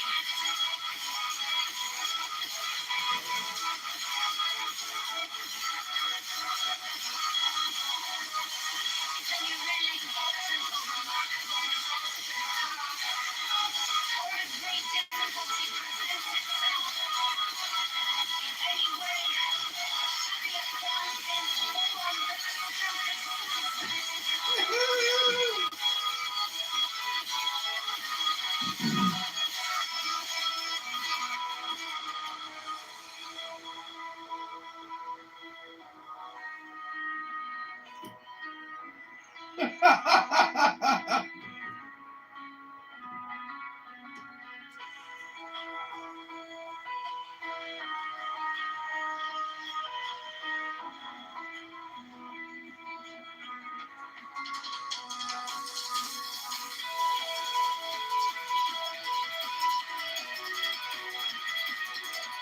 Thank you.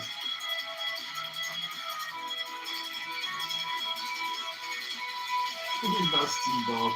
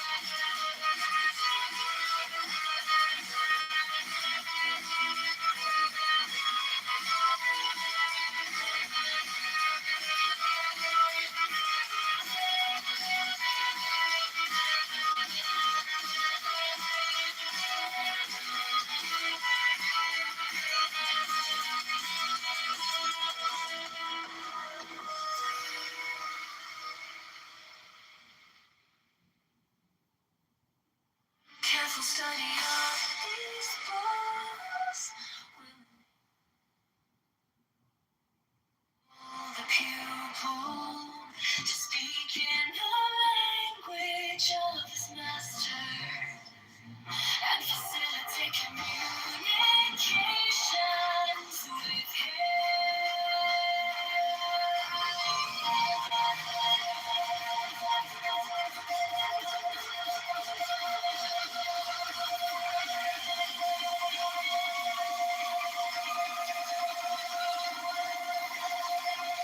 People should endeavor to discover the fundamental harmony of these very varied works. For this purpose, he will find it best to study the most extreme divergencies side by side. He may at any time that he wishes apply for examination in this course of reading. During the whole of this elementary study and practice, he will do wisely to seek out and attach himself to them. A master, one competent to correct him and advise him more. Should he be discouraged by the difficulty of finding such a person, let him further remember that he must employ his mind, believe in and master rely entirely upon himself, and crave nothing wherever which lies his own knowledge and experience every day. So we hear insist upon the vital importance of the written record as the only possible check upon error from the various qualities of the experimenter.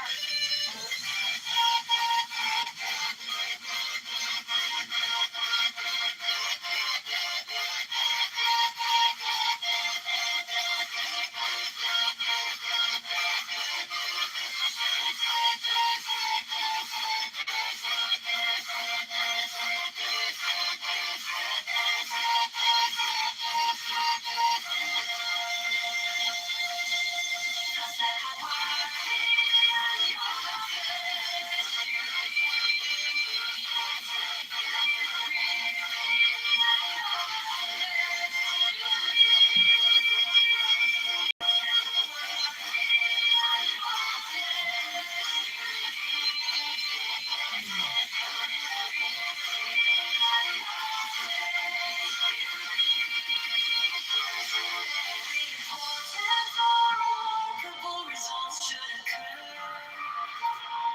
or if any great difficulty presents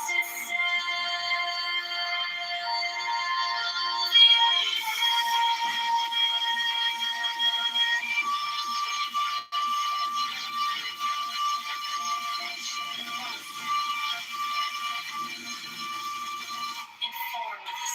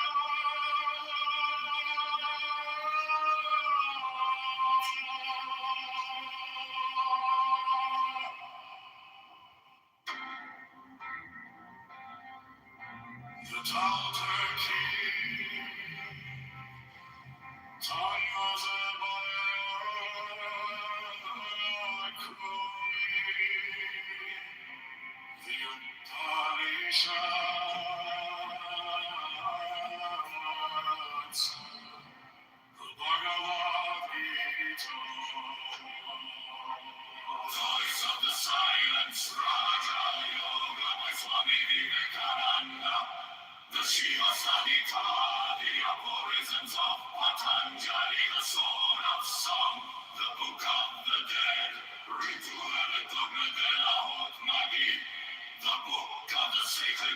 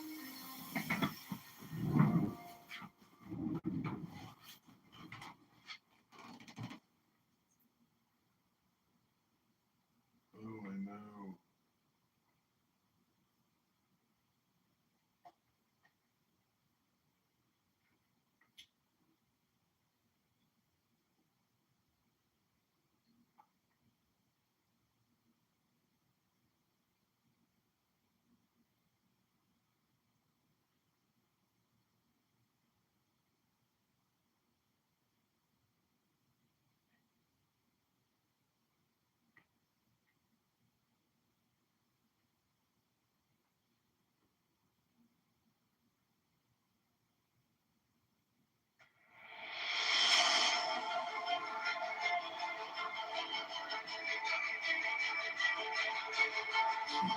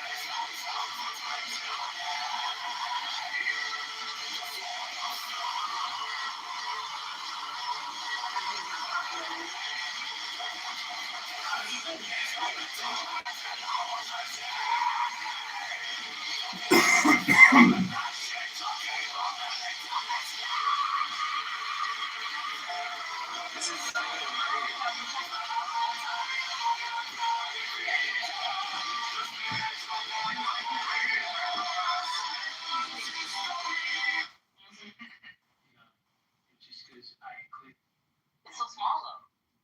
John? Hello. Yesterday. Hi, hello. John, yesterday we were talking to Rico about how like we're all sort of connected then on some human level, and how like most like scriptures will have also the same stories kind of repeat themselves, like the different Simon was there, with different like names and different this and that. Bro, he started getting so intolerant and saying Jesus is the only way, the only solution, the only like so he was doing his whole freaking only Christianity, only Jesus and nothing else, exclusivity, right? Caleb came up and he tried to explain. Both and Daniel were like, bro, you're acting weird, man. And then Hans came in to like give his freaking 2 cents. He's kicked out of the room. So in solidarity, because of his intolerance, we all left the room. Zabu today, so now he makes a room with all our friends and our connections and people we introduced to him and his and then he's in a place of power. He wants us to kiss his ring. So he removes me from the room and acting all freaking. How could you have tolerated you? I've given you guys so much charity and my time. I've been this is the yeah, I'll be Nice name. Huh? I said nice name. I know.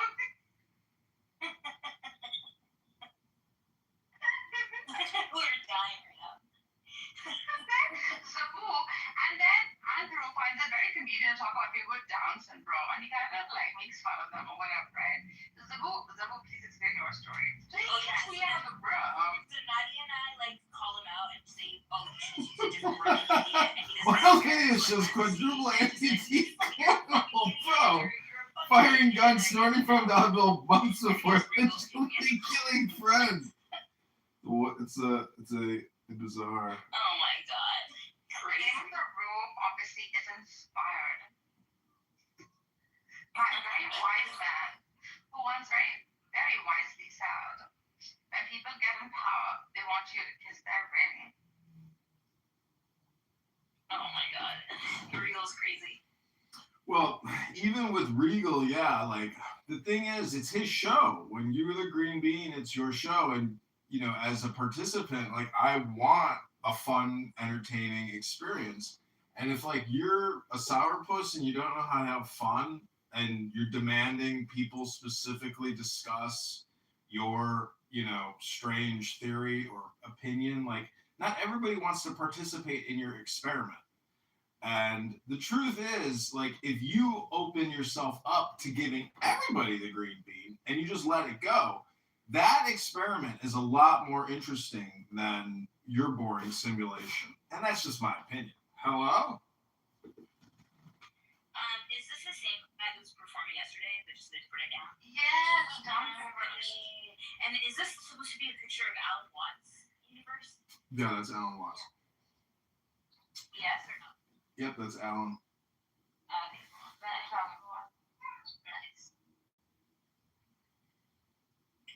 It's great, actually.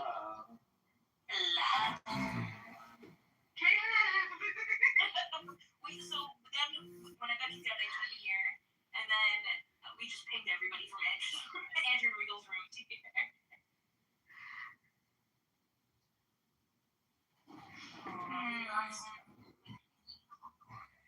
Let's do exactly what John told us to do. Should I always do you? Yeah. Because you're a communist, right? I'm a communist. I'm a communist. And I allow free speech for all, no matter what they want to do. What? Those are targets. Okay. Sorry. So, shit.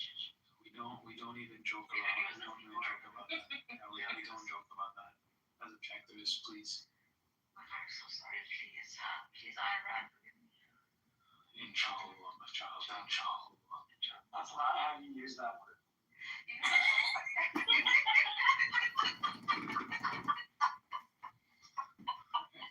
We've already had multiple Muslims tell you. No. It's very simple. When somebody says, I hope something happens, you can say inshallah. But not It was December please 1950. forgive me. And you say inshallah, which is a non-sequitur. Now, here's the good part. If God willing. Facing impossible conditions, he chose to stand their ground. Okay, no, that's fine. I think he used it okay there. Although he could be like. It is. To be more specific. He could be more specific. Yeah, he could be more specific. Inshallah. Yeah, God willing. Yeah, see that doesn't make any sense right there.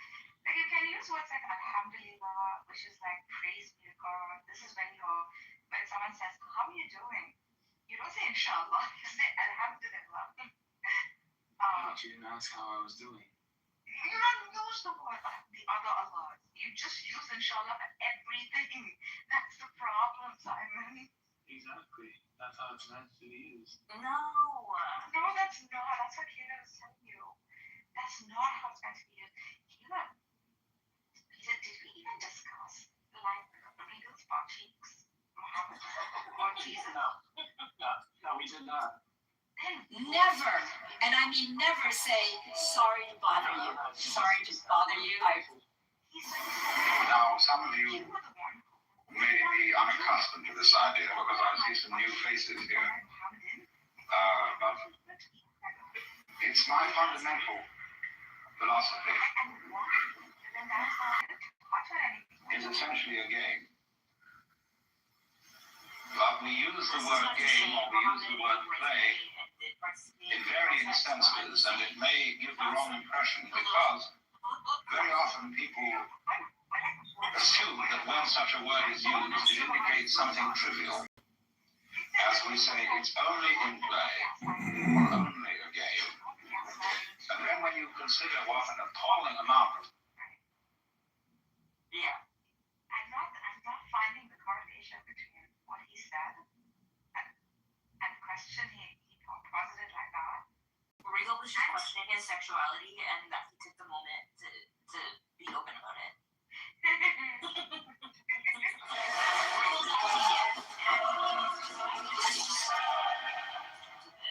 It's a sexual Christian approach of it.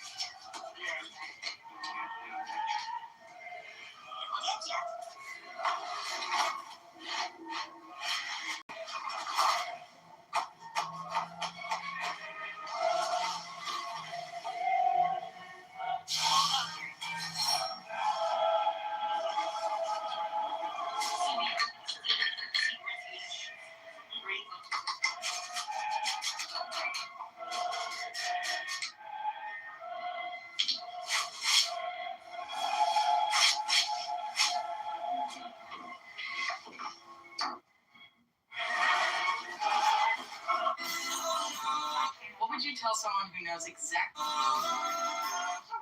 is it about human nature that when it reaches the slightest bit of what it wants, it completely like neglects those who have helped and supported him to come to that position? Is it because he thinks that,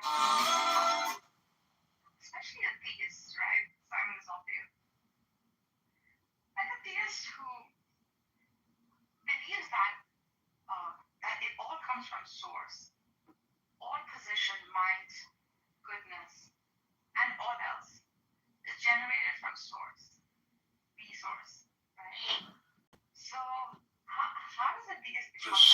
challenges arise. Ringo's patriarch, right? Part 2. The view from above. Marcus Aurelius. And he wants to gain more power in this manosphere of Clubhouse. Introduction to the meditate. Patriarch, you know? Make room for the fresh souls And which come use to it dwell as there. a well. And this is the answer which Stay.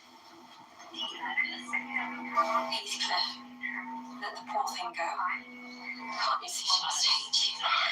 She says so multiple times in agony.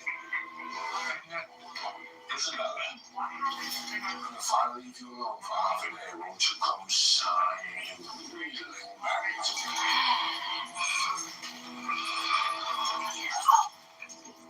Oh, she's admiration. So, tell Catherine, I've finally found my match in degradation.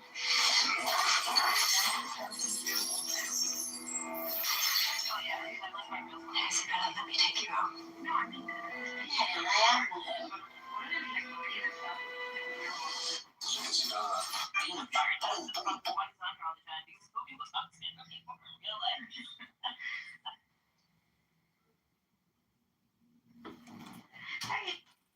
Business-wise, if someone is like in my business, it's old school and you know, I'm highly patriarchal, by the way. However, we all understand that if X introduces me to Y, at all times I keep X in my good books. Simply because I'm showing loyalty and showing appreciation, right, for what you did for me. And at some point when X is in trouble, I have so many other Y's, Z's, P, Q, R's. I will very selectively pick a few throw in here today. So you never forget the first stepping stones by which, like you climbed up. It's very distasteful in the jewelry industry if you do such a thing. Like as a group, you're kicked out. As a group, you are treated alienated once you deal with them. So people are very careful about like sharing that power and allowing all to benefit in that pot.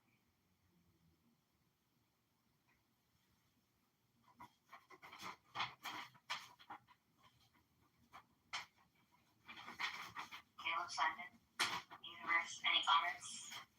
Any comments from the men in the room? That's sexist. No, I wasn't paying attention whatsoever. I'm reading this paper. Are you not paying attention because she's a woman and she was speaking? Yes. He follows diagram, excuse me. She's a woman. I'm just joking.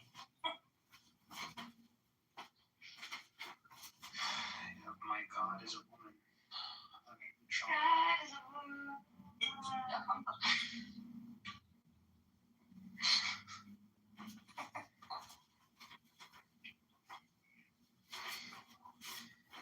What would your reputation be against diagram and her theory of intelligence, which is so supreme over all other philosophy?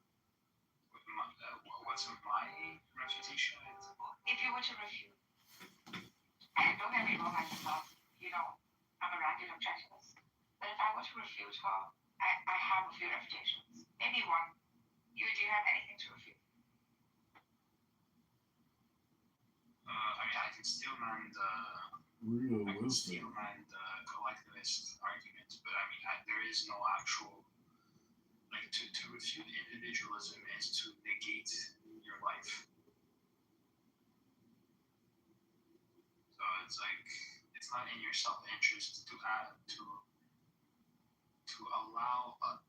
to justify, not even allow, to justify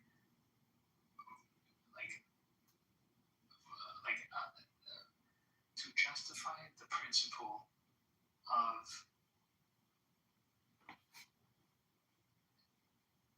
accepting. Holy fuck, I can't even speak right now. I'm on like 2 hours of sleep. To justify the principle of individual rights is being violated in the name of the group because you vote for another person to decide is just craziness to me. It's so anti-life. It's so What's it like just like making no point, or in what you say? It's like I can't detect any point whatsoever that like you're just like using words, but I don't understand what's the purpose of it. Hello? You figured it out. You figured it out. Yeah, it's okay. You don't have to get it. I don't even get it. Got it. I mean, you've seen the controversial clips of Ayn Rand, right? You do know that she's a schmuck, right? She's which controversial? You've never seen the controversial Ayn Rand video clips where she just like destroys her credibility? Like what? The artist on the artist was like, I don't understand. Well, I'm just curious. Like what? Like on what instance?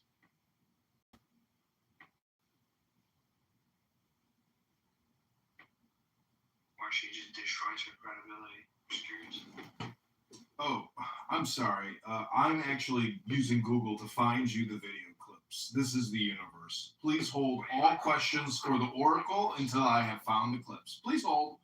I mean, I've most likely watched the clips. You just tell me which one. You've watched it all, like what Donahue, which ones are you positing? Like, he can't know. He's just Googling after the fact that he's. What we need today, what I call the new intellectual, would be any man or woman who is willing to think. Meaning, any man or woman who knows that man's life must be guided by reason, by the intellect, not by feelings, wishes, whims, or mystic revelations. Any man or woman who values his life and who does not want to give in to today's cult of despair, cynicism, and impotence, and does not intend to give up the world to the dark ages and to the rule of the collectivist roots. Well, that was a pretty good one. That's a very good one. That's basic as fuck. love you, background. Inshallah, like that. Again, inshallah. Again. Wrong. It's not wrong. If I'm Rand was it, that's all I need. No, that What means gets random? Then why do you keep Exactly. no. Have I shared like a secret with you guys? Simon knows this. The reason why I became an architect was because I read Fountainhead. When I read the Fountainhead, when my dad decided to school after I finished high school. Yeah, I invited you to be unpleasant at the expense of Ayn Rand. And objectivism. Well, during my internship, I worked for an architect. Well, the novels, I mean, as I keep trying to say, in my view, there's more morality in the novel by George Eliot than the Victorian book. And he's one of the most controversial architects you can find. I care very much about literature as a place where like these terracotta tiles. the real dilemmas are met. So to have novels as transcendently awful as Shrug of Cracking sort of undermines my project. And though I have some respect for the virtue of selfishness of collection of essays, and I've argued about them with the chairman of the Federal Reserve, as a matter of fact. By the way, the state Federal Reserve Bank is not part of the libertarian program. After which I thought, Mr. Greenspan seems a bit iffy about this proposition. I don't think there's any need to have essays advocating selfishness among human beings. I don't know what your impression has been, but some things require no further reinforcement. Rosa Lillian Hellman was once in her declining years, was talking at some campus, and she would peer out over the crowd. It was a squawking question from someone in the back said, Miss Hellman, why haven't you endorsed Lillian Hellman? Lillian Hellman said, clearly, she is and Judith Sutherland said, well, what word I'm allowed to use in this august company? I'll quote her directly. She said, forms of fucking do not require my endorsement. I wasn't that much of a fan of Miss Humblerovich, but I thought that was saying more than so in have a book strenuously recommending that people be more subject to history, as the Anglican Church used to say in its critique of Catholicism, they weren't supererogation. Two strangers. There is, however, a dark force to her ideology. See, one could posit the argument that it is a bit too idealistic, right? So her ideal of man, her John Galt, even her Rorik, okay, the characters she uses to portray like the ideal human, do not submit to anything under any condition, right? Because they use faculties of reason, rational, and self-determination. So Rorik would not build a building under any condition, even if it's $10 gazillion, right? If his plan is not carried out or demonstrated just the way he wants it, because he finds that to be criminal to his ideal. Now, one could argue this is a bit much, right? One could argue that this is not pragmatic, or this is not economic, or driven by greed, which is the very entailment of capitalism.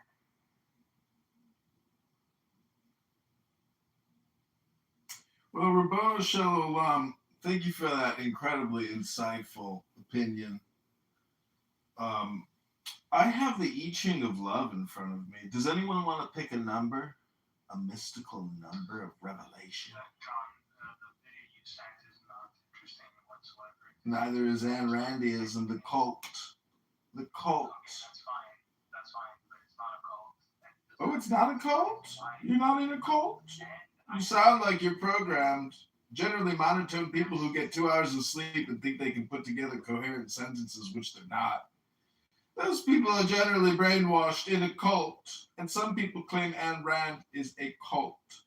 The cult of Ayn Rand and her books, her little novels. Ooh, a book club. I like a lot of books, but I don't just like one type of book by one woman.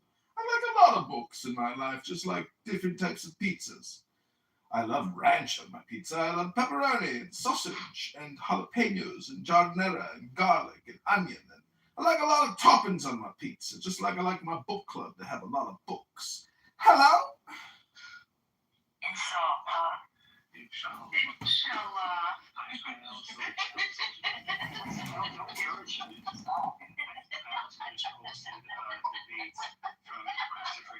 Debating actual objectivists and getting absolutely eviscerated. No, he doesn't destroy the cult of objectivism if it were actually a cult. Well, see, I'm at that point personally. Well, hold on. Personally, I'm at that point in my life where even debating these things, it's just pointless. There's no reason to even discuss or debate what we're talking about. That's just the truth. Hello?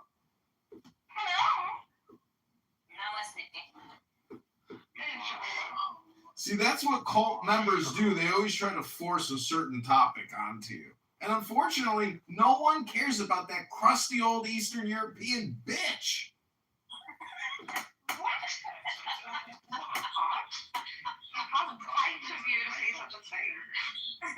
Again, like philosophy is for like people to live their lives. Like I don't care if you have like bad ideas that lead you to bad lives. Like bro, that's on you. Like I'm enjoying. I get it, bro. Good thoughts, good outcomes. Listen, you don't have to explain what good means to me. I'm trying to be a saint over here. Hello? The last chapter says be a saint. And that means be good.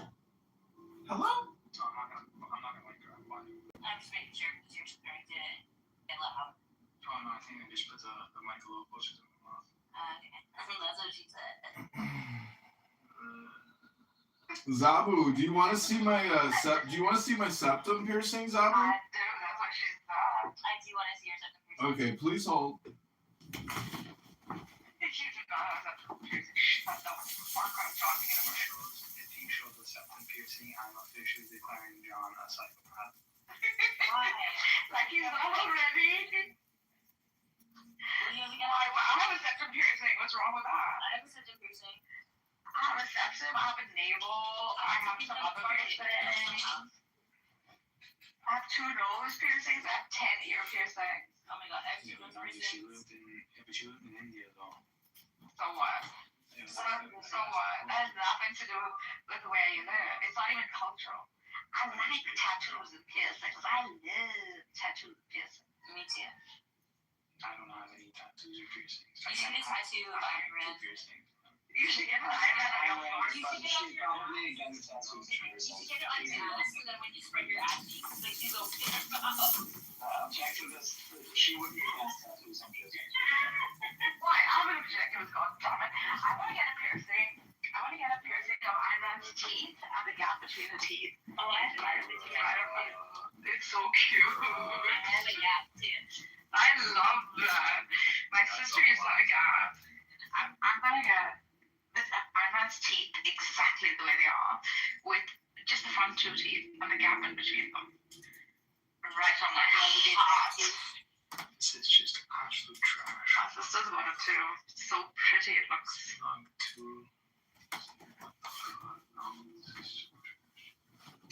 Well, okay, go ahead, ask me a number. I'm going to show you my septum piercing.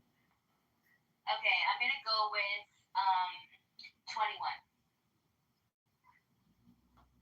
21. Okay, PTR. Check out my nasal piercings. I can't see it yet. Just put that on. Okay, number 21. Oh, it looks wonderful. It looks fake as fuck. Yeah, You don't have those piercings. But they look like little balls. From your nose. Okay, this is called betrayal and jealousy. I have a septum piercing. I'm not jealous. Are you experiencing the dark side of love? Allow yourself time to assimilate the betrayal. In those desperate moments, it becomes absolutely clear what you loved in the other. Observe it and learn from it, maintaining the knowledge within yourself. In these moments, grow, evolve, become yourself. Why has all of this been spot on? Like, the other ones are so different from the ones he gives me. Like, you're so spot on. It's insane. Dude, this is freaky since last night. He's been It's giving me so insane. I'm not even like, freaky spot. Wallahi, hand on my heart, he is using ones that are very, very specific. Okay, let's inshallah. Let's try a 19. John Kitover. Okay, PTR. I zoomed in on my nasal cavity.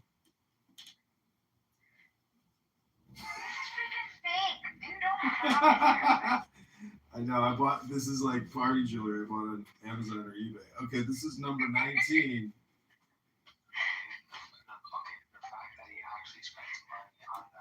This is just a gag. You go out to a bar, you put this in your face, and then people look at you and they're like, what the fuck are you wearing on your face? A partner, yeah, I got every second I make 1.5 billion new miscarriages in my scrotal sector. That must be so much fun. No, actually, I just talked to some Muslim girl on the phone, and within 5 minutes, she's like, okay, I've already determined that we're not a match. And then she tells me she doesn't even live in Chicago. She lives in Oklahoma. And that she only has 30 minutes to talk to me till her next appointment. I was like, you think I want to talk to you for 30 minutes? Jesus. What do you think is this? Clubhouse? John dated the bougie Iranian lady in Los Angeles, I think San Diego, where I live. So John, do you want to speak in Farsi a little bit first? دلم برات خیلی شده. Oh my god, it's so good. Why is he so good? And I love him so far. Wait, Simon, let me hit my projection drum.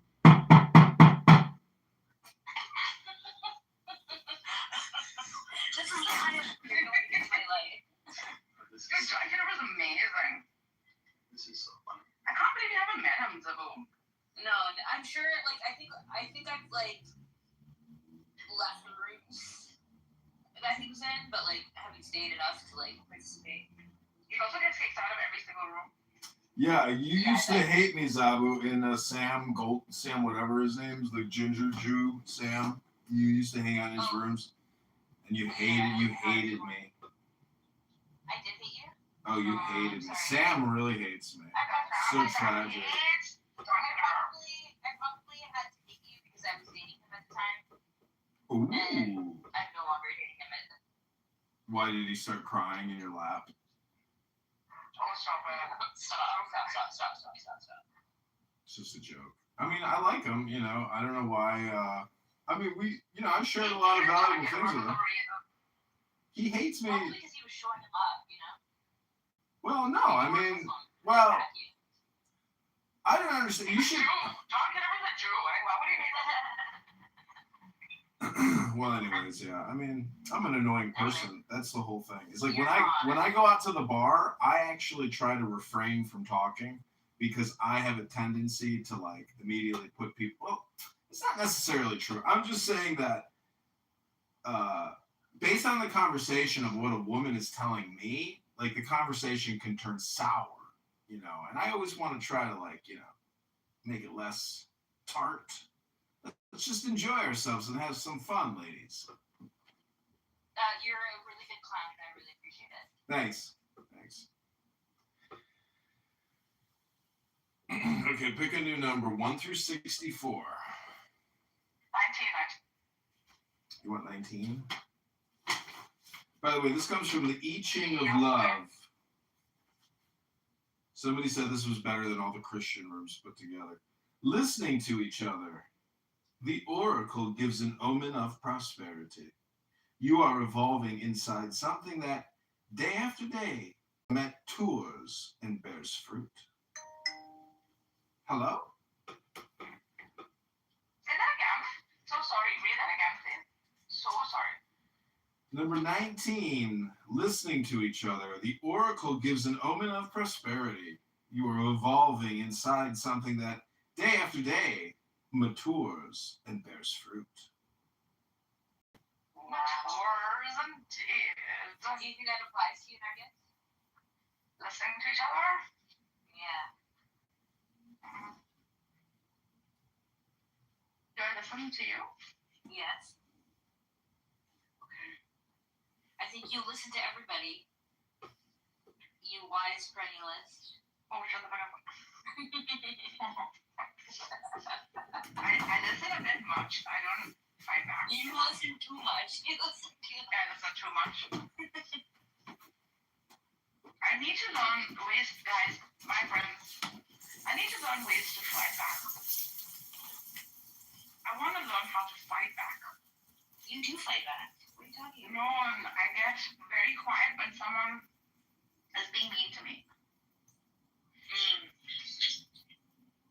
Or is saying things that are mean and unjustified.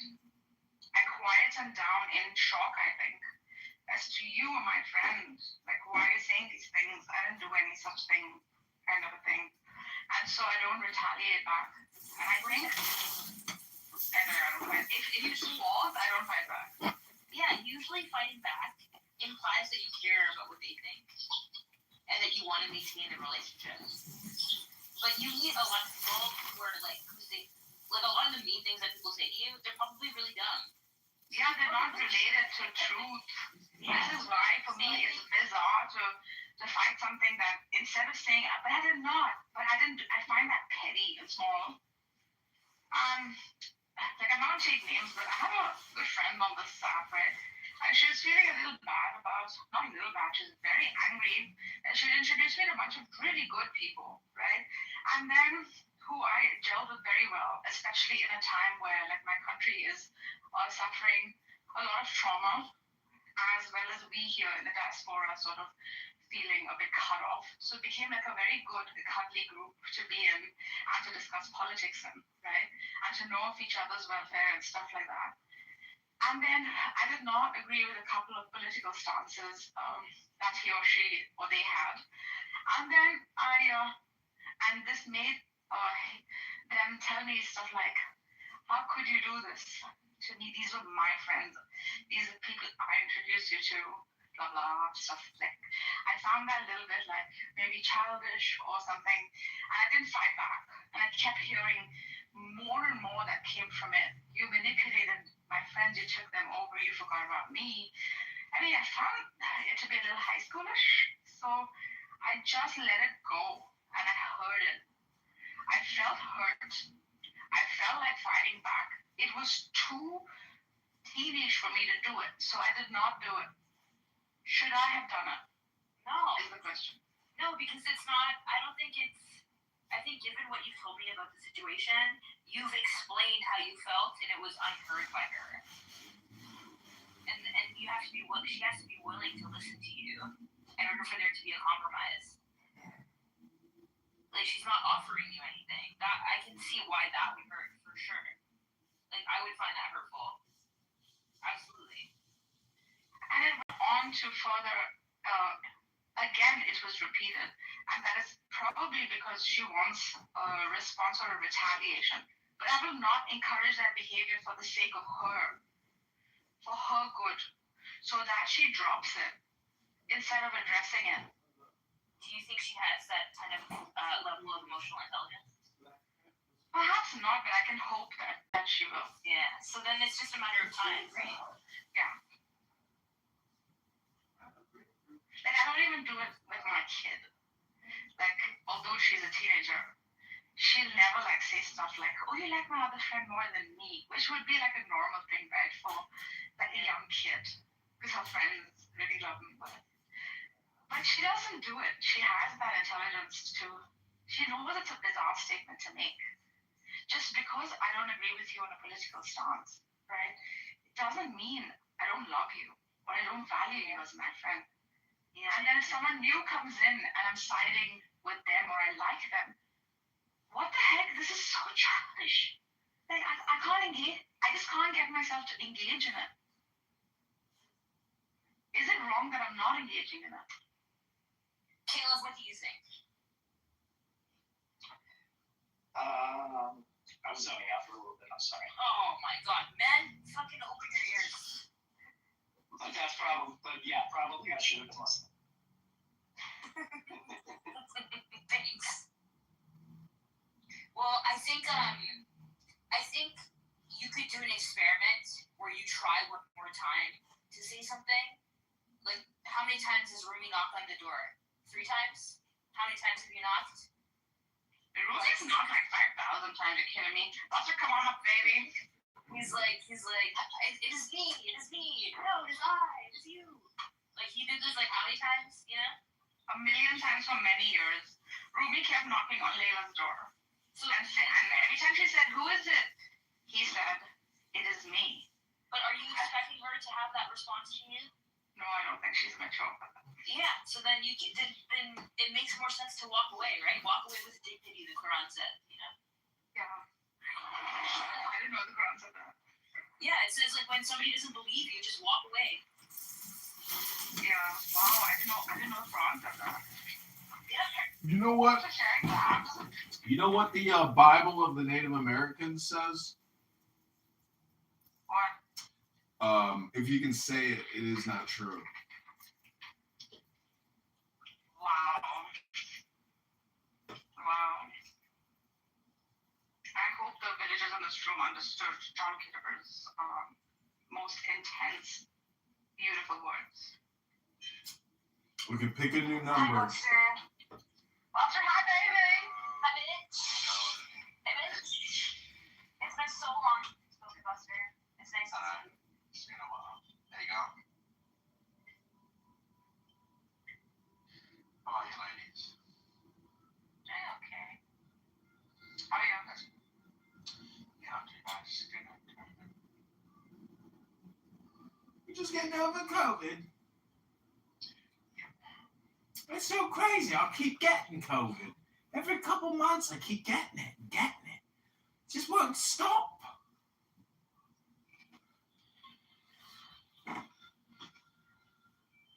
feel better, Buster. Minneapolis. Oh, I do. It's just I'm getting over it. Like it's just got a cough now. Minneapolis, this whole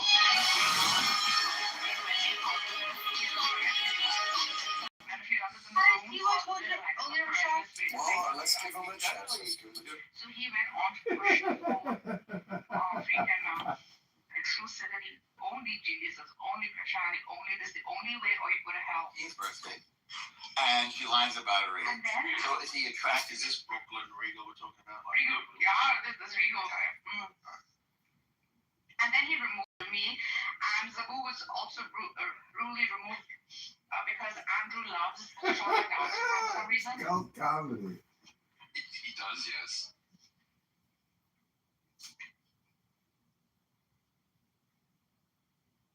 So yeah, we're in here to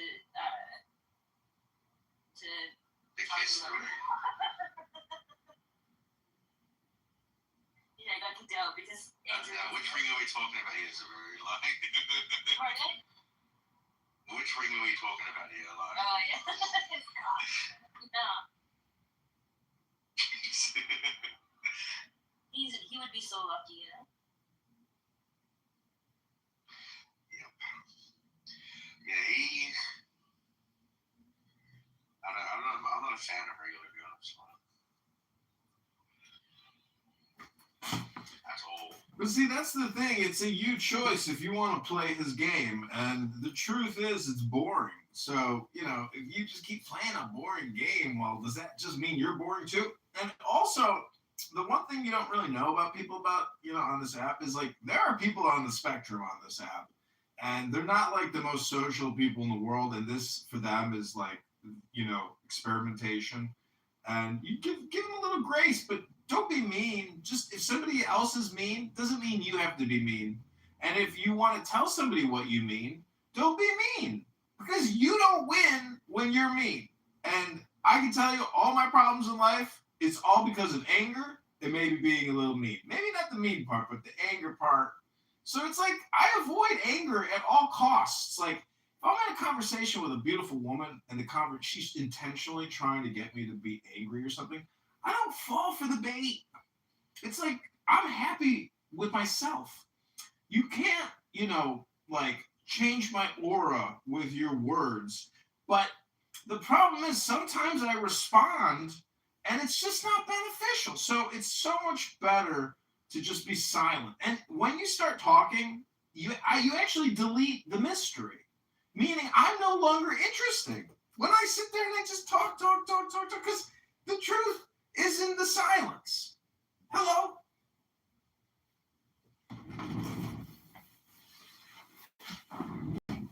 I don't know who Butterflies, but I really love your profile picture.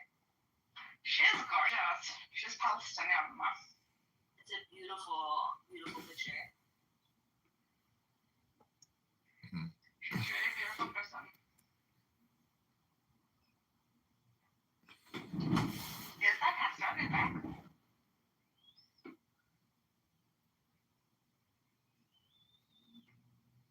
I don't think so. I don't think it's could be. It could be. It is. Look closely. Yeah. So But it looks like it's disco. who were the principals and leaders you were talking about? There's one person, Regal. He's an architect, right? He's the kind who will not accept that. Perhaps like other scriptures too, will have a sort of common theme, right? I mean, I find that to be pretty absurd to deny that when it's like one of the most blatant sort of, evidences we have. I just think he hates everyone who's not a Christian. Yeah. If you're not a Christian, you go to hell. Oops. But see, he's in hell right now. If that's his opinion, that means he's psychologically not happy. Are we right or are we wrong? Yeah, you're right. I think that's what's interesting about Regal and Andrew is like they seem like two sides of the same coin, right? Like they're Christian, but Andrew has a I love everybody approach, even if you are going to hell. But he's trying to save you, right? He's trying to save you, and then Regal's like, I just fucking hate you. I mean, 100%. But see, Andrew is like, in my opinion, he's just like a mold at the museum, you know, those machines that put the molds together and it has an interesting smell and it costs a couple dollars. But it's like a useless toy because it's just a plastic mold. And so, in terms of like, you know, spicing things up and getting a little more exotic with your spirituality, to me, he's just so boring. Okay, my dear, I have to go now. Okay. But this was a lot of fun, and I'll probably be on later. Thanks for the laughter, and fuck Regal. No, I'm kidding. Okay, bye. Bye, Zipper. Bye, everybody. I really liked your song yesterday, Narges, the French one. Oh, everybody was just in total ecstasy.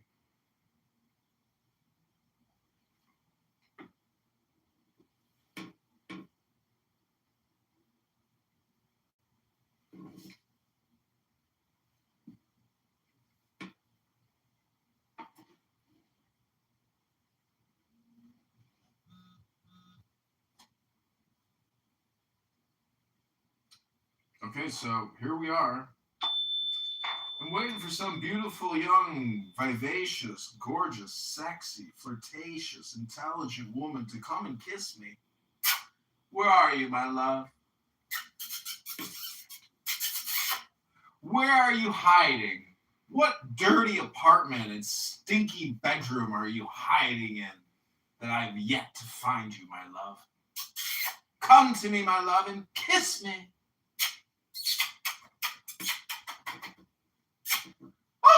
Relish me, love me, kiss me, desire me, love me. Where are you, my love? Hello?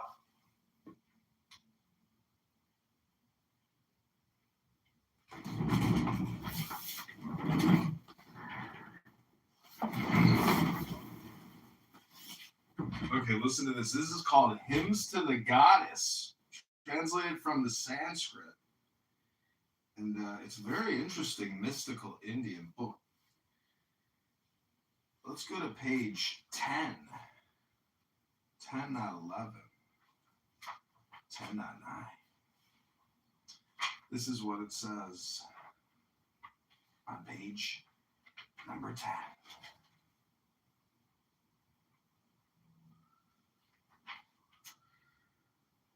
These are but some only of her endless forms. She is seen as one and as many, as it were but one moon reflected in countless waters. Subnote Brahmavindu. She exists too in all animals and in organic things, since the universe, with all its beauties, is as the Devi Purana says, but a part of her. All this diversity of form is but the infinite manifestations of the flowering beauty of the one supreme life, a doctrine which is nowhere else taught with greater wealth of illustration than in the Shastras and Tantras. The great Bharga, in the bright sun, and all Devata, and indeed all life, and being worshipful, and worshipped, but only as her manifestations. Subnote 1. See chapter 3 of the Shaktananda Taraganini, where it is said the Parabrahman, Devi, Shiva, and all other Deva and Devi are but one, and he who thinks them different from one another goes to hell. And he who worships them otherwise is, in the words of the great Devi Bhagavata, like unto a man who, with the light of a clear lamp in his hands, yet falls into some waterless and terrible well. It is customary nowadays to decry external worship, but those who do so presume too much. The ladder of ascent can only be scaled by those who have trod all, including its lowest rungs. The Shakti Terihasyasa summarizes the stages of progress in a short verse thus: a mortal who worships by ceremonies, by images, by mind, by identification, by knowing the self, attains Kaivalya. Before Brahma Bhava can be attained, the sadhaka must have passed from Puja Bhava through hymns and prayer to Dhyana Bhava, the highest worship for which the Sadhaka is qualified adhikari only after external worship, and that external form known as sadhara is described as naradhara. Therein, pure intelligence is the supreme Shakti, who is worshipped as the very self, the witness freed of the glamour of the manifold universe. By one's own direct experience of Maheshvari as the self, she is, with reverence, made the object of that worship which leads to liberation. Thank you. Basically, I think he's saying, like the Brahma Bhava, love of God, you have that adhikari or governance over it, right? Through, they were, what would you say after through the Satya Vidya or truth principles by which you can have a deep Bhasha or the language of truth. Like all of these are connected through like the goddess energy or the female energy. Yeah, it's like saying one God basically, but feminizing it in a way. And feminizing it and also sort of like giving it direction, like pointing at it with like pointers as to how you can reach that. See, what's interesting is when people on here do talk about hell or suicide or any of these terrible topics, like that's their inner projection. Yeah. I don't know. I just like reading books. It's so much easier to like perfect communication because technically what we're really all doing is hypnotizing each other. And I know if you believe that it's hypnosis, it's kind of all or nothing thinking, and that's what Sith Lords do. But the truth is, humans can be programmed in the same way that a computer can be programmed. Like Kitty here. Kitty was crying last night because she got kicked from her room. Poor little kitty cat. Oh, Kitty was so upset. She was crying, and then she said, "I'm in a safe space here. I'll be okay. I'll be okay." That's funny. Yeah. Anyway, I gave you a kiss, Darius. Thank you. Regal's being a bitch. Regal being more than a bitch. He is being a hypocrite. Yeah. I don't even know how to describe it. Like he went into this whole rant. This is what had pissed me off before. This whole rant of how much he hates Andrew and how fake Andrew is. He's a universalist and all this. And then who's the very next person that he has modded in his room just to blow his room up? He booty claps for big rooms. I can't stand that, man. He likes clout. He likes position and clout. What does he know? You don't need to know any of this, baby. It makes me so sick. Even though I don't get along all the time with John, I would rather hear John read right? in a room. No, we're talking about the facts. Listen to that, Yeah. and it'd be real. We're gonna play music or some shit. I like facts. I'm gonna look up the definition. Yo, wait. It's a yes or no question. Let him look it up. But it's okay, I guess, because like small minds rise when they like see John Kitover doesn't have to change his personality. Even though he gets kicked out 500 times from the room. In the world of artists from where I come from, John Kitover is always celebrated. It's natural to be John, right? There's no need for opportunities. You are who you are, and you'll always have a fan following. And that's how it is. But I'm not trying.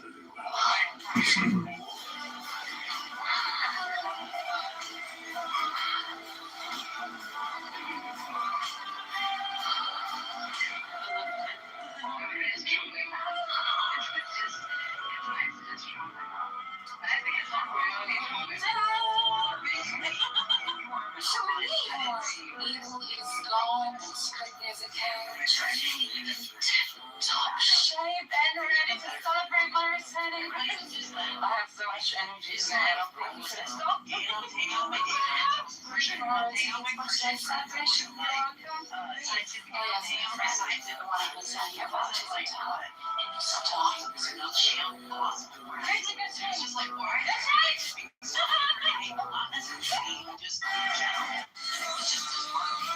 And now I go into his room and it's like under new management. Okay, that sounds wonderful. Let's have some new management. Oh, what does that mean? You're just going to be a hypocrite and you're going to mob the main person that you just bitched about for an hour and a half. I mean, it was absolutely ridiculous. Bro, we would never manage that in that room. We were celebrity who just allowed for him to build a platform. And I kept saying like, Ezreal is a really nice guy. He's so logical. He's like, I love uplifting because when you see that product like all the way there, it's so beautiful to watch from a distance. Yeah. I don't indulge.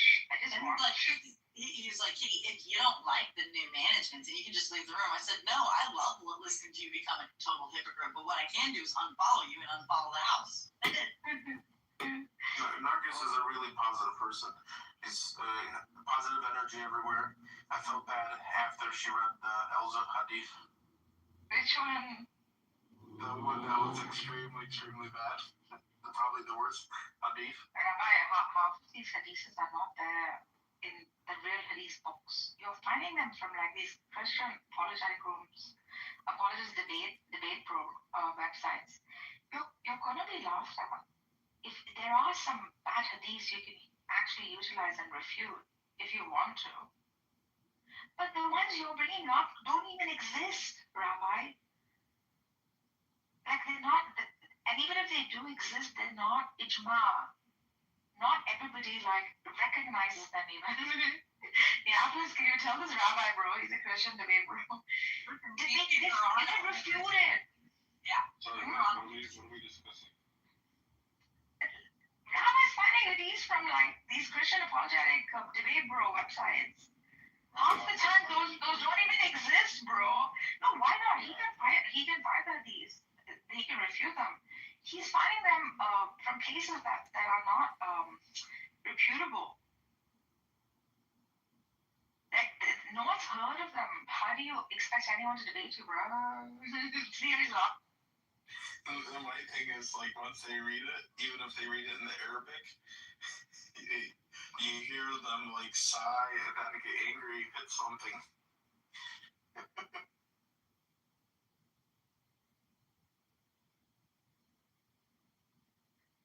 Look at my honey baby. Honey badger. Yeah, I think us both mutually being in disgust of Regal's hypocrisy and Andrew also helping booty clap for his stupid rooms, put me and Honey Badger as friends. It was really lovely. What did Regal do this time? I mean, he's never... Don't get angry. He's somewhat patient, I think. Like, No, not anymore. Not anymore. When he's getting power, he's asking if he gets the ring. He's not anymore. He's under new management. He's gaining some status on the streets of clubhouse. Well, have you seen this wild civil war that has broken out inside of one of the world's largest chimpanzee communities in Uganda?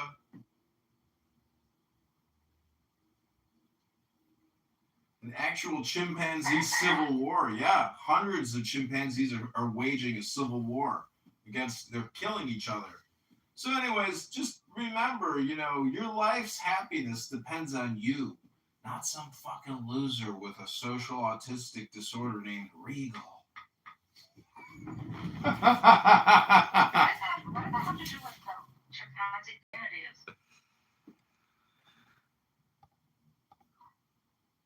I'm going to look it up just so I know. Chimpanzee community war in Uganda.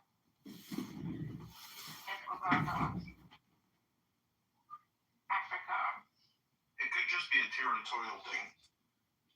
The Ngoko chimpanzee community in Uganda's Kibale National Park is the largest known wild group, featuring nearly 200 studied since 1995. I'm not seeing any unrest amongst them. Well, you're just not. Yeah. Oh my God, reading it. I'm so sorry. The ongoing conflict is described by researchers as a one-sided route, where the western faction of the chimpanzees, despite being smaller at the start of the split, successfully killed off members of the central group. What the bloody hell?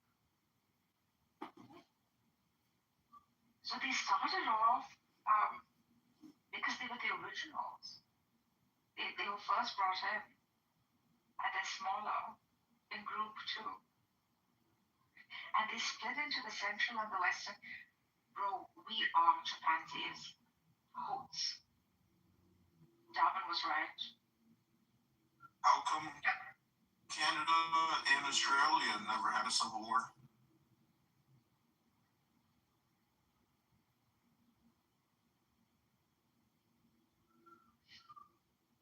So the chimp war, there was a shift in power. The most unified group, it was split into a central and a western cluster, leading to intense fatal conflict between the formerly allied individuals. Bro, this is crazy. Prior to the split, the community, please control yourself. Prior to the split, the community was known for having higher than average number of males. Oh my God, it's always about males and females, which influence their social dynamics. You want to come on my lappies? Okay. But you're tiny. You're so tiny. You're so tiny.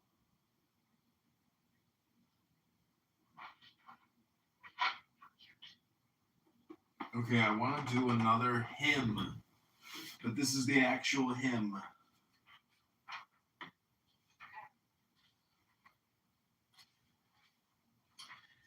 I shall never forget her who is the giver of happiness. She it is, O mother, who in the form of the moon creates the world full of sounds and their meanings, and again by her power in the form of the sun. She it is who maintains the world, and she again it is who in the form of fire destroys the whole universe at the end of the ages. Men worship thee under various names as Narayana, is she who saves from the ocean of hell, who manifests in earth, water, fire, ether, the sacrificer, the sun and moon, and who destroyed the body of Manmatha. O mother, men only worship the triple-streamed Ganja, because she shines in the matted hair of Shiva, which has been purified by the dust of thy lotus feet. As the moon delights the white night lotus, none other. As the sun delights the day lotus, none other.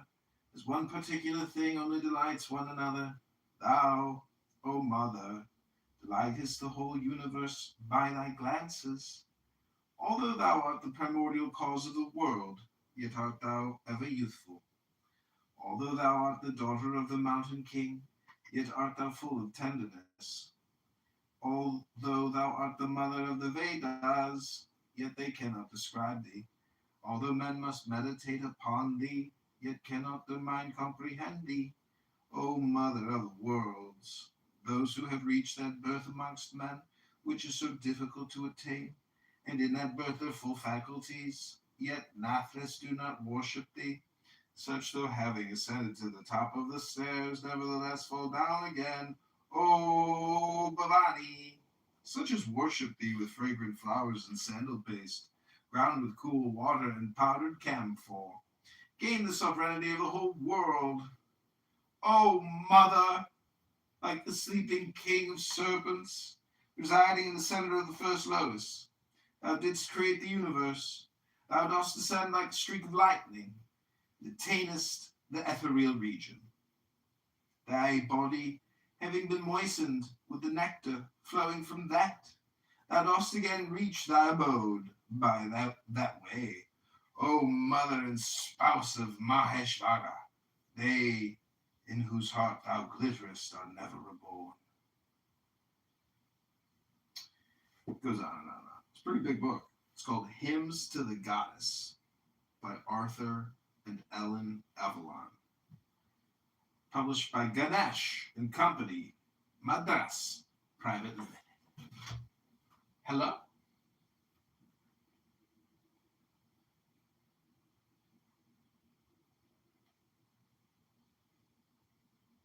See, that's my biggest complaint about these Christian rooms. It's like, just read me the Bible and shut up. I really don't care about your opinion.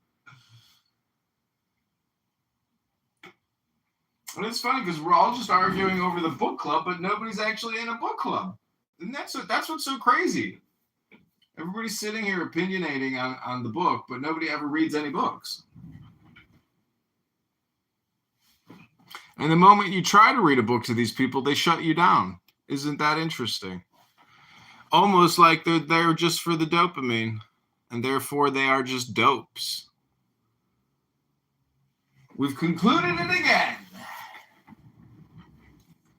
Marcus, should we bring back Pascal?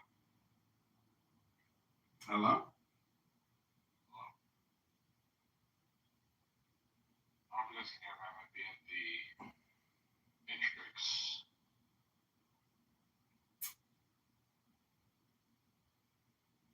Narja's she's on a pee-pee break. She's taking the dog for a pee-pee walk. Take for pee-pee. Take a pee-pee.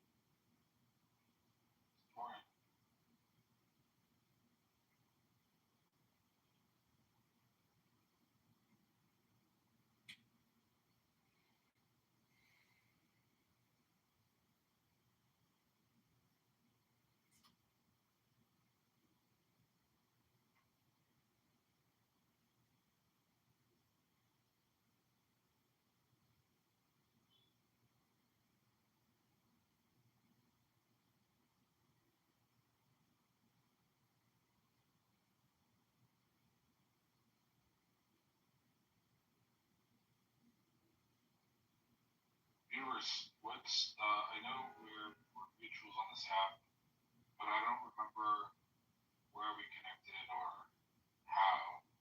Do you? Yeah, cosmically, of course. Right. But work your way down from there. No, that's where we start. Alright. I think I'm catching your vibe, dog. You feel the groove that I'm putting down? I'm catching what you're dropping. All right.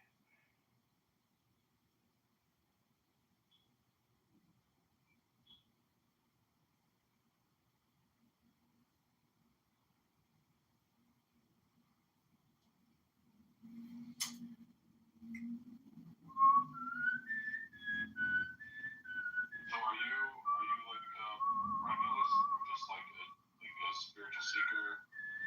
What's your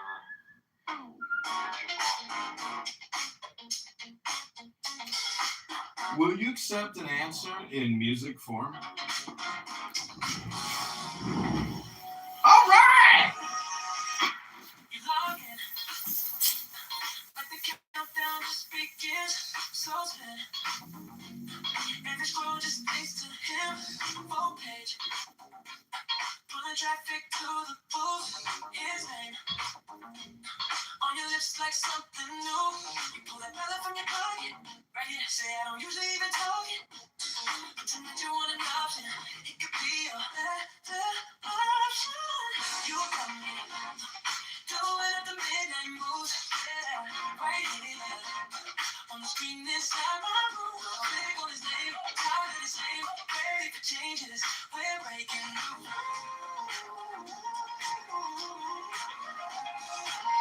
You got me, oh yeah, doing up the midnight moves, rapping like I'm stuck on the truth. If this is your moment, I don't want no blow, it only beats after midnight moves. Real talk, got the texts on my mind, scrolling, just Chunk it over, it's your time, we laugh. At the chaos in the mix, one vote for a city we can fix. You let us message for the drama, so real, so we can heat up every dollar. And tonight you're on an option, it could be your better option. You got me, doing up the midnight moon, oh yeah, right here. On the screen inside my room, clicking on his name, tired of the same, ready for changes, we're breaking it up.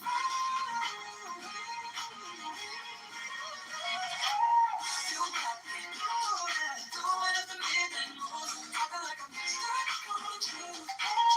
If this is your moment, only these have the midnight moon. Lights fade, but the votes go round. Don't slow. Weddings running all through the town. If this is just a one-night try, then let's stay up. Get back. You got me doing at the midnight move. Right here on the screen inside my room. Waiting for the name, tired of the same, ready for changes. We're breaking the rules. You got me, ooh yeah. Doing at the midnight move. Midnight is for you. Skipping like I'm stuck on you. This is a moment I don't wanna go.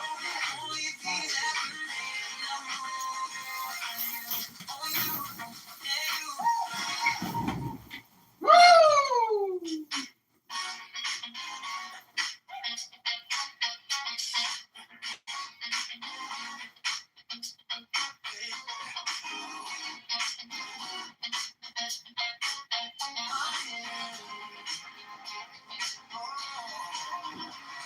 Longing, like the countdown just begins. Slow spin, every scroll just needs to kill. Probation, pulling traffic to the booth. His name on your lips like something new. Put a banner from your pocket, right? Say I don't usually even talk it, but tonight you want it out, yeah. You can be your option. You got me doing up the midnight move, yeah, right here on the screen inside my room. Click on the name, tired of the same, ready for changes. We're breaking the rules.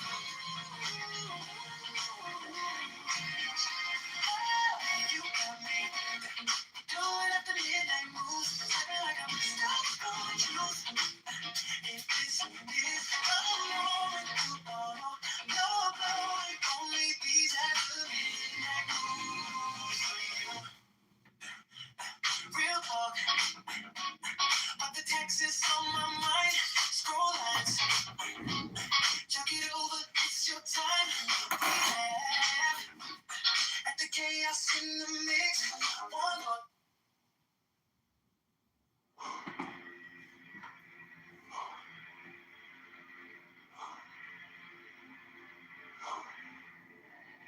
We carve your name in ash and bone. Hold one, watch over stone. Teeth of thunder, breath of fire. Currently being trained at Kingsland. That's called Kingsland. Kingsland? Kingsland. Is it K-E-N? K-E-N-Land? Keeneland. Yeah, I say that right. Is currently being trained at Keeneland.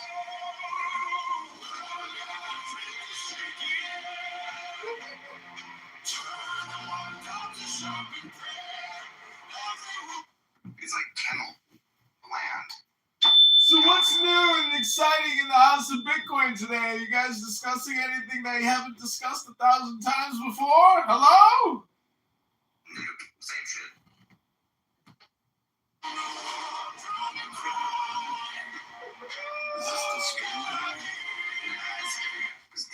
This is another guy who just records your rooms and puts you guys on the YouTubes for years now. But I can't understand what you guys are talking about. Hello? This guy? Or is that the different guy? It's this guy. I'm schizophrenic, so it's like hard to tell. Let me hit my projection drum for you. Hello? Diogenes. Diogenes? No, that's a racist, anti-Semitic neo-Nazi. I'm Ashkenazi.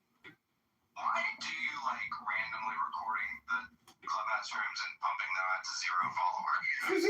Because I'm building a plantation of plantation workers. You guys are here working for the plantation. What do you mean? I'm trying to recreate the platform of plantations. I'm in the master's house recording you right now. How many different phones do you have? 60 different phones recording you from every direction. I believe if he does have 60 different phones.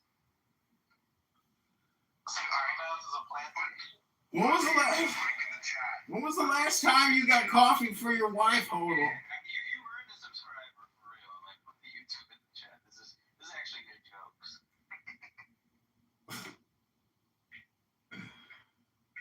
He's bald. What is the plan, though? That's what I'm curious. What's the plan? It's just an art project at the end of the day. Oh, okay. So it's less schizophrenic than I thought it was. Yeah, it's not schizo. It's just neurotic. It's still relatively schizo. Well, the thing about people who use the word schizo all the time, like, it doesn't really mean anything. Have you ever actually met a schizophrenic and, like, hung out with them for a couple hours? I have actually. What was the hygienic experience like exactly? Well, we're hanging out right now, so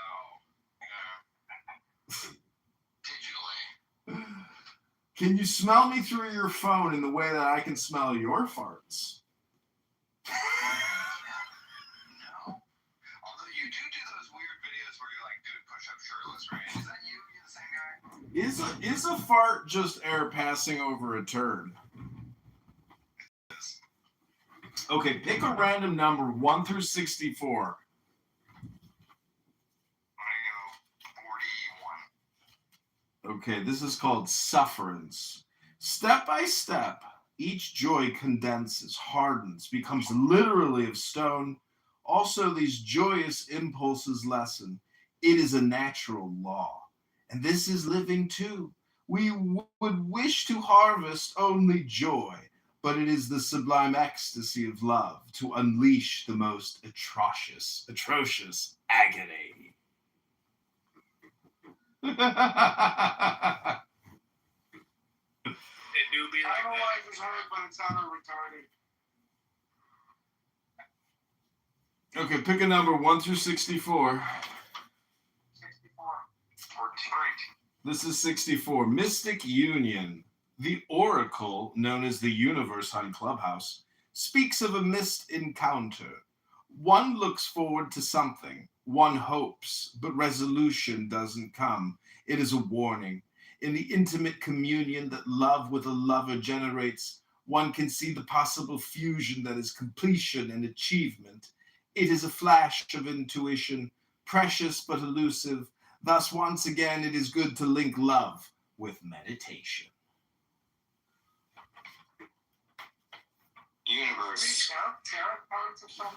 Universe, what's your favorite clubhouse that you frequent? Because you listen to like every clubhouse room. I like the one where I can set up my camera at 8 a.m. and then return the next day at 8 a.m. and they're still going. That's pretty epic. Do you go to any of the Iranian rooms or like the black BLM rooms or anything? Like, He goes into all of them. He's on all of them. Yeah. Yeah, but what have you sort of like learned? You know, because you are doing sort of art project experiment. As it is interesting. Like, do you have any insights to this like chaos on this app? There are observations which do seem to be natural law. For example, if you're on Hinge, Bumble, or Tinder, and there's two girls on the first photo, there is a 100% chance that the ugly girl is always. So there's little things like that that you also see here on Clown House, but the biggest thing is obviously projection. So if I was, do you know what an NFFN is? It sounds like, is that a two dudes and a chick? No. NFFN is a nigga faggot nigga. So if I was an African American and I was a homosexual and I was screaming at somebody else on this app and calling them a nigga faggot, but I was an African American and gay, that would be an example of perfect projection. But when there are other forms of projection that are not so perfect. So anyways, I'm just saying there are. I don't think, well, okay, but hold on. Projection is just like commonplace on the internet, right? Like every internet app is projection. I mean, every human interaction, really. But like, literally used for marketing, yeah. Yeah, what I'm asking is, what specifically have you learned from like Clubhouse? You know, It's all deals with alpha there. It all deals with communication. So basically, every achievement in human technology or science, ultimately, at the end of the day, seems to deal with communication. Whether it's the Federal Reserve or a bank, those are just centers of information and communication. They don't make anything, as you all know. What was that? Well, I'm trying to teach a group of Bitcoin maximalist utopians about communication theory. Clubhouse rooms right now. Hey, go tell that other Clubhouse room they're nice. Tell that other Clubhouse room we hate them. Rivka, they're saying you're annoying. Hey, this guy's a base. Okay, so this is a. I got a lot of tripods. Okay, so this is the other thing I want to tell you about, which is called supernormal stimulus or super stimulus. See the fake nose piercings in my nose and the gay fan and the stupid hat? That would be an example of being extremely annoying for the sake of trying to draw attention. It's the same thing as peacocking with Dr. Strauss and the stupid pickup artist game. So what I'm trying to say is there's a lot of people on here. I don't think that guy's a real doctor, by the way. Well, anyways, you get the point that people essentially, do the flash game. It's just communication 101. And the example, MAGA. How many times do you hear stupid people on this app talking down to MAGA people who are actually just Republicans and they don't even know MAGA is a slogan? They think MAGA is like a political party or something. So we're talking about dumb people here who really don't understand the difference between opinions and facts. And their whole existence here is trying to project their shitty opinions and then rudely make people accept them as if they're facts. Hello? Yeah, well, that makes sense. Listen, you gotta be here in the morning when we hear a lot of that stuff, lots of negativity. Now tell me about negativity versus positivity in general. Like, what have you experienced? Okay, so as the universe, I don't actually have to answer every question, but this is another observation. That this app is actually an ESL app for people that don't speak native English like yourself. That is one of the most fundamental observations about this app, is that people are here practicing their English. If you're ever in a room with a non-native English speaker, you will realize there's no point to the conversation other than to let that shitty English speaker talk their stupid, boring shit at one word every couple seconds. That's why I always come up and they're like Indian guys, and they come up and they go, "Hey, bro, dude, bro," and we're like, "Why are they coming on stage? It doesn't make sense." But now I get it. It's the ESL thing. Yeah, universe. We've been seeing a lot of these on the mornings. Like, have you been noticing any patterns? Like a bunch of like Iranians and Indians showing up, just kind of saying bro or whatever. Like, have you been seeing that? Have you ever talked to a stupid bitch from Hinge that calls you dude or bro? Universe, how many tripods do you have? I don't know, maybe like 40 tripods. So what I was doing is I have 4 recording studios here in my house, And in every room, I have a different clubhouse room going with 4 phones pointed at that room. And all I can say is, right now in Uganda, there's a chimpanzee civil war. There's hundreds of chimpanzees fighting a brutal, savage war for dominance. And the thing is, people on this app are very much like chimpanzees. They're stupid, they're retarded, and what we're trying to point out is that there are laws of nature, and people on this app are completely oblivious to what the laws of nature could possibly be, or even God's law. If you were to ask somebody, what is God's law? And they had to tell you what God's law is, you would think they might be, maybe somebody could tell you what that is one day. Anyways, there are these things called books. This is a racist performance art project. No! Whoa! I'm just kidding. When are you publishing your findings about all this retardation? It's live all the time. I mean, I'm constantly publishing. Yeah. Universe. Do you have is there like a Miss Universe? I'm working on that tonight, but look, I just matched with this Muslim girl on Hinge. She doesn't live in Chicago. Is Habibi here? Habibi, the Fakhuri is here. See, the Fakhuris, they know how to get laid, let me tell you. They have mastered love, They just can't seem to keep the wife around for long enough because they love too many women. Hello? Shots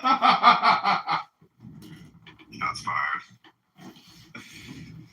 And if you have to get hair plugs instead of dressing well and going to the gym and having a good tan, I hope you win in marriage.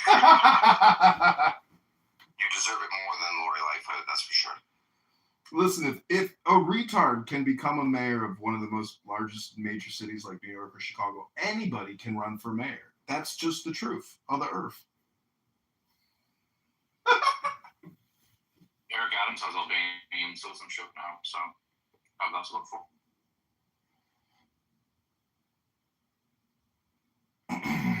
Did you see the stupid Curtis Sliwa video of him and Mamdani acting like faggots, drinking tea, and having cats on their couches?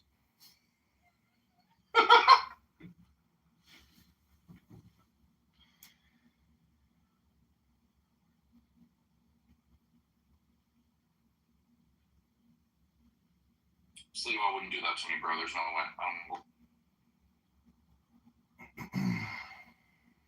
Okay, but I have come to the conclusion that talking about the national debt, even if it's 40 trillion or 100 trillion, it really just doesn't matter because it's all relative to other currencies around the world. But also the fact that if you can create debt out of thin air, you can delete debt out of thin air. Pens and wands. So debt resolution, lawyers, and politicians, it's all just a civilizational game. It's just game theory, and it's political. Vaccines are political. The debt is political. The plastic in your food is political. This stupid app is political. My left testicle is political against my right testicle. That's why you're running for Congress or something, right? No, I'm running now for the mayor of Chicago. I was removed from the ballot for Congress. That's weird. Yeah, the Republicans got me kicked. You're in Chicago? You should run for the Dems, man. They let John Wayne Gacy run. Yeah, that's what people keep telling me. Run as a Democrat. Run as a Democrat. They let John Wayne Gacy run. I mean, they'll let you run. Well, Right? I think you're good. What's worse, spending 5 years talking about nothing on Clubhouse or recording 5 years of people talking about nothing on Clubhouse? They're both bad. What's worse, posting videos on YouTube that get less views than listens in Clubhouse?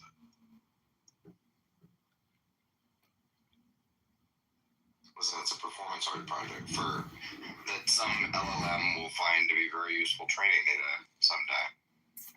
So, that's interesting. Is in the YouTube settings, it says, do you want to let AI companies use some of your videos or all of your videos. And I say, you know what?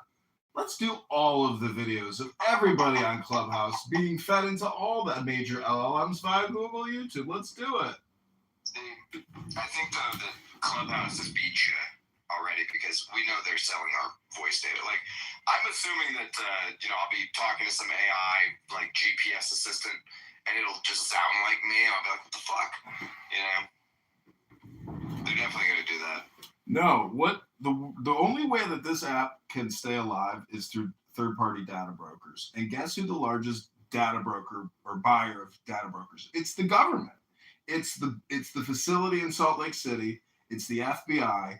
And the thing is, they're just spending it because their executive and their rep at Microsoft just keeps telling them to buy the data, but they don't even know what to do with the data. And it's all just redundant nonsense.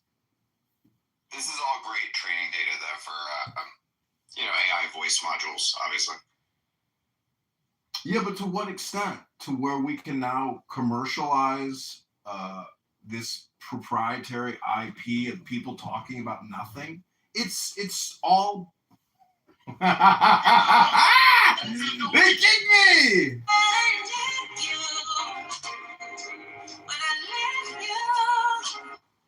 We did it. Kicked from room number 16,976. Another Bitcoin martyr. Okay, I'm gonna go work out, everybody.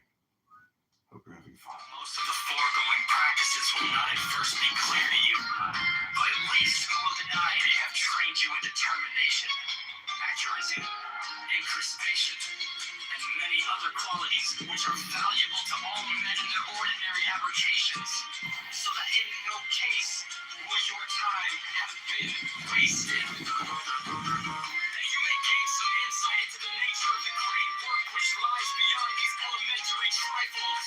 However, we should mention that an intelligent person may gather more than a hint of its nature from the following books, which ought to be taken as serious and learned contributions to the study of nature, though not necessarily to be implicitly relied upon. The Ye King has the eases.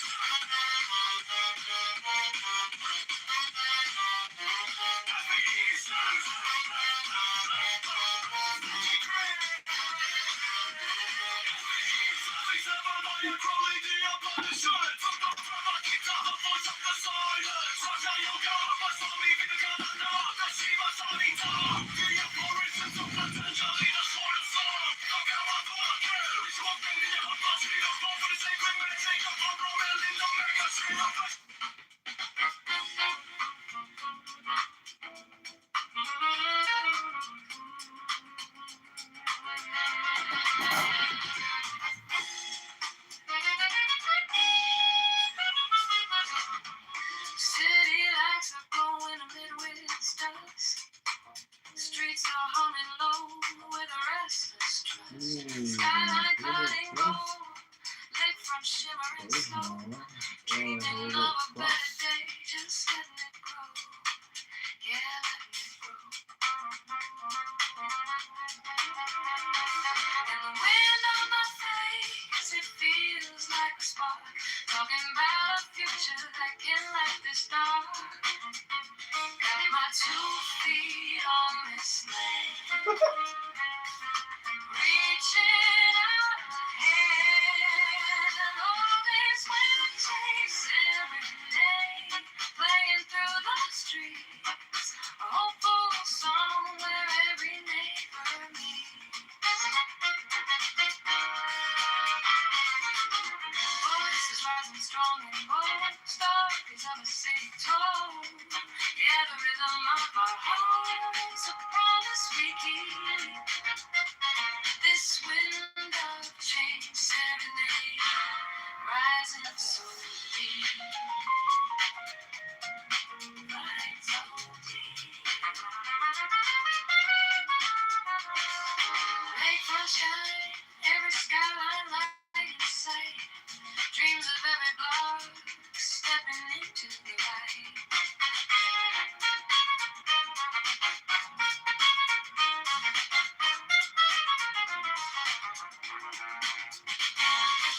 This moment's golden, we're taking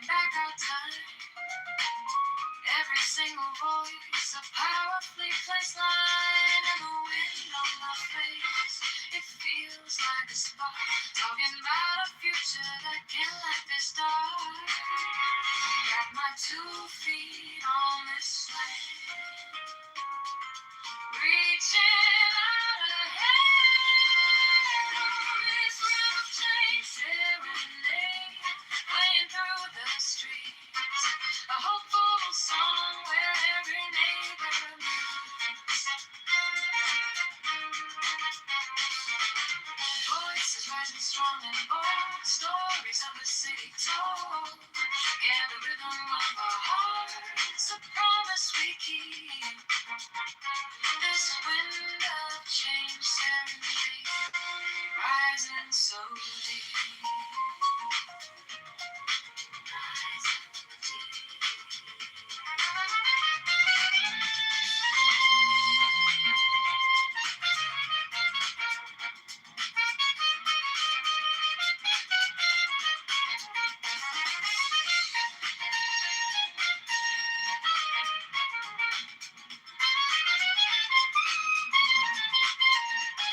It's a slow shift in the breeze, put our worries at ease. Yeah, the sound of the city calling out to be free.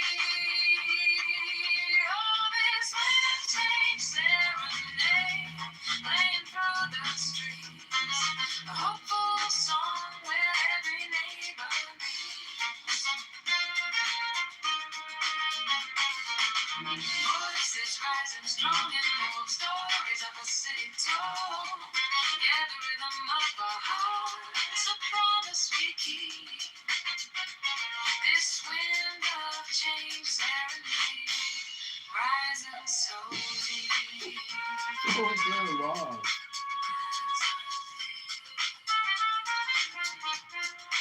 Wind of change, serenade.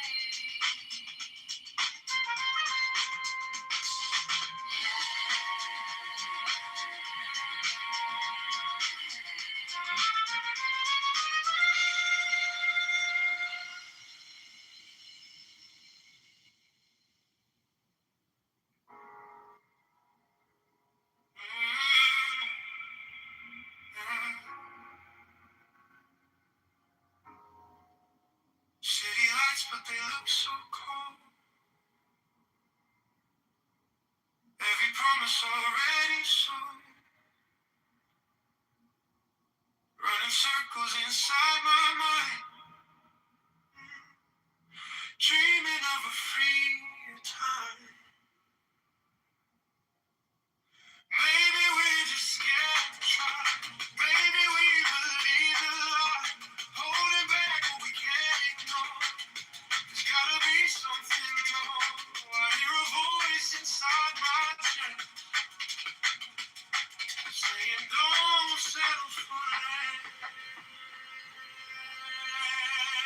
I'm craving change. I need to feel something real, not just talking. I'm craving more than all this spin. I'm craving hope ignites, hearts that rise and take control. If we fall, we can stand together. We can change it all.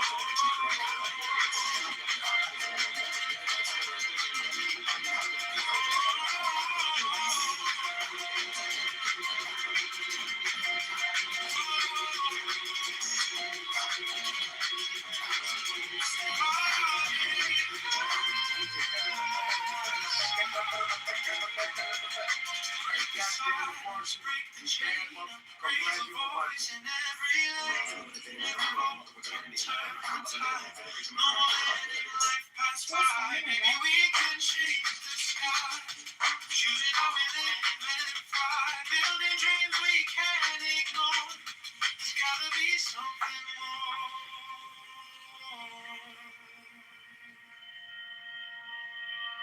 I'm craving change. I need to feel something real, not just talking. I wanna get more than all this empty spin. I'm craving nights, hope ignites, hearts that rise and take control. If we're falling, we can stand together. We can change it all.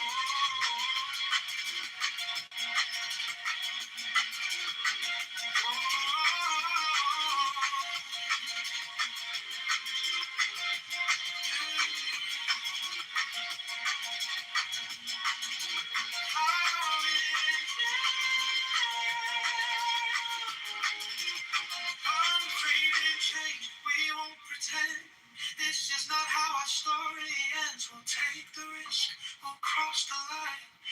to know this choice is mine.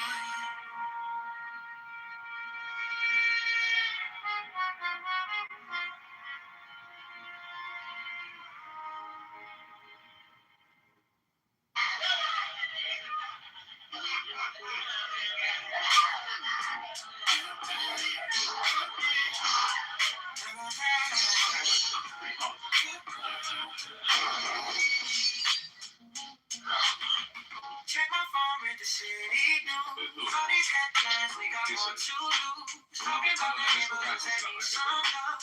Dreaming about a leader we can be proud of. On the south and the west, every single block. Time to build it up, time to talk that talk. We're trying to move on, trying to find our way. Lift the whole town up every day. The rhythm's here, the vibe is strong. Voice of the people gonna sing this song. Now we filling up the empty space. Every street and every place. A little bit of hope, a little bit of change. Rising like a beat in the pouring rain. Go to Chicago, play all over.com. Go Chicago strong, keep pushing on. Go Kitover, lift up every space. Kitover, 2026.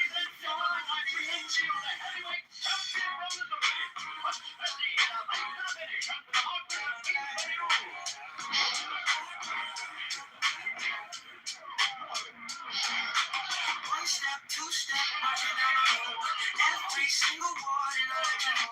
Controlling the city in the people's hands. Time to back a vision with some real plans. Tax reform, talk, make the birds and fans. All for the schools and their homes out there. So bold, so bright. Every voice in the crowd so clear. Go to Chicago,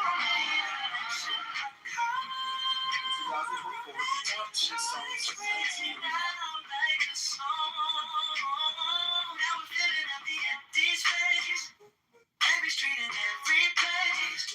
A little bit of hope, a little bit of change. Rising like a leaf in the pouring rain. Head to Kitover, Chicago.com.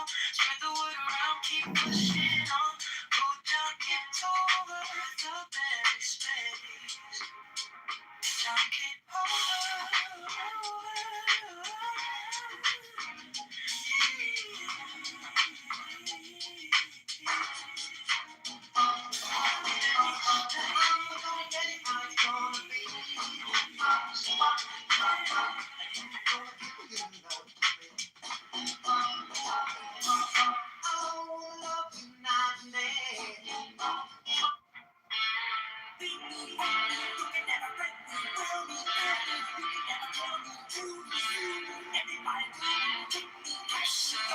elections coming Tuesday. Thursday suns are on. See the posters on my corner. Name it red and white and strong. Phone lights up with all the headlines. Futures calling, streets undone. Every station, every vote starts with one. Chunk it over.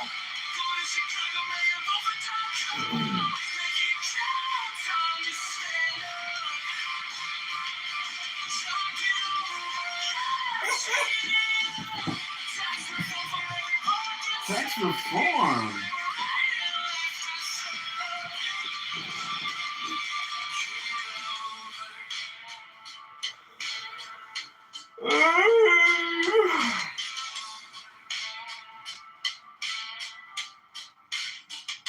Friends all say that we need change now, less corruption, straighter plans. Take the power from the back rooms, give it back to working hands. Every train in every schoolyard, every small shop on the block needs a leader for the city. Scott Green, you better pay attention. This favorite Jewish people. Oh shit.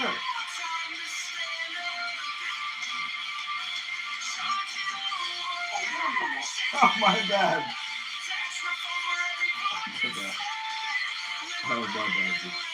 I got this.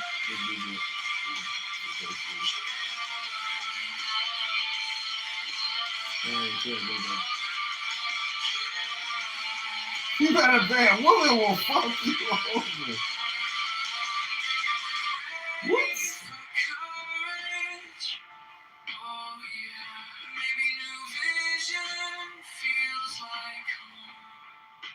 Tell myself my phone won't matter. Then I see that side What will fuck you over?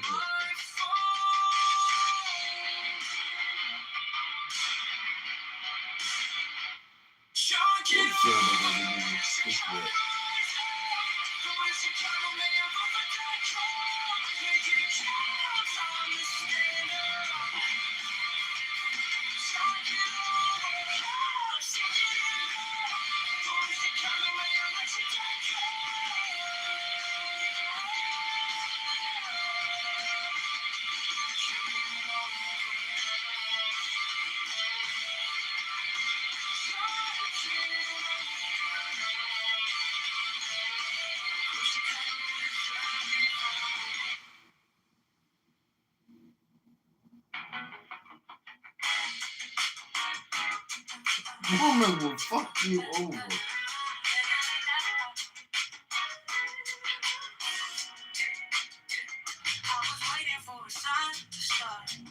Like a map drawn out in the dark. Now the city's calling out my name to choose a brand new path. Tired of watching from the side while the streets and dreams collide. So I take one step, my phone. Time to change this heavy load. Maybe we don't need to know it all. Maybe we just need to vote so we keep moving anyway. Chicago choose a brighter day. Go to Chicago, mayor, vote for calm. Let your voice lead the way. Every choice rewires me. Every vote unlocks a key. We want tax reform today. Vote John, get over, pave the way. Doubt's still riding in our heads, but it won't get the final say. We can rise and stand as one. Go Chicago starting today. We don't need a perfect line. Just a reason, just a sign. Every inch we claim is ours. Every step can raise the bar. Go slow, go fast. Just don't go back. Trust the rhythm in this town. Time to live our future now. So we keep moving anyway. Chicago, stand up, have your say. Go to ChicagoMayElection.com. Vote John Kitover today. Every choice rewires me. Every vote unlocks a key. We want tax reform right now.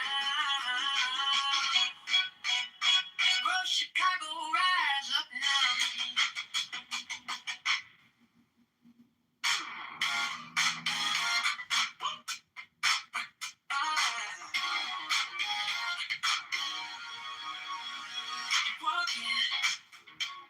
Let the politicians live slow green. Every head just starts to shift. Maintain.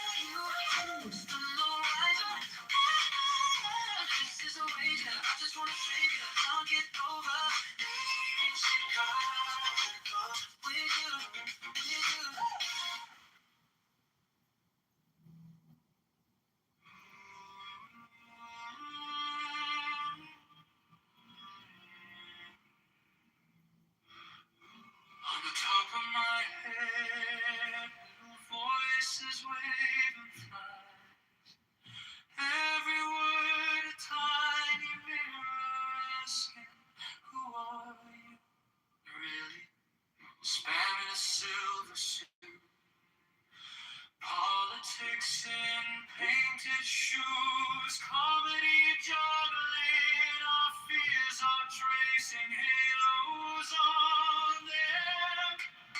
All communication is hypnosis. Every sentence swings a line. You can call it love or persuasion. Both are reaching in the night. All communication is hypnosis. From a whisper to a shout, I'm just choosing brighter colors for the picture in your doubt. Critics on a crystal edge, measuring the leap you take. Love letters in your junk folder, still trying to rearrange you. Persuasion in a lab post, informative, kind of glowing. Here's a future you could live. Hey, if you let it in your bloodstream, all communication is hypnosis. Every sentence swings a light. You can call it love or persuasion. Both are reaching in the night. All communication is hypnosis. From a whisper to a shout, I'm just choosing brighter colors for the picture in your doubt. What if this is the opera and your breath is the overture? Every thought in your own is singing, you're something new. All communication is hypnosis. Every sentence swings a light. You can call it love or persuasion. Both are reaching in the night. All communication is hypnosis. And if every word's a spell, I'll keep casting tiny futures where you rise. And you are well.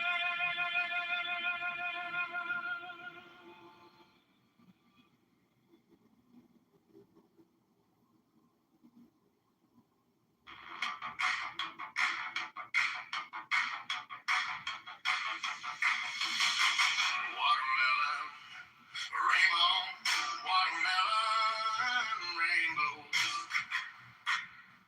watermelon, rainbow, watermelon, rainbow, watermelon, rainbow, watermelon, rainbow, you little orange,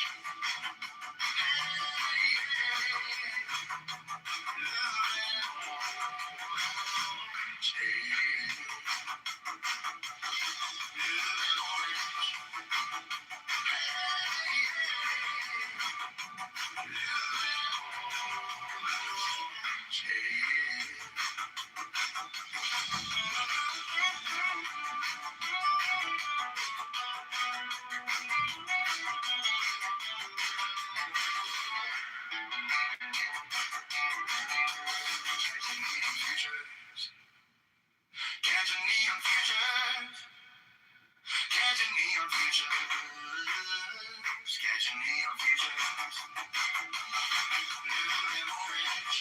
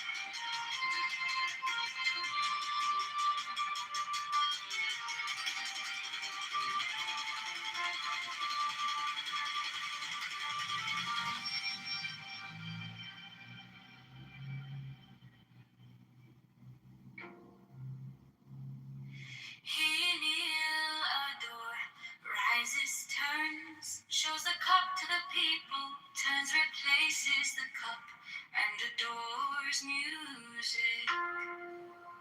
For this is the covenant of resurrection. He makes the 5 crosses on the priestess.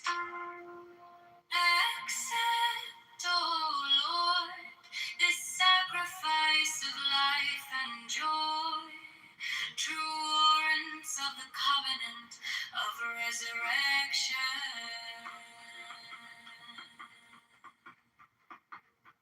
The priest offers the lance to the priestess, who kisses it. He then touches her between the breasts and upon the body. He then flings out his arms upward as comprehending the whole shrine.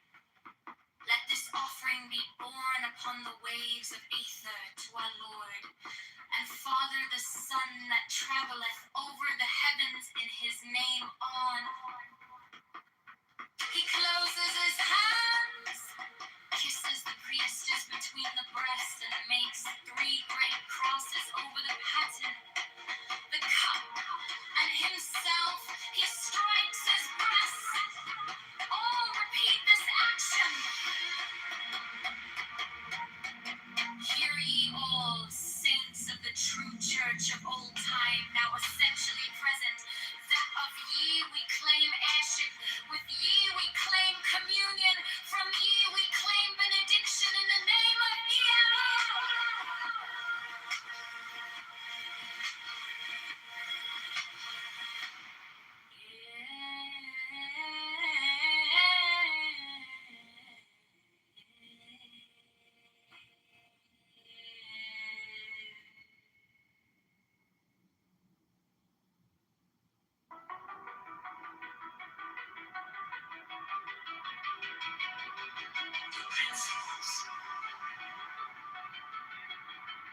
The diacon, mysterious energy, triform, mysterious matter, in full-fold and sevenfold division. The interplay of which things weave the dance of the veil of life upon the face of the spirit. Let there be harmony and beauty in your mystic loves, that in us may be health and wealth and strength and divine pleasure according to the law of liberty. Let each pursue his will as a strong man that rejoiceth in his way, as the course of a star that blazeth forever among the joyous company of heaven. The people,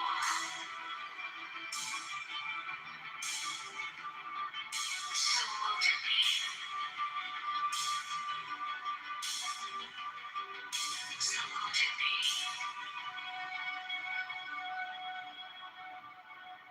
The people.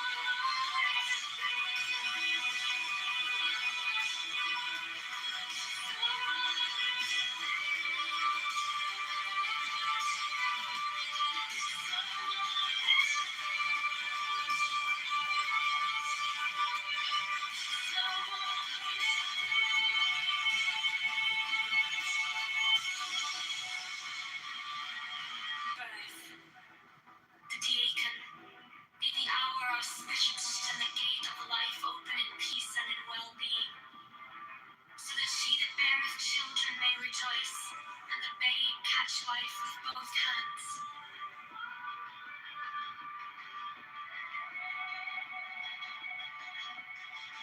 So mote it be.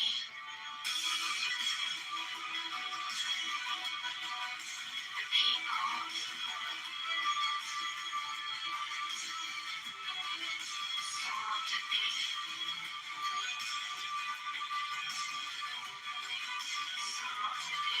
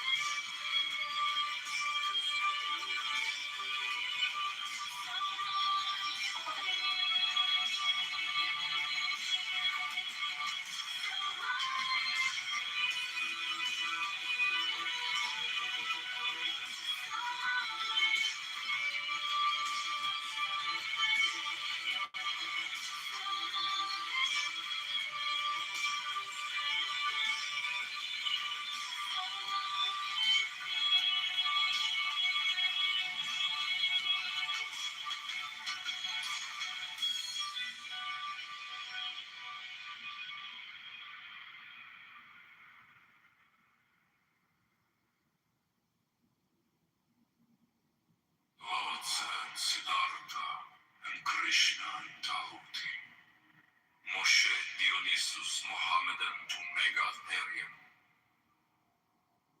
With these also Hermes, Pan, Priapus, Osiris and Melchizedek, Chem and the moon and Mentu, Heracles, Orpheus and Odysseus with Virgilius, Catullus, Martialis, Rabelais, Swinburne, and many an holy bard, Apollonius, Tianius, Simon Magus, Manes, Pythagoras, Basilides, Valentinus, Bardesigns, and Hippolytus, that transmitted the light of the Gnosis to us, their successors and their heirs, with Merlin, Arthur, Cameron, Parzival, and many another. Priya and Onporio seven fed, priest and king that bore the lance and cup, the sword and disc against the heathen. And these also, Carolus Magnus and his paladins, with William of Shiren, Frederick of Hohenstaufen, Roger Bacon, Jacobus Burgundus, Molensis the martyr, Christian Rosenkreutz, Ulrich von Hutten, Paracelsus, Michael Mayer, Roderick Borgia Poi, Alexander the Sixth, Jacob Boheme, Francis Bacon, Lord Verulam, Andrea, Roberus de Fructibus, Johannes D, Sir Edward Kelly, Thomas Bahn, Elias Ashmole Molinos, Adam Wishow, Wolfgang van Gogh, Ludovicus, Rex Bavaria, Richard Wagner, Alphonse Louis Constant, Frederick Nietzsche, Hargrave Jennings, Carl Kellner, Forlong Dukes, Sir Richard Payne-Knight, Paul Gargan, Sir Richard Francis Burton, Dr. Gerard and Cossack, Dr. Theodorus, and Sir Alistair Crowley of Sons of the Lion and the Snake. With all thy saints we worthily commemorate them, worthy that were and are to come. May their essence be her present, potent, puissant, and paternal to perfect this feast.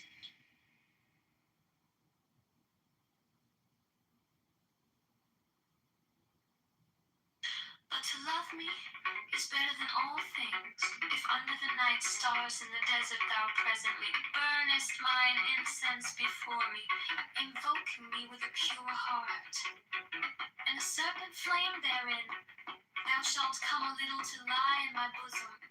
For one kiss wilt thou then be willing to give all. But whoso gives one particle of dust shall lose all in that hour. Ye shall gather goods and store of women and spices. Ye shall wear rich jewels. Ye shall exceed the nations of the earth in splendor and pride. But always in the love of me, and so shall ye come to my joy. I charge you earnestly to come before me in a single robe and covered with a rich headdress. I love you. I yearn to you. Pale purple veils voluptuous of my heart. Pleasures of purple and drunkenness of the innermost sense. Desire you. Put on the wings and arouse the coiled splendor within you. Come unto me.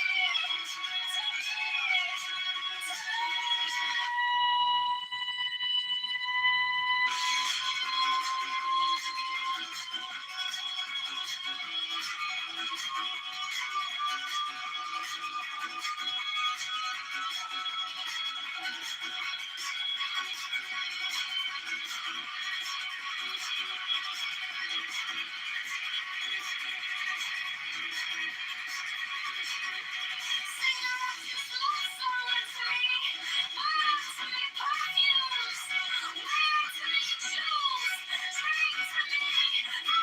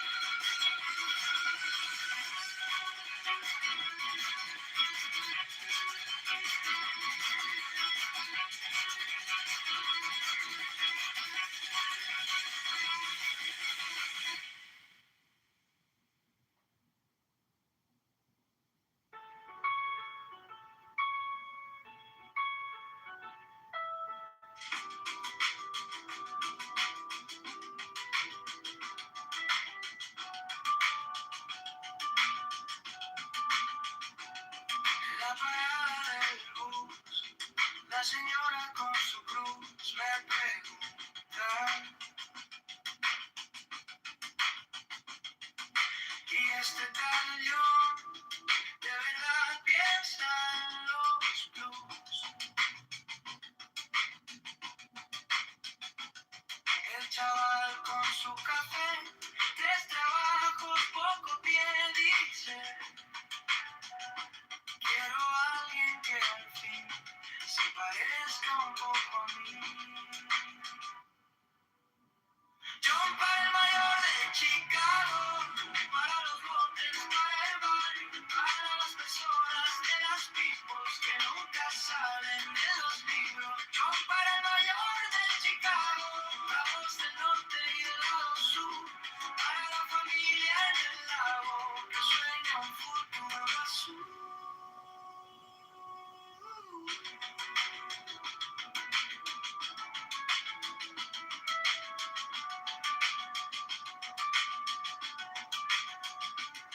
En la esquina del tianguis, la abuelita haciendo tamis dice: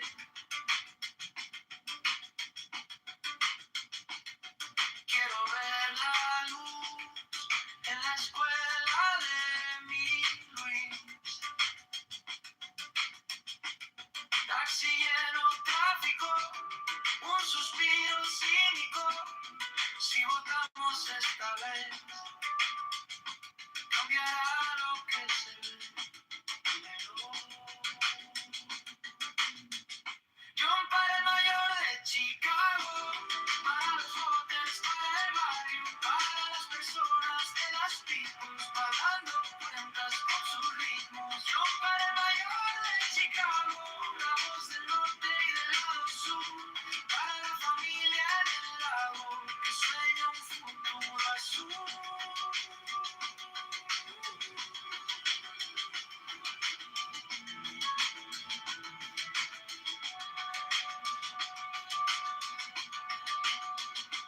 No queremos santo ni actor, solo alguien que escuche el dolor del techo que gotea en invierno, del miedo a perder el empleo. John para el mayor de Chicago, para los botes, para el barrio, para las personas de las peoples, bailando en la línea del mínimo. John para el mayor de Chicago, la voz del norte y del lado sur, para la familia en el lago que sueña un futuro azul.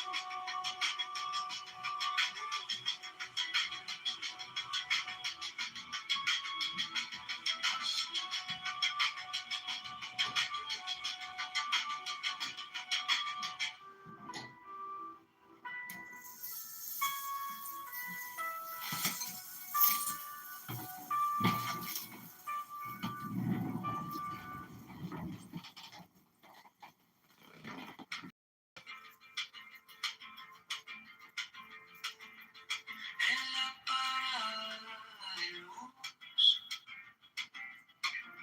la señora con su cruz me pregunta: ¿y este tal John de verdad piensa en los blues? El chaval con su café, 3 trabajos, poco pie, dice: quiero a alguien que al fin se parezca un poco a mí. Yo para el mayor de Chicago, para los botes, para las personas de las peoples que nunca salen because if we are our brother's keeper, I would say you most certainly are not, could not be, and should not attempt to be.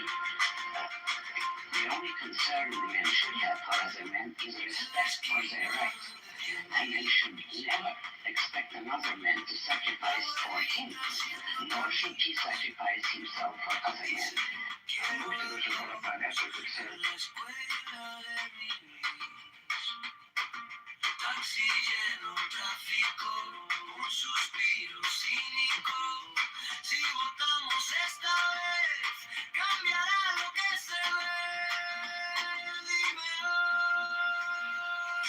John para Nueva York, de Chicago, para los botes, para el barrio, para las personas de las peoples, pagando cuentas con sus ritmos. John para Nueva York, de Chicago, la voz del norte y del lado sur, para la familia del lado que sueña un futuro azul.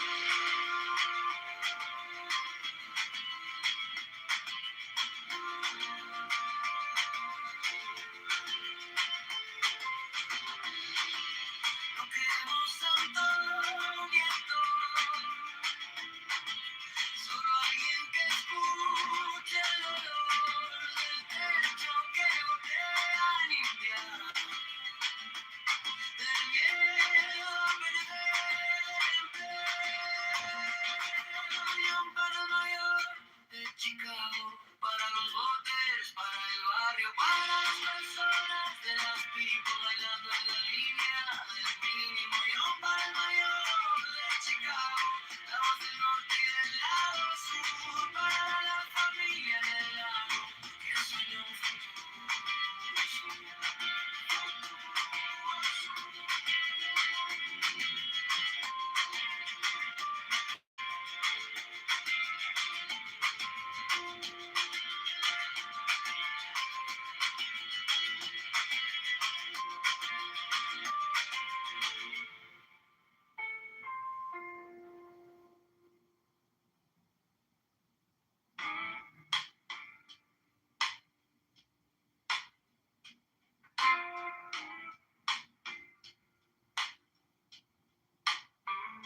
Day one of not eating a honey bun at work. I didn't go to work today, so we're off to a good start. I've been eating them.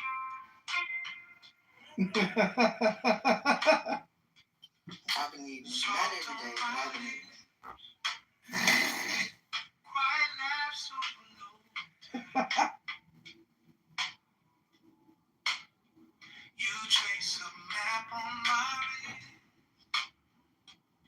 like you've been here the whole time. Lanterns sway slow, your hair caught a little sun from somebody's window glow. In the middle of the night,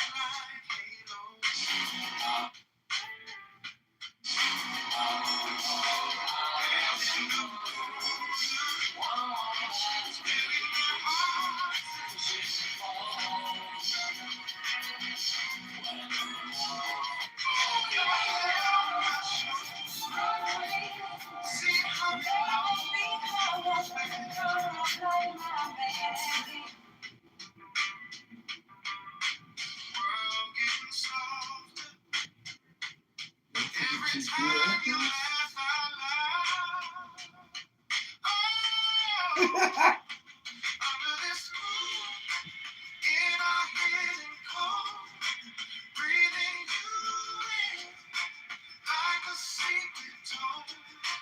Every small touch feels like a spell. Right here, right now, with the warm waves swell. Under this moon, I could lose my name. Only a heartbeat calling me back again.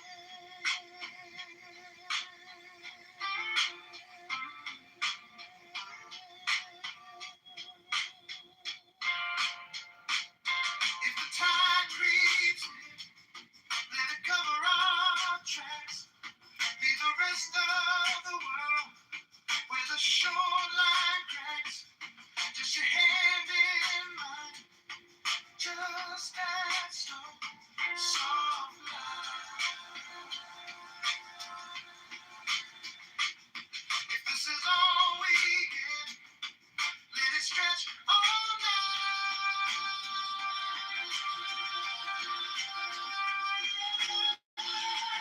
Under this moon, in our hidden cold, breathing you in like a secret tone. Every small touch feels like a spell. Right here, right now, where the warm waves swell. Under this moon, I could lose my name. Only a heartbeat calling me back again.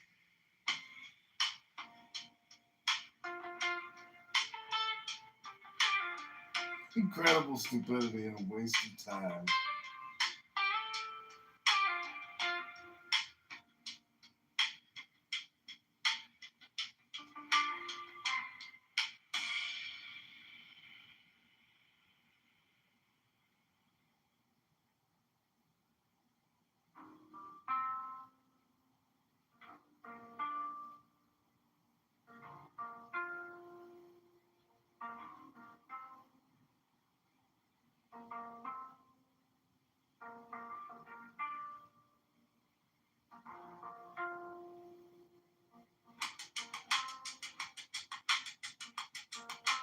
Feet on the floor, ground to the sky. We like a tide rolling, going by. Thoughts come and go, like birds on the wire. Watch them and wait, let them fade, let them tire. I find the middle right here, right hand, left hand, say where. Inhale the chaos, exhale the care. I walk the wire, eyes closed, soft heart, strong stick. I live in balance, I live in balance. Right here, storm in my chest. Most of us are brought up by. I looked in your cup to see if you had enough.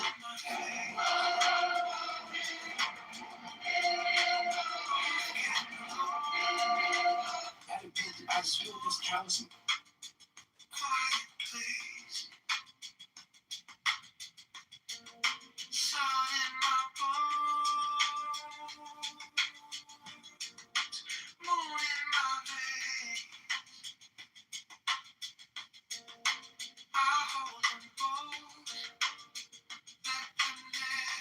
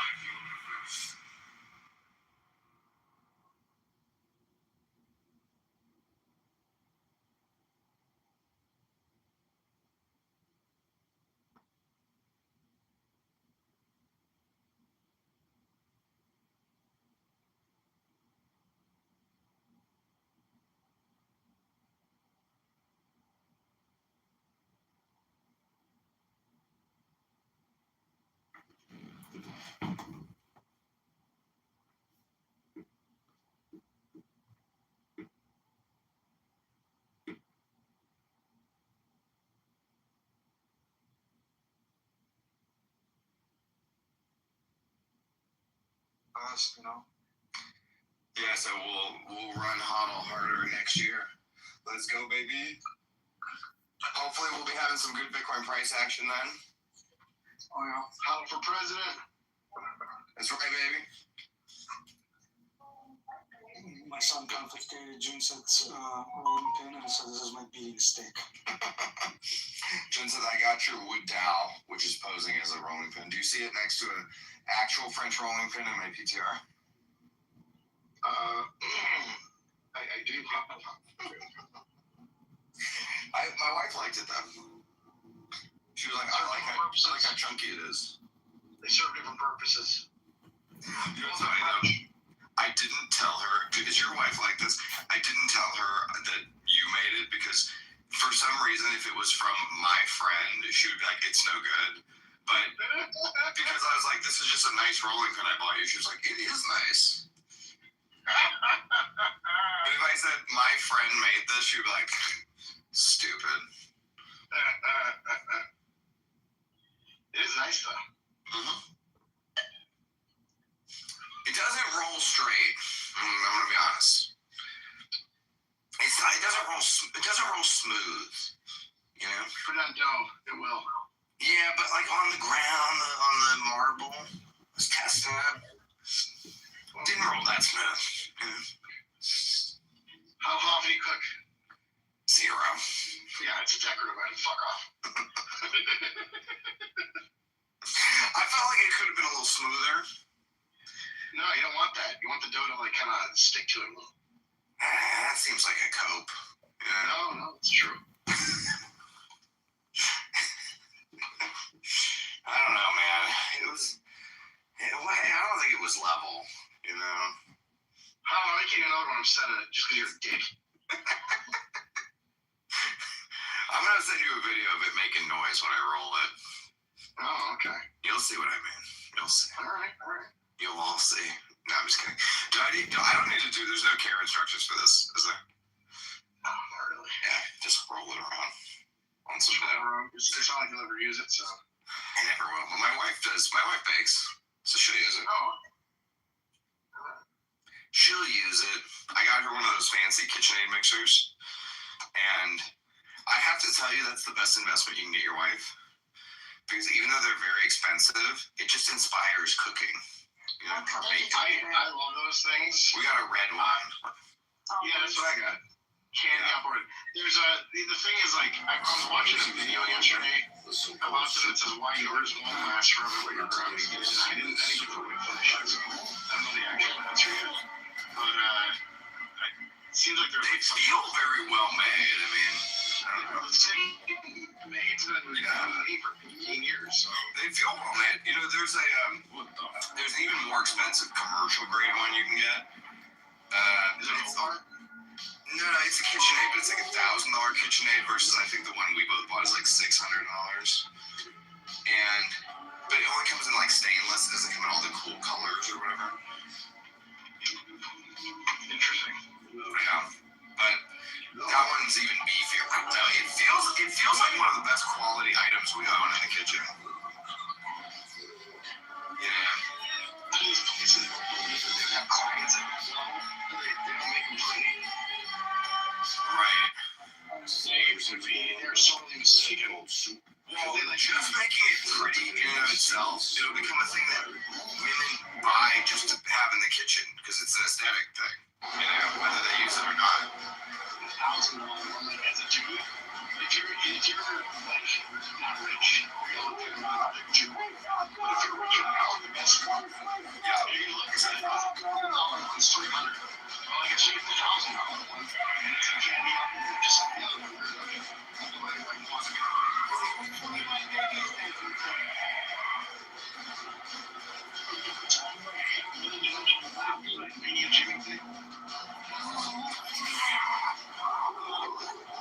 Hey, that's a waving baby, dog. That's a waving baby if I ever saw one.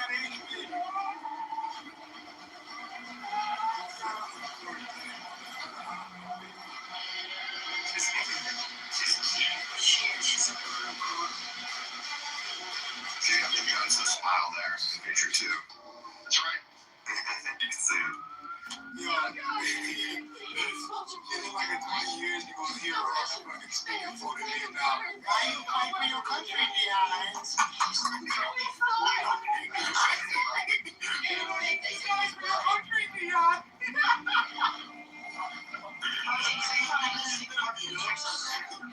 If she's Johnson's daughter for a photo, she's gonna be on a podcast telling us all why certain people don't deserve rights.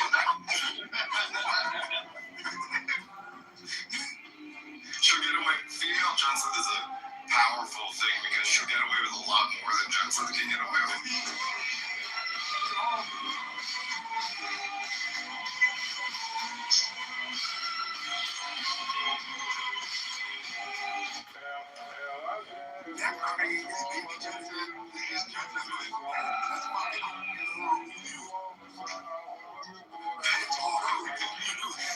Johnson has both resources and carte blanche to say what he wants.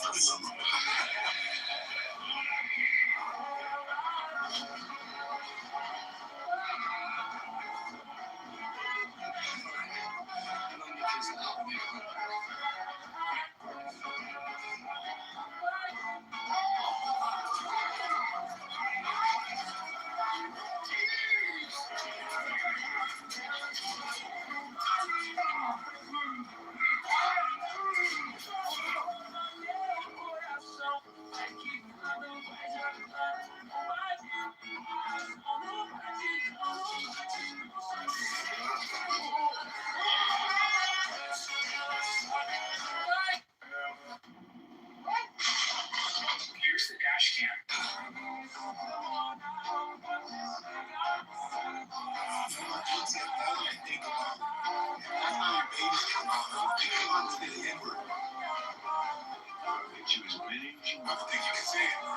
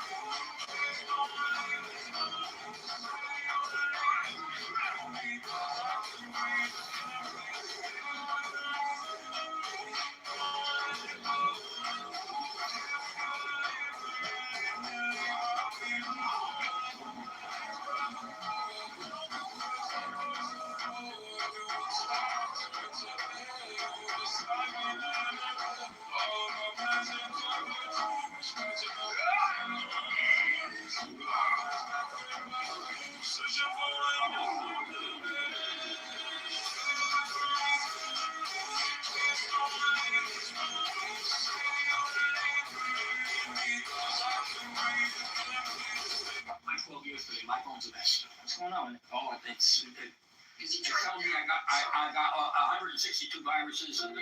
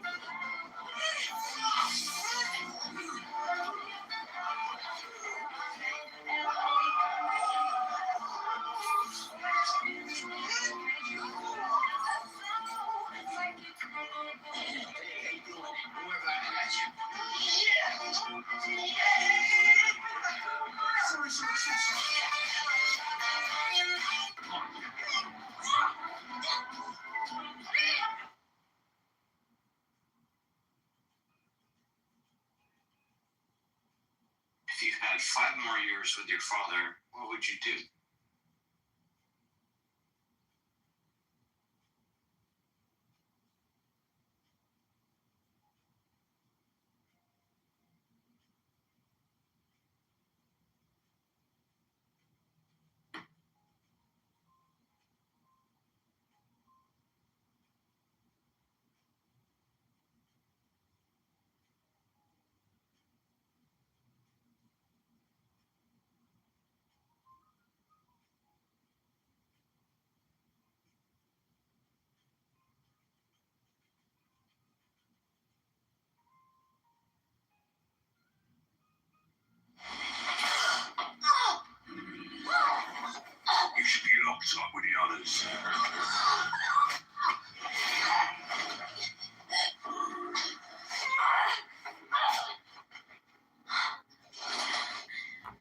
usually works.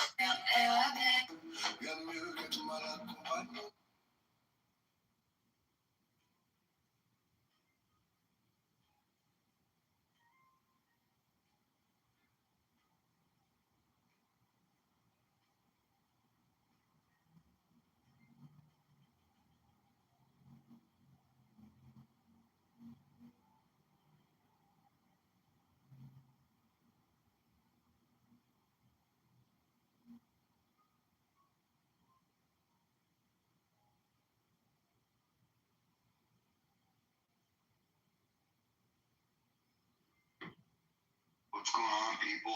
It's a consensus now that the street is going to be open soon. From what I'm hearing.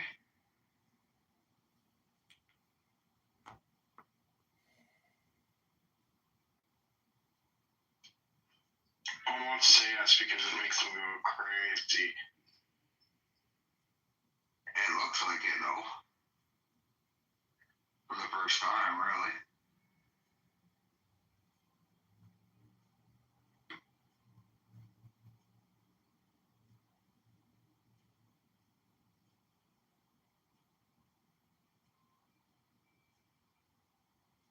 Is that one of the hobbits in your PGR, John says?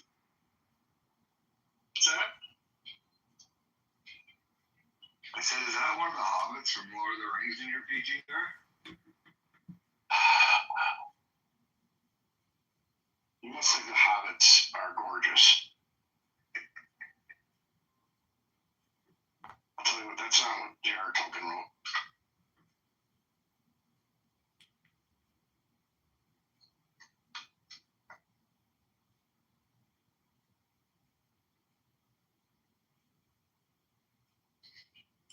It's a cute kid, John said. Agreed. 5 years from now, does the Republic survive or not? I think it's open. It's so funny because, like, it's like if, I don't know, I feel like she's not gonna have that problem that you have, Joseph, where, like, She's not gonna you all the time because she's way cuter. She's like John Seth if he was adorable. Yeah. I found a wife. Don't forget that. Oh, I don't. It's impressive. Wow. Personality goes It's always the same supporter.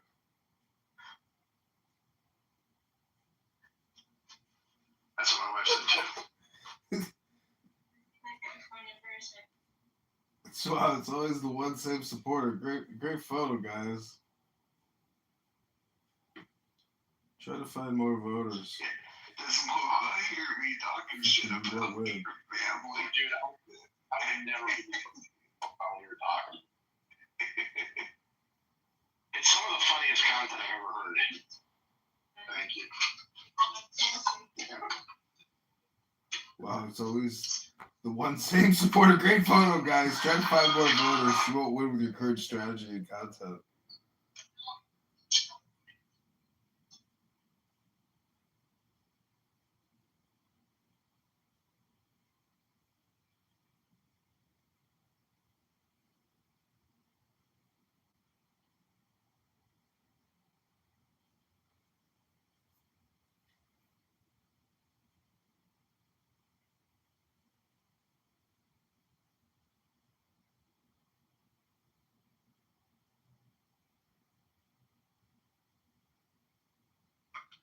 So I cut myself open.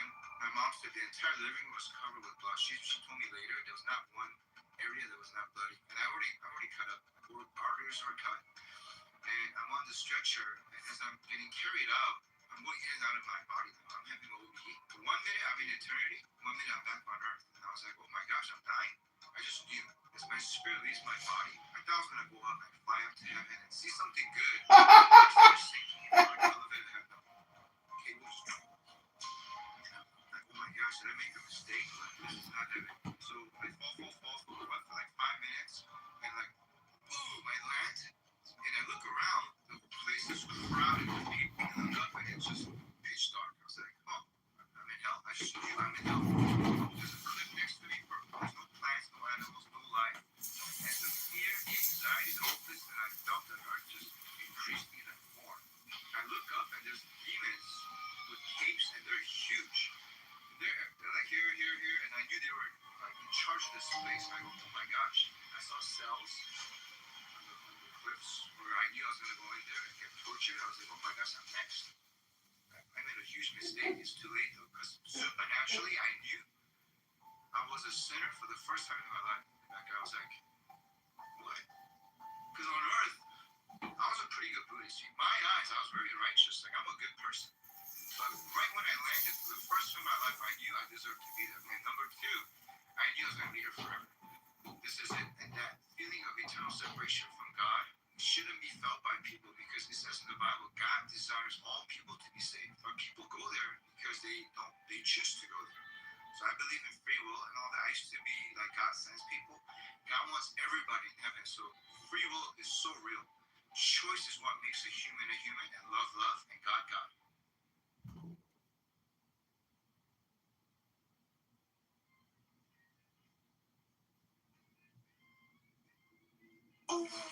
I said you to hell. Yeah.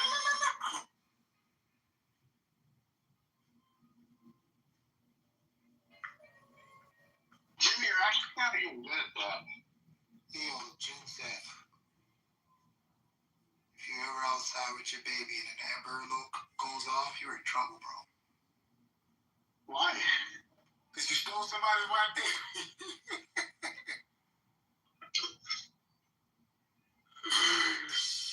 Where you go? Why you disappear?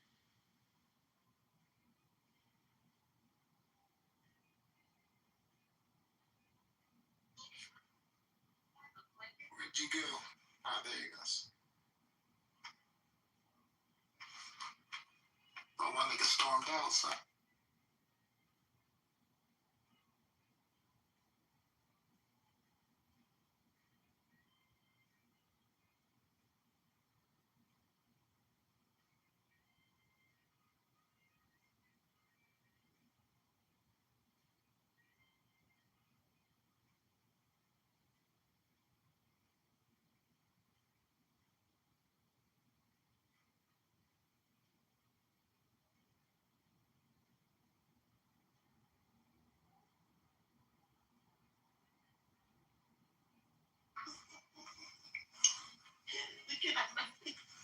Why is the Lord his name Lord Junta? I don't know what happened there. Yeah, I don't know either. But I want to say to Jimmy, when I come, I can decide what rate of being will like I put into the sperm.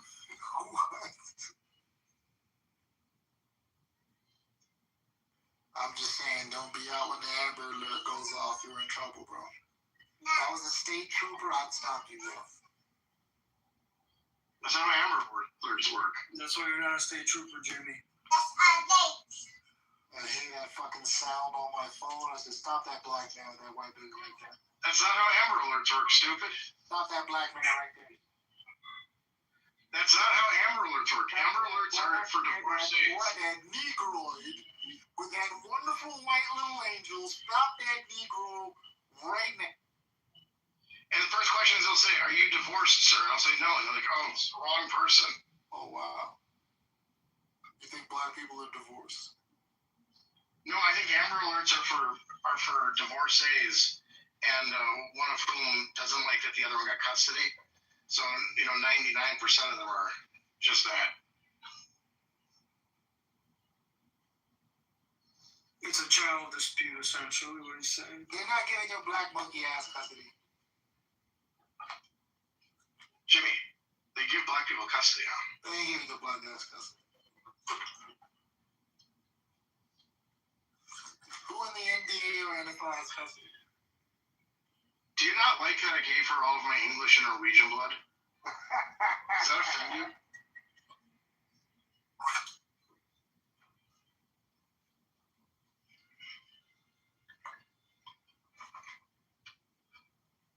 When I gave them my sperm, Jimmy, they were like, this sperm is literally white. They called it? They couldn't see it. They couldn't even see it in the microscope. You gave them albino sperm? Just pure white sperm. Use CRISPR. Use CRISPR. He's a mixture of these motherfuckers.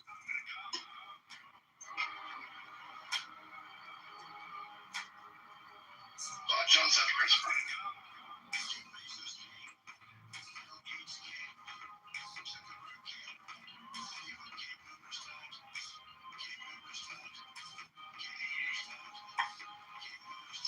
Everybody's coming.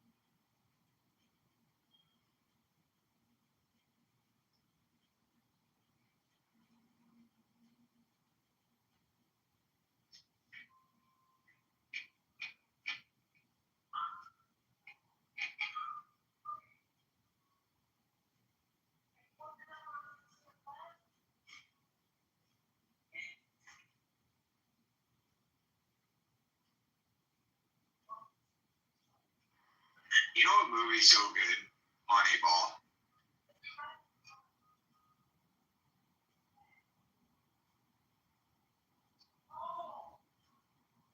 What type of ball? Moneyball. It's a baseball movie.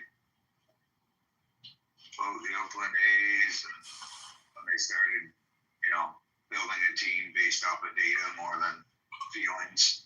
Yeah, it's the Moneyball, the only sport that's predominantly played by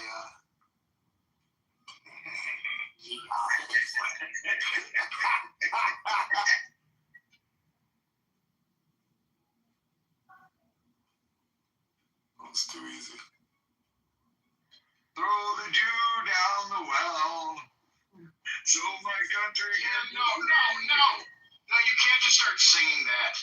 Why not? No. Why not? This is America. Why? Because you live in Florida? They hear that coming out of your phone, you'd be arrested.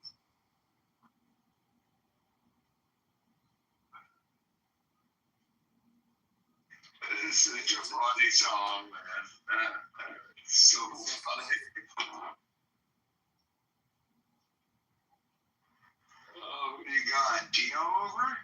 I should go to fucking Florida and just say something anti-Semitic, get arrested, and just be in jail like, set me free. Now got me stuck.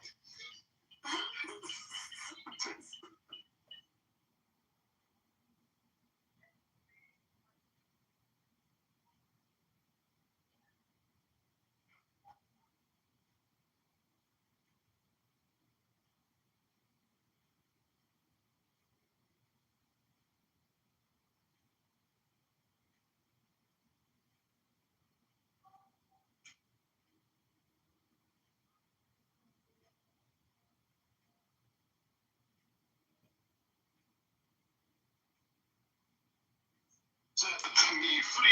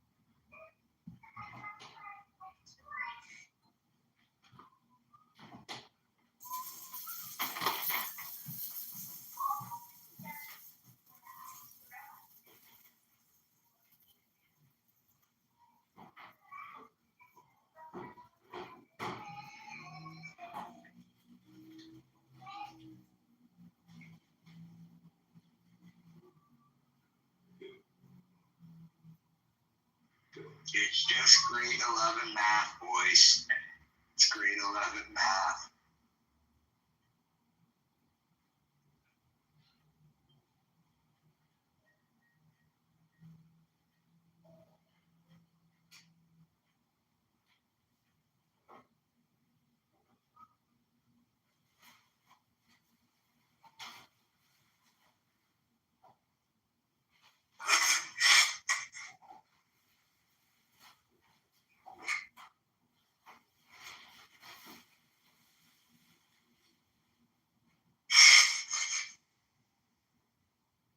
Does anybody else miss Greg Foss?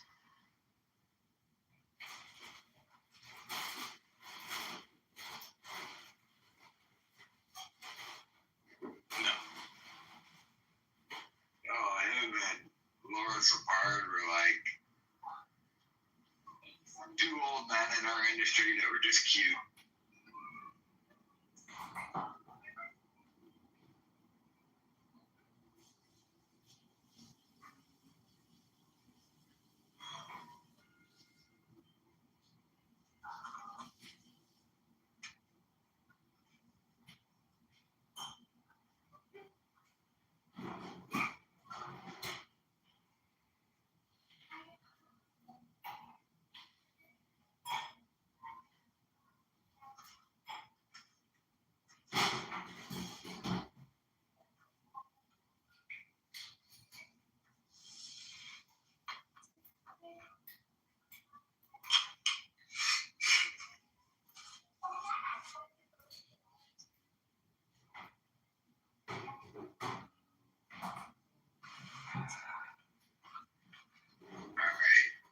We gotta get this room going. What do we gotta do? Trivia? I'm gonna tell you something, man. Every time I walked in this bitch and there was trivia going on, I wanted to kill each and every one of you motherfuckers. Yeah, well, obviously the people who suck the most at trivia are not gonna like it. Absolutely horrible behavior. Trivia was great.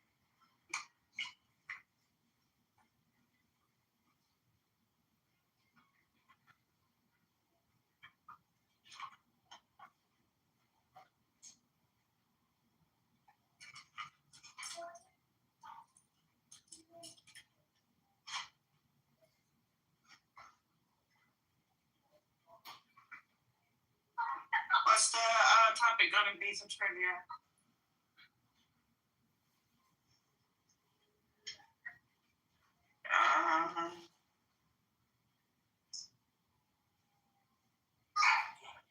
I need some entertainment. I got a 16-minute walk. Can you look up the trivia? No, I'm busy walking. Oh, okay. I did it last time.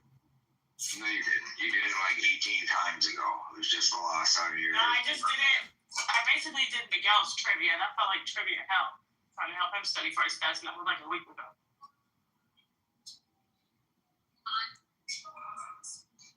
Anything with Miguel feels like that.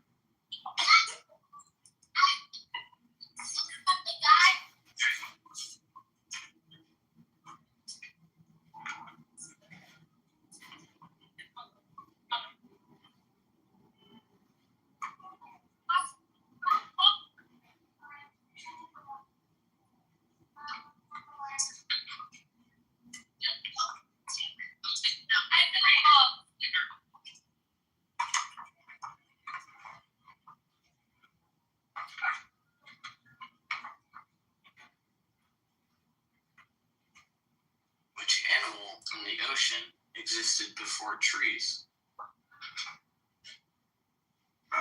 Saltwater crocodile.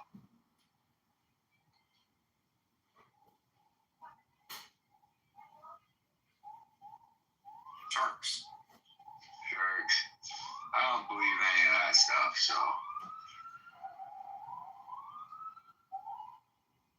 What food never spoils? Honey. You got it.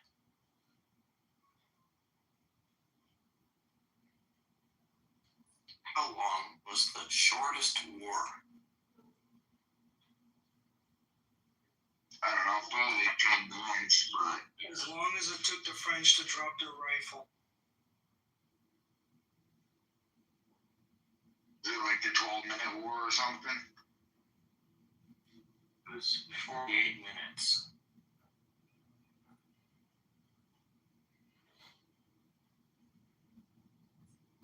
Okay, a repeat.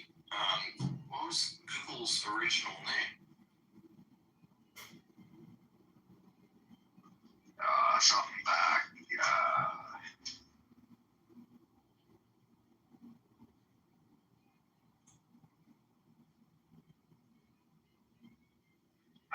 Back rub. You got it.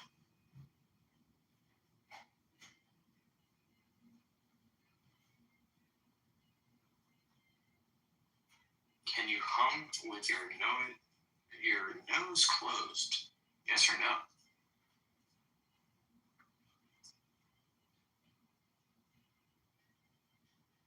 No. Correct.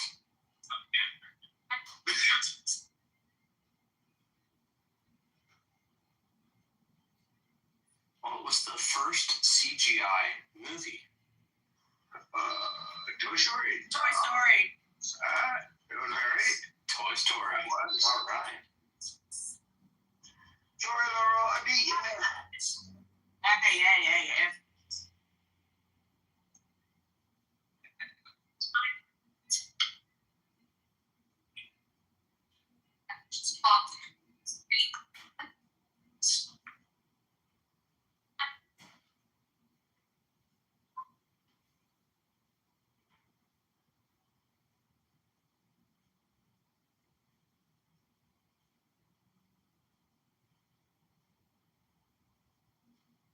Which animal has 3 hearts?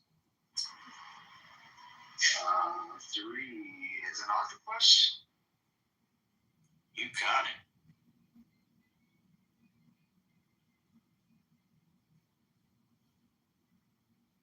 You're lucky I was over there at. I was gonna say that too. What's the capital of Australia? Canberra? No, it's something like Canberra. Okay.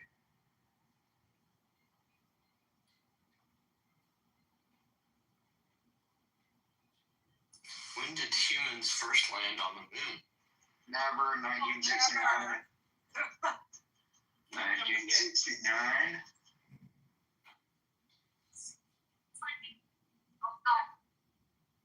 Correct.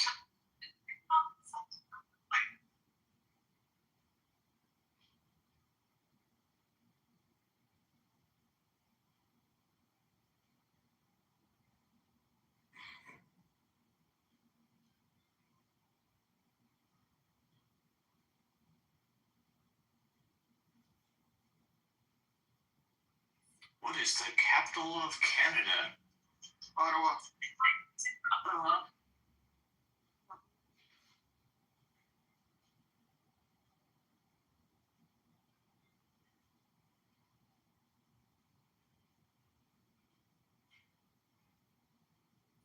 What is the boiling point of water in Celsius? 100. Well, that's too easy.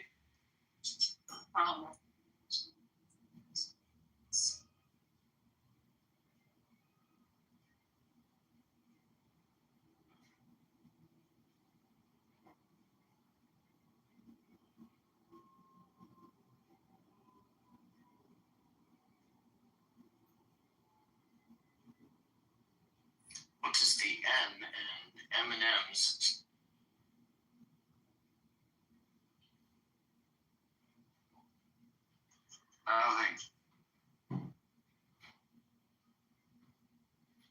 Mars and Muri.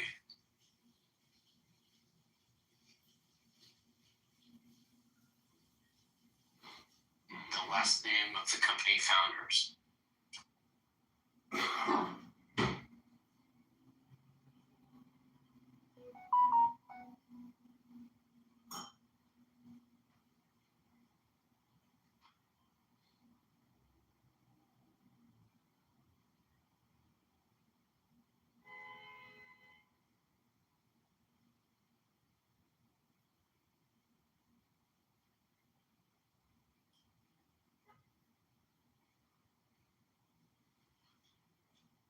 Which planet is known as the morning star? Mars. Incorrect.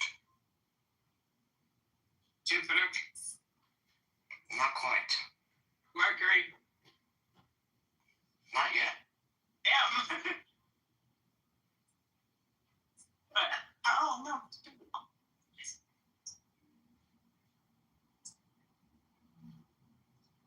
Anybody? Is it only me and David carrying? Venus? Correct.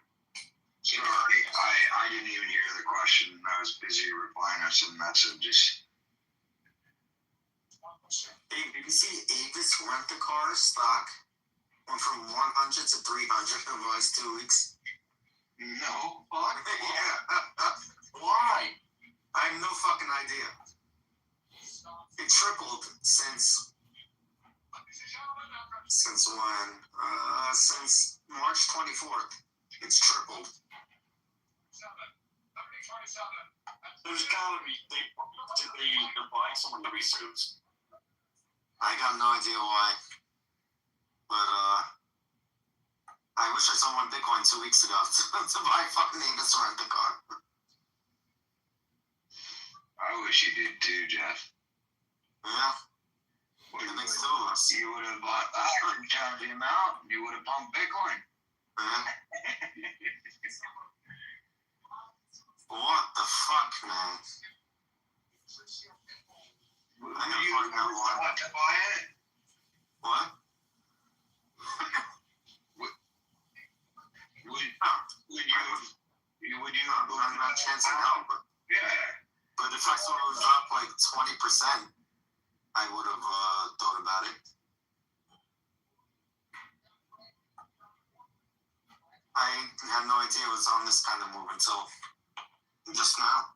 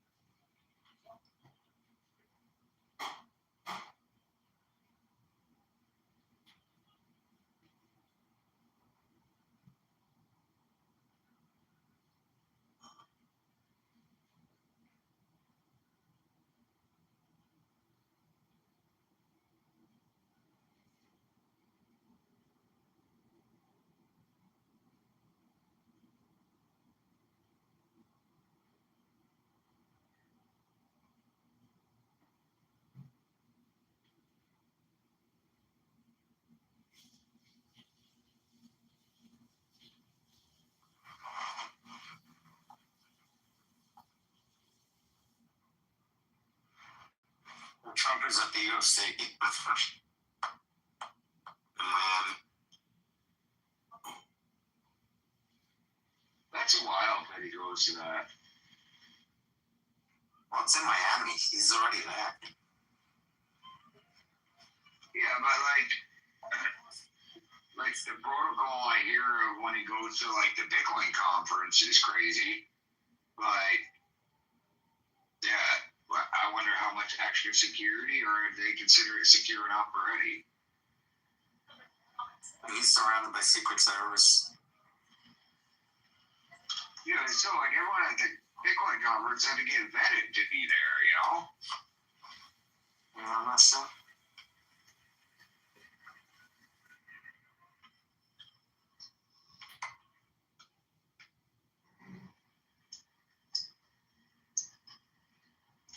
You like Trump, Jack?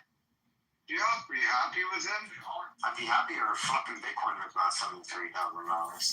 Yeah, but other than that, I don't care. Yeah.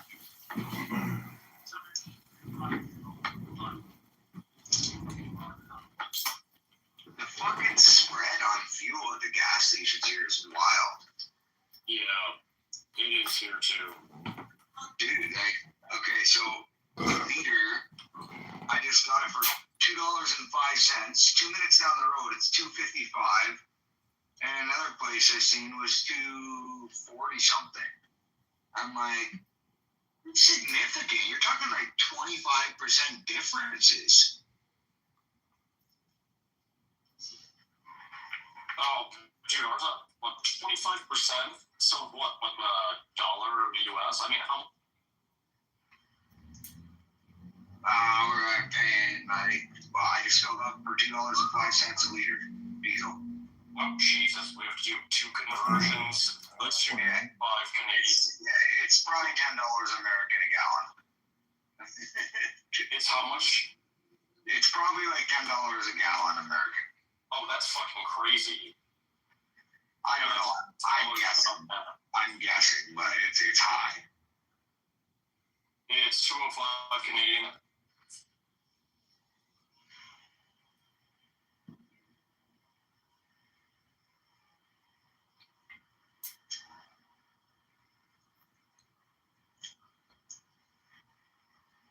No,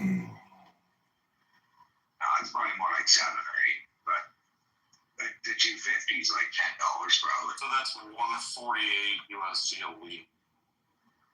Times 2.4, is it? How many liters are in a gallon again? Oh, it's 4 liters. I never remember. 3.785. 3.70. Yeah, there we go.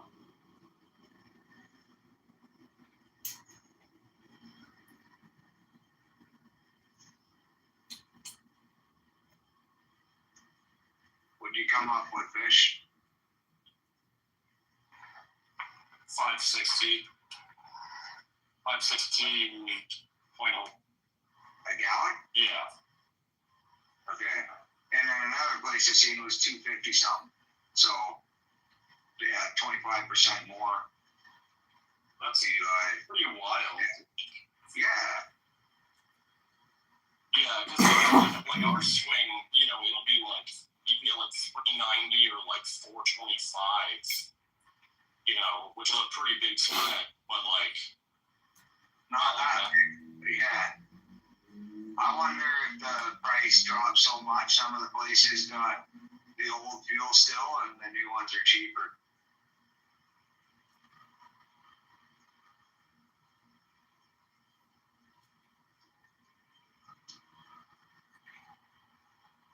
The gas is a lot closer price, so I imagine that's it.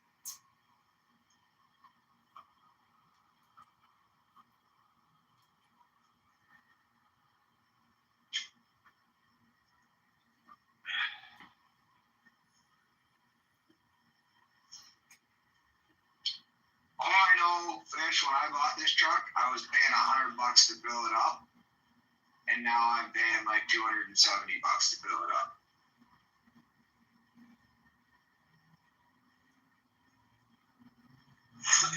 much was it originally? Like 70? 70 cents a liter, yeah, probably something like that.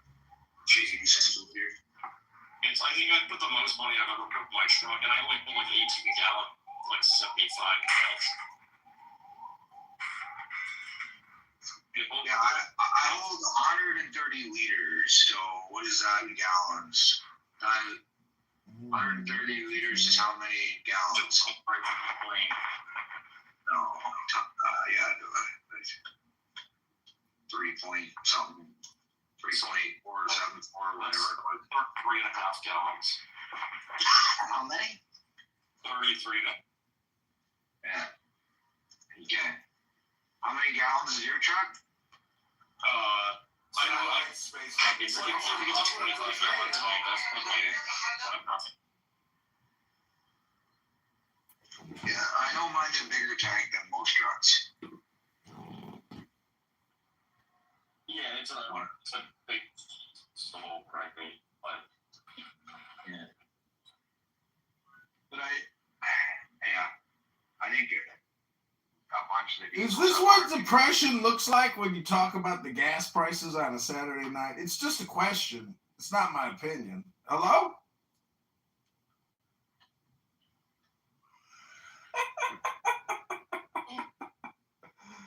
And that is right.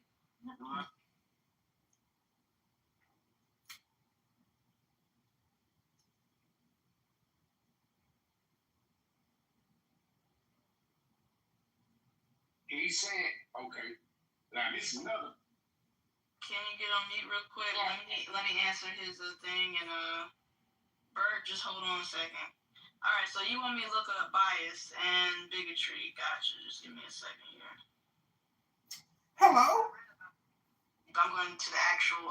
Hey, Alistair, I'm going to the actual one. All right, bias. This is singular, an opinion about whether a person, group, or idea is good or bad, which influences how you deal with it. For example, some employers have a bias against women.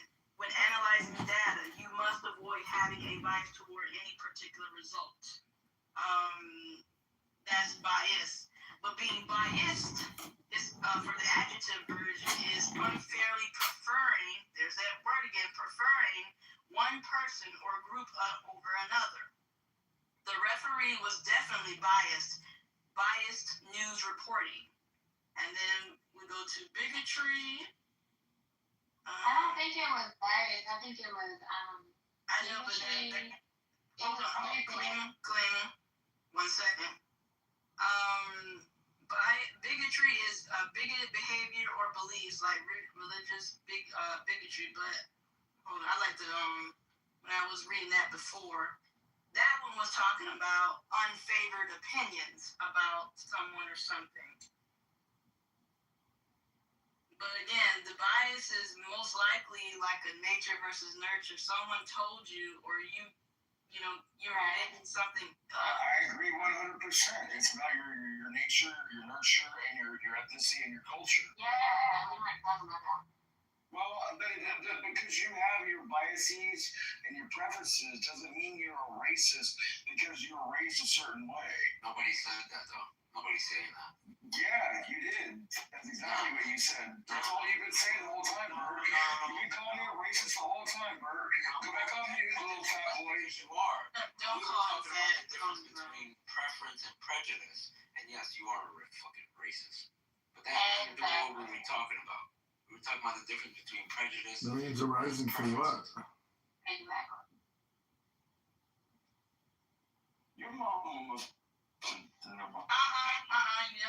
You know it's against the rules, right? You've been doing kind of well today. And but Bert's being a dick on purpose. You had a shake already. What's this? He's 16 not. beer you're on? We really were talking You're about fucking drunk, a piece of shit. A fucker who doesn't understand the context of the conversation. I do. You can't do it without yelling at people and acting like you're the high school principal. Fucking yelling at people and just. Bro, you're acting like you're the high school principal, like you're the end all know all be it all. You won't even let me finish your sentence, bro. Yeah, let's read our on where we. You're mad as hell because I know more than you about two fucking words. I'm so happy for you. You know more than me. Preference and prejudice. You fucking idiot. That's what you're mad about. Wait, one more time. And I'm edifying you, bitch. Okay, one more time. And be edified. Okay, one more time.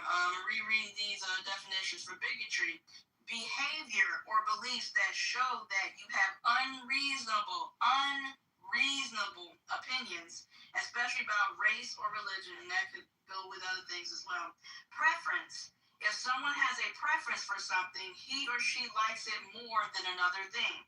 That's the first part. The second part is to give or show preference to someone, like to treat someone better than you treat other people. Yeah, but why do they not like the other thing? Is it irrational why they don't like the other thing? It doesn't tell you. Right, but we can talk about that part now. Right? That's the whole point. It's all subjective. It's all how you feel about it, how you allow the world to affect you, and what you give back to the world. You fucking idiot. You know, I'm pretty sure that other thing helped my life is cleared up, and like you even earlier conceded to all these definitions and shit. No, you told me I conceded because that's not true. Because you had like 7 more beers since then, and now you're like fucking forgetful. No, I probably had like 10 more since then. You fucking drunk piece of shit. Still as articulate as ever and keeping up with you. You can't keep up with the conversation. You don't even know what the fuck you're talking about. We were talking about prejudice versus like bigot versus biases and preference. Idiot, you fucking cuck. That's literally what we've been for the last like half hour. We're not so first about that. That was just our thing that we were talking about. Yeah, well, we were talking about that in this room before y'all even showed up. Whatever. It was just our what's it called? Like when we talk about that, because that was just the thing we were talking about. That's not a big deal. Hi, everybody. This is Alistair. I'm just wondering, what's this room about? Hello? Oh, I know who you are. I got something special for you. Just give me 1 second. Hello?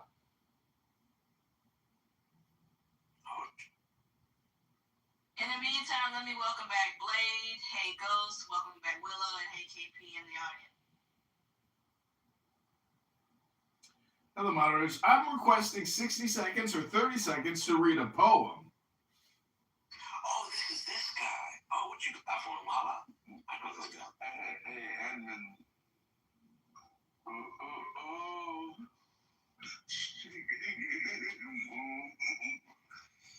Oh, shit.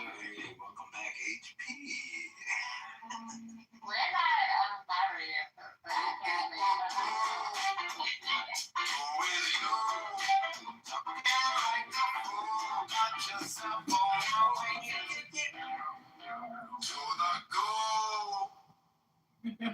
So we're about a lot of stuff over here, Alistair. I hope you enjoyed the space while you're here. Yes, let's continue because Doc did bring up a good point about subjective. About what are people being subjective about? Paraphrasing. When it comes to being prejudiced or preference about. Let's talk about.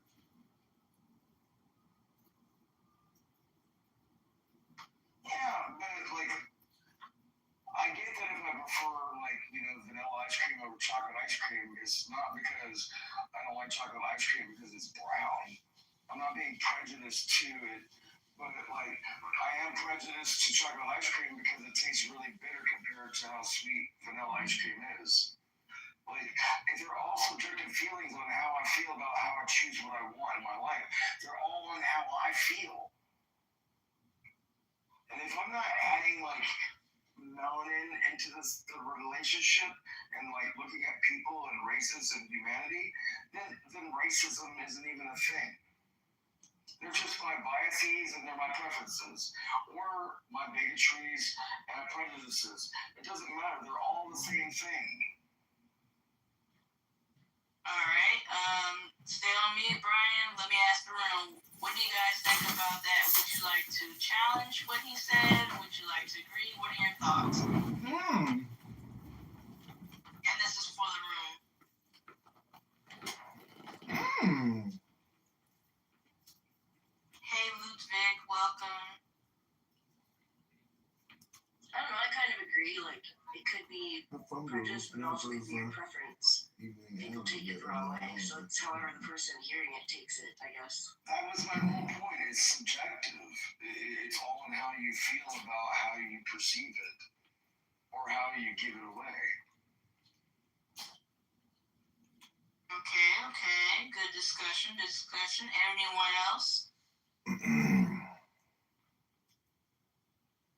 Alistair, for the fun of it, I did invite you back up. Since you're claiming you want 60 seconds of airtime, go ahead. All right, pick a number 1 through 64.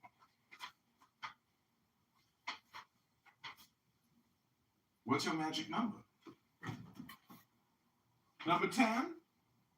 All right, your inner guide. The oracle invites you to remember that inside of you there is a guide, able to make you take root in happiness. You just don't use it to the point that you are no longer aware of it. Don't worry, it can be rejuvenated, and it must be, if you wish to live love in fullness.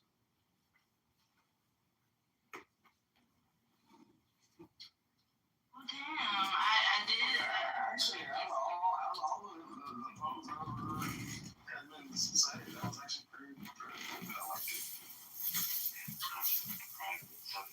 beers. Well, I mean, I sit down and listen to him talk about the God Age thing for like, hours, or like Marcus Aurelius when he reads like Stoic poems. Alright, yeah. Nobody cares. Yo, so go back to the topic. Dude, are you okay? Do you need a hug, Bird? Whether these on whether or not these concepts, right, that you seem to think are subjective, which means based on personal feelings and opinions, or objective based on what?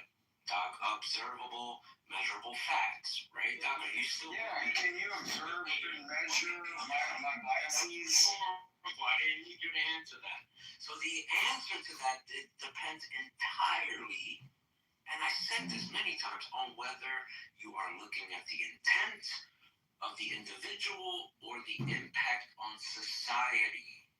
So the subjectivity spectrum that you fucking keep talking about is, well, you haven't mentioned that phrase exactly, but that's what you're talking about, whether you know it or not. It's so like preference, yes, primarily subjective preference. Now prejudice, we could say mostly yes, and here's why. Because when it's preference, it is an internal leaning. It doesn't require a reason, or usually only affects the individual's choices. When you're talking prejudice, mostly yes, because it is internal prejudgment, and even though it's often shaped it's based on stereotypes. That's the shit. It's based on stereotypes. It is a personal feeling or belief. So that's why it's mostly yes. Now, when you're talking about bigotry and racism, the belief of bigotry, you might think that it's subjective because you're a fucking bigot. You kept bringing up racism. We left racism on this a long time ago. You kept bringing it up. That's the thing. We were only talking about prejudice and preference, but you kept bringing up bigotry and racism. That's only because you keep bringing it up. No, not at all. I'm actually going to edify you, though. Shut the fuck up. So, while the belief of being Thomas Edison, like you're going to put a light bulb over my head? Oh, you don't know what? Stop talking over birds. No, he's good. Oh, okay. He's ignorant. He doesn't know. He doesn't know any better. He doesn't know what these words mean. Iranians in Canada that go outside the American embassy and ask for the war to be continued. Like, fuck up. You piece of shit. You've moved to a foreign country. Go die yourself. Go back to Iran and die, you dumb fucks. I also hate those Iranians. Be nice, baby. Be nice. Leo does me a lot. A friend of mine, Leo Messi, he's not the real one. He likes to protest. Like, it has that Iranian like you're seeing your people being so fucking disturbed by this war, and they're being so fucking hurt by this war, and you go outside of an American embassy and ask for the ceasefire to be cancelled and for the war to continue, so more Iranians could die, so your dumbass Pahlavi exiled prince can go back to Iran and shit on Iranians more. Like, how bad as an Iranian do you have to be to condone like a war on your own people when you're not even in Iran yourself? Here's the messy part, right? Like, I'm not sure what's about that, Alistair. Is that I have heard from Persians from inside Iran who say, hey, the enemy of my enemy is my friend, and so not anymore. It's changed. I'm talking to like Iranian communities. It's changing. So at the start, it was like that when they killed like Khomeini and stuff. Like it was like a little bit, but because of the pressure and everything that's happened, they're like, okay, maybe like the war is not ready. 1927. I think maybe the Iranians need to get cloak wireless to protect their identity since they have so many billions to hide. Maybe they need to get in touch with Jeremy Green. What they were doing, John, for weeks now, the United States has been building up its presence here in the Middle East, but we had not heard of any reports of any U.S. Kicked again! Per hour, and then highway is like 74 miles per hour on highway. It depends what state. Yeah, it's a mixed bag. It's a mixed bag. Like the whole state of Rhode Island is 50 miles an hour. Other places. I'm putting it at the top of the room. I'm putting the shit at the top of the motherfucking room. Shut up. I'm gonna ask my car, got a new one, didn't ask nobody for money. The fuck? Got married, didn't ask nobody for no fucking money. And y'all motherfuckers every day, what's some cash app? Cash app me some money. Y'all need to get a fucking job. The fuck? Talk your shit, Esteem. The fuck I look like? The United Nappy Clubhouse Fund Bank of Adams? Yeah, you fucking knew. Nappy-headed fucking bitch. Well, I was saying the same about you, but you're bald-headed. Yeah, that's right. So you can't say jack shit about me, bitch. Oh, shit. Yeah. I need to smoke some weed. Yeah, get it. I didn't know you smoked weed, Dr. Adams. Oh, here's a bald-headed white man. One of your faves. That's your man, okay? One of your fucking faves. That's your guy. When you crashed your car, did your husband buy you a new car, or did you have the money yourself? It's a great question. Mm-hmm. Give me an answer. Mm-hmm. Latina, look at that cow. What is that?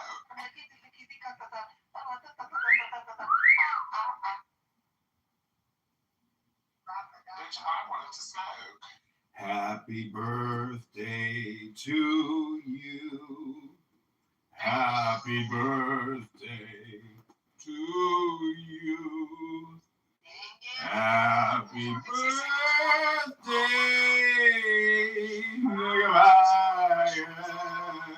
I do you. What's your husband's first name? What's your boyfriend's first name? What's your... No, we're not doing that. What you got saying this shit? You saying this shit, right?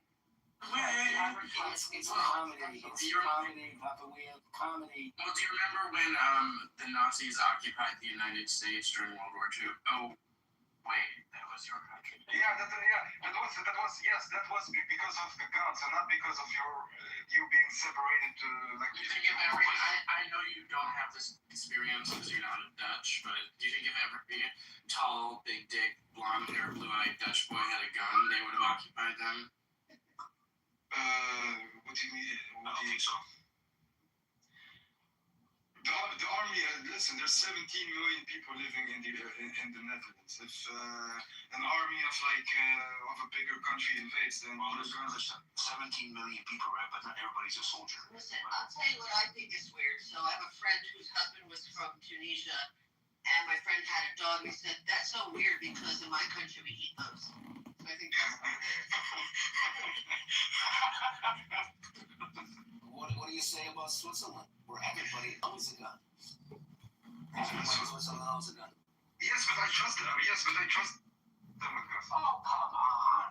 Not you. You I don't trust. That was crazy. Have you been here ever? It's just projection. Yeah. He's an anti-Semitic terrorist, this little If I watch a lot of movies, Sudanese guy, you know, they were brainwashed by the Hollywood movies. No, but I mean, This Papa Wea, his name is Jabali. He's retarded. So you've never been to the States? me, Yeah. I tried to go with my European passport, but Rejected. I got denied for national security reasons. Terrorist. Why? He's a Because you look terrorist. Arab or why? Huh? Because you look Arab or why? He's a terrorist. I wouldn't say because I look Arab. It's because he comes on Clubhouse and makes anti-Semitic Jew hate remarks all day long. He's a piece of shit. That's why. They do direct pricing. Depends on where you were from. Did they give you a reason that you said no? No, they said denied on entry. Human piece of shit. Yeah, sorry. Listen, there's nothing wrong with guns if you use it right, okay? That's not a danger, okay? It's a tool. Use it. Okay, you guys aren't letting an answer. Why did they deny your entry? I'm curious. They didn't give a specific reason, but they did say national security reasons. And I think. Did you make it to the U.S. and they denied you at the airport, or they denied you before you? They denied me. I'm sorry about that. I think his backpack was taken or something. I don't know. That's great news. That means our security apparatus is working. What I think it is I visited in the last 5 years. I visited Algeria and Libya. Right. So I think. Oh, you went to a terrorist training camp. No, it's just No, it's not a terrorist training camp. It's exercise workout regime. They train you how to use M16A4, hand grenades, Claymore mine. Yeah, it's just for fun. It's like a summer camp, friend. It's really pricey though. It's a pricey. Where were you going to visit in the U.S.? Manhattan. That's too bad you didn't get to go. I looked it up, Teresa. If you have an EU passport, you have to state if you had a Tunisian nationality on the application to come to the United States, and that can be a reason for you to be denied. I can understand that. What about a Belgian passport? Why would they disclose that though? What about being a low IQ terrorist, Jew-hating piece of shit like you are, Jabali? Well, I didn't know he was on those things. Yeah, he's a piece of shit, this one. There's a reason why pieces of shit can't come into the country. No, it's but you guys really missed out. I'm gonna be honest with you. Better be saying sorry. You're missing out. What, in the gay community? The LGBTQ boys, they didn't get a piece of that ass? I would say that Belly hates Jews much less than the average North African. Facts. Are you kidding me? Listen, I'm very enlightened and distinguished. I mean, nothing wrong with that. That's right. He's very westernized. I'm sorry? Are you Jewish, Jabali?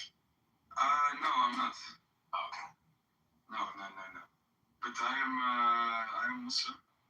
Alhamdulillah. Okay. But Put a broomstick up your ass, you fucking faggot. That sounds peaceful. but Would you like to go on a facile date? You know, in Manhattan, men kiss each other on the street. What, for men to kiss? in Manhattan, yeah. So what? That's not my. That's not my problem. It's a delicacy for me in Egypt. I love fermented fish. Why would you wait, Doris? Why would you feel the need to mention that? I don't care. What the fuck is that shit? Because you're cute. They might wink at you and want you to kiss them back. I would say it's not interesting, not my cup of tea, but What would you rate this? What would you rate this Sudanese guy on a scale from 1 to 10? Who's the Sudanese? He's I'm not Tunisian. Sudanese. He's Tunisian living in Netherlands. I think he has a very cute face. If that's really him. Is that Do you your agree with that? Isabella, do you agree with that? But the I'm very cute. Yeah, the rest I find you cute. Yeah, okay. See, I live in Michigan, and there's a lot of Arab men here, and so I've hooked up with a lot. Do they sell their asses for money? I've hooked up with lots of them. I believe in solving the Jew-Israel divide one-on-one, individually, and intimate private. Income you trust. Hey, would you go on a date with the amazing Derisive? Well, he doesn't want to go, guys. No, I would. Why not? He's not gay. Because it's because it's not my custody. Jabali, what are your life goals? What do you want to achieve in your life, Jabali? That is a great question, actually, coming from Alistair. I get the feeling you're actually... I get the feeling you're very immature still, that you still have years of personal development ahead of you. What do you think? That goes for everybody. You know what they say, you never stop learning until the day you are dead, you know? Yeah, that's what they say, but what are your personal goals? He gave an actual good answer. No, he didn't give us an answer. I guarantee you that this guy is going nowhere quicker than, I'm going out tonight. Where do you want to go in your life, Jabali? How would you know that, John? How would you know? It's a gut instinct that there's nothing there cooking underneath the surface. You know what I'm saying? Untrustworthy gut instinct. Joe, go take your makeup off.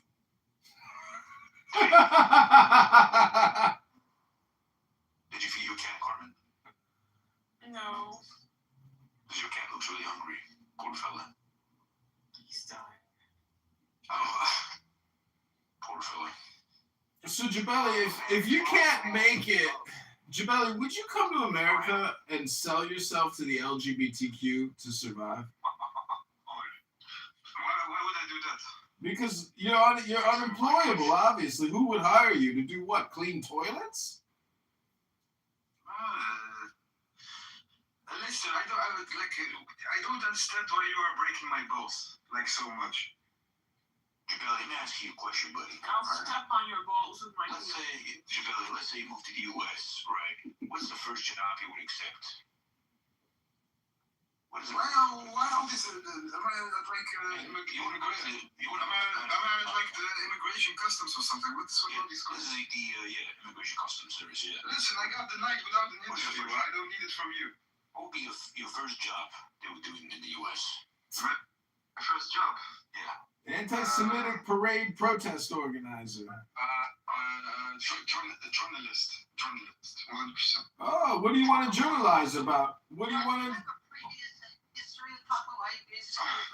Because I know this piece of shit. He's an anti-Semitic, Jew-hating, Nazi piece of shit, this one. Well, you are throwing with terms, but you obviously don't understand. Are you a journalist in Europe? No, I'm not a journalist here, but I would make that career switch if I were a journalist. What would you like to write about or report about? Free Palestine! Everything. Just what happened in the Florida Men. That's what I would like to. So that must have. I want to go back to this. So that must have sucked so bad. You did the 7-8 hour flight to New York. Yeah. And then New York City is one of the most exciting cities in the world. Everyone wants to go to New York City. It is so much fun as a tourist. And then you get to the airport and you're excited, and they tell you you have to go right back home. Wait a minute, did you fly here or did you not get a visa to come here? No, listen, if you have a European passport, you have an automatic visa to go. Okay. You can go without a visa, but when I came there... Oh, so you actually did travel here and were turned away? Yes. Okay, thanks for clarifying. I didn't get that. Sorry to raise it, I missed that earlier. What state would you choose, Jabali? Like, what state in the U.S., which 50 state would you choose? New York, 100%. New York! I want to see Spider-Man. Because of the movies, New York. Oh, yeah. New York is so fun as a tourist. So fun. It has a really nice vibe. That is true. They didn't even tell you why you were rejected. They just said, sorry, you gotta go home. We think you're a piece of shit. No, it doesn't. Basically, they said they didn't give me the specific reason, but they said for national security reasons. Yeah. That's like What do saying you think was the worst in the U.S., Jabelli? I don't know. I've never been. I don't know. What is the worst state in the United States? New Mexico. Maybe, No, maybe Alabama. No way. Alabama's actually pretty cool. It's more about weather than anything else and things to do. There are plenty of places with nothing to do. So, any major city in any state's going to have things to do. The weather sucks. Who wants to Oh, God, let's not talk about the weather, please. But Brigham. Brigham Young? Brigham's still here. Brigham, what do you think about that I got denied entry? What's your take on it? It's great news. I think that there's a pretty big likelihood that it was related to Clubhouse. the fact that you didn't disclose that you're from Tunisia, and Tunisia doesn't exactly have fantastic relations with the U.S. We regime changed Yes, them. but I came. Wait, listen. I came with my Dutch passport, so that should play a role. There's a reason for that it got me that. I don't personally think that it is right. Why are Europeans immigrating illegally to the U.S.? Okay, you're not going to come in and derail the conversation. So. Did you know that they needed to know that you just potentially didn't disclose that? What do you mean intentionally didn't? Why would I need to do that? I came with my Dutch passport.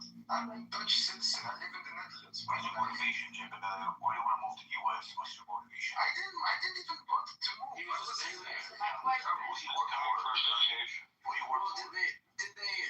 Did they find anything in your luggage that was suspicious? Dildo? Did they find a dildo? Did they go through your luggage? Yes. What did they found? Explosives? What do you found? Dildo. Did they go through your phone? Illegal firearms? No, they didn't go to my phone. No. They found the dildo. A big black dildo made of silicone. What's this? It's a handmade wooden dildo. No, if he had a black dildo, they would have let him in. Oh. So, in conclusion, as we have discovered, if you want to come into America, all you need is a huge black dildo in your carry-on. Yeah, I didn't have it. That's why I got rejected. Mm-hmm. Exactly. It has nothing to do with all the hate speech you spread for years, all the terrorist threats, all the threats of violence. Why are you transporting that, Jabel? Tell us. But wait, Andy. Even though if I was Tunisian and I went to Libya, that's none of their business. Why would they care? Yeah, it is. They have no right to be here. Yeah, exactly. They want it to be their business, that's their business, and that's what they want to know. Mm-hmm. No, but You basically have absolutely no rights to the border. Well, they saw you had a Dutch passport. They took one look at you, realized you're not Dutch, and then they wanted to know what was the story. Yeah. How's you? you're Muslim. That I'm a Dutch citizen with Tunisia. What's your dental hygiene like? Dutch men are 6'4". They have blonde hair, blue eyes, and big. Ooh. That I don't know, but like objectively, Package to say no, definitely not Dutch. Maybe it's because you use the word objectively all the time. Objectively. Why do you want to come to the U.S., Shabi? Objectively. So they denied you a tourist visa? Yes. Objectively. Well, it could be a funds issue. What do you want to do? You're Muslim, get it? Look at income. Yes, he's a Muslim. What do you think he is, a fucking Christian? What do you want to do? You're Muslim? I'm sorry? You're a Muslim, please. Connect. What place are you in? All the time, I'm getting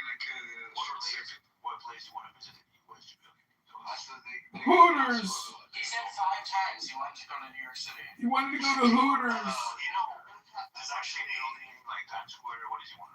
Random, do you keep repeating the same questions to boil my blood or something? Hooters. You were shooting. Well, yes. Yes, one at a time, one at a time. Yeah, guys, one second. What's that? Like, which day building? What are you looking for? Just random, like Times Square, everything. I'm there. It's not one specific thing. Oh, okay, definitely. Sure. But, I'm sorry, yes, fuck the United States. Whoa! Whoa! Whoa! Hey now, take it easy there. I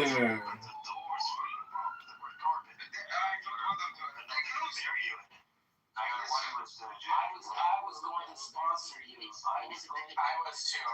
Oh, now you left. He just left after that? All that?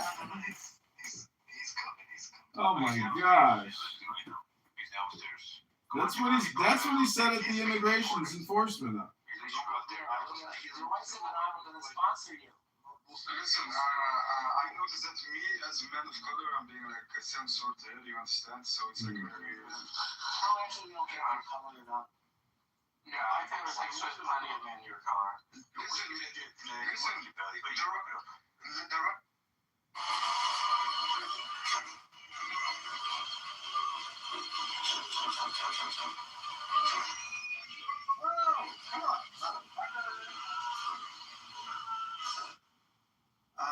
Alistair, feel free to come on the stage. Anna, feel free to come on stage. What game are you playing? I am playing World at War, Call of Duty. Oh my god. Can you believe that? What do you think's more real, the video game you're playing or the God that Christians, Jews, and Muslims proclaim as the Lord of the universe? Video game, for sure. So you're going, but what if I told you that the people who claim that God is real are actually also playing a video game that you refuse to play? It's a role-playing video game. You just have to show evidence of that. Yeah, it's called the religion itself. There's 3 major world religions. Really, Hinduism is probably the biggest or the second biggest world religion. I mean, not really. Not really? Is Hinduism a significant religion? Yeah, dude, over 1 billion adherents. Yeah, so that's 4. So I've already... Buddhism is big. It's got 800 million. I said Hinduism, not Buddhism. I said Hinduism, then I said Buddhism. Well, Buddhism is atheistic. It's not atheistic, brother. Yeah, there's no gods in Buddhism. That's not true. They got gods. They got devils. Give me the name of one single god inside of Buddhism. All right, let me Google that for you. Please hold. Please hold, Donnie. What's up? So, wait, I'll defend the faith here. So, is there any logical objection to Christianity? Yeah. Okay, like what? Well, I mean, its book is internally inconsistent and contradictory. Okay, yeah. Can you give me one? Sure. So, did Jesus abolish the law, or did Jesus not abolish the law? The law, like you're referring to the Torah? Yeah. No, it specifically says he fulfilled the law instead of, he didn't get rid of it, right? He fulfilled. Except Paul says that in Hebrews that Jesus did come to specifically abolish the law. So it's internally contradictory. Yeah, can you give me the direct quote? Yeah? Yeah, perfect. Look at it.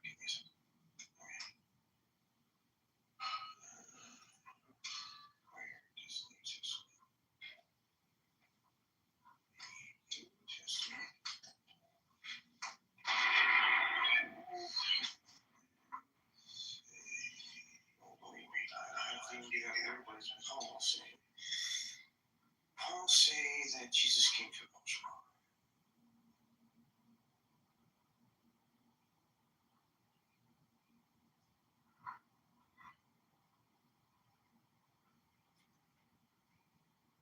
it would be Ephesians 2:15.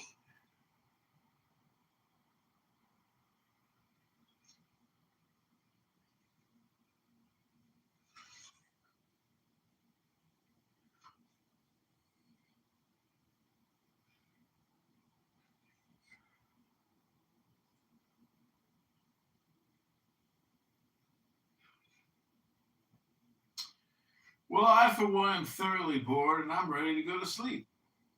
Hello? Have a wonderful evening. Yeah, it just says, I'll read out the quote, making void the law of commandments contained in Making void the law decrees, of commandments. that he might take the two in himself into one new man, making peace. Yeah, is that Jesus came to void the law. Jesus specifically said the opposite of the. What does this mean, making void? Do you know what the word Excuse void me, means? void means to abolish. So, Not particularly. what does void mean to you? Yeah, void just means to make like a, what's the word for it? Yeah, kind of to nullify, right? Yeah, but that's the same as abolish, right? No, I wouldn't define abolish. I mean, as nullify and abolish are not the same thing. When you're just fucking denying reality, so you're just psychic.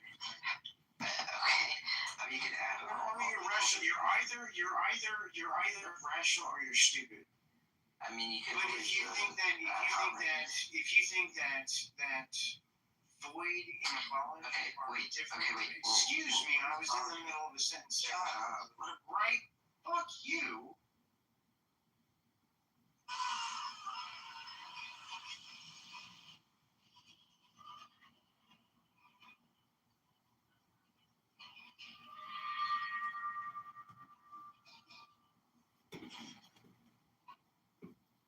All right, well, I'm glad we cleared that one up. Great work, Donald. Another great job done. Wow, such a nice person you are. Treating your guests with such respect and dignity. Beautifully done. Wow, Donald. Hello?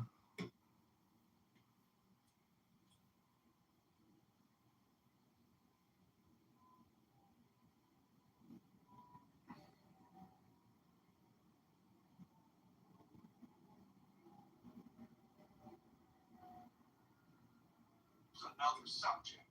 But the point is, it becomes a hotbed for corruption.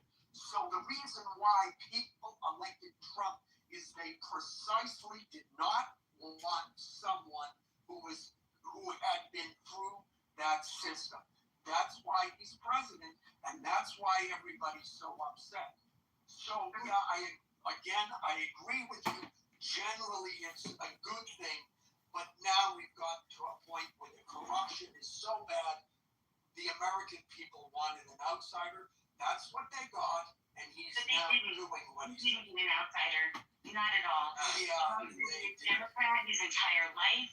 He has been involved with all of these people. That's who we voted for. I know, but that's who helped. All of these people he has been involved with the whole time, and these are the same people manipulating who is running and who we have to choose from. I think people have to. Yeah, I don't agree with that. Is people having this idea that it is their civic duty to vote, regardless. So then we fall into the trap of voting for the lesser evil. And maybe people need to be willing to not vote at all and let them just be because we have to stop letting them tell us who we get to choose for the positive. This has become a self-fulfilling prophecy. It is a repeating cycle. They fund the candidates, and then we say, oh, these are who we get to choose from? Okay, let me go choose then from who you have told me I can choose from.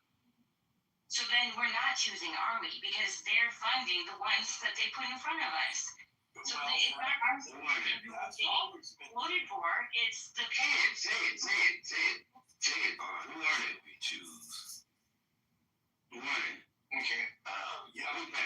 It costs money to run a campaign. Yes. guess I was just trying to understand her perspective. Hold on. These guys shut the fuck up. The money runs down to politics.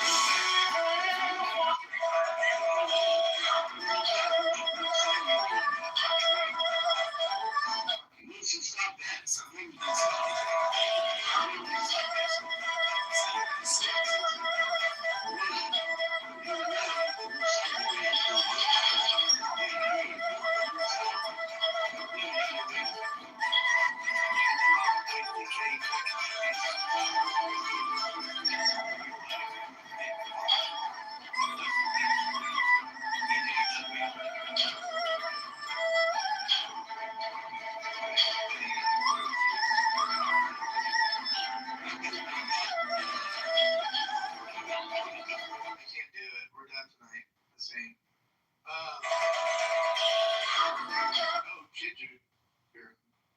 Okay, so yeah, the topic is no, you're not coming back up the same right now.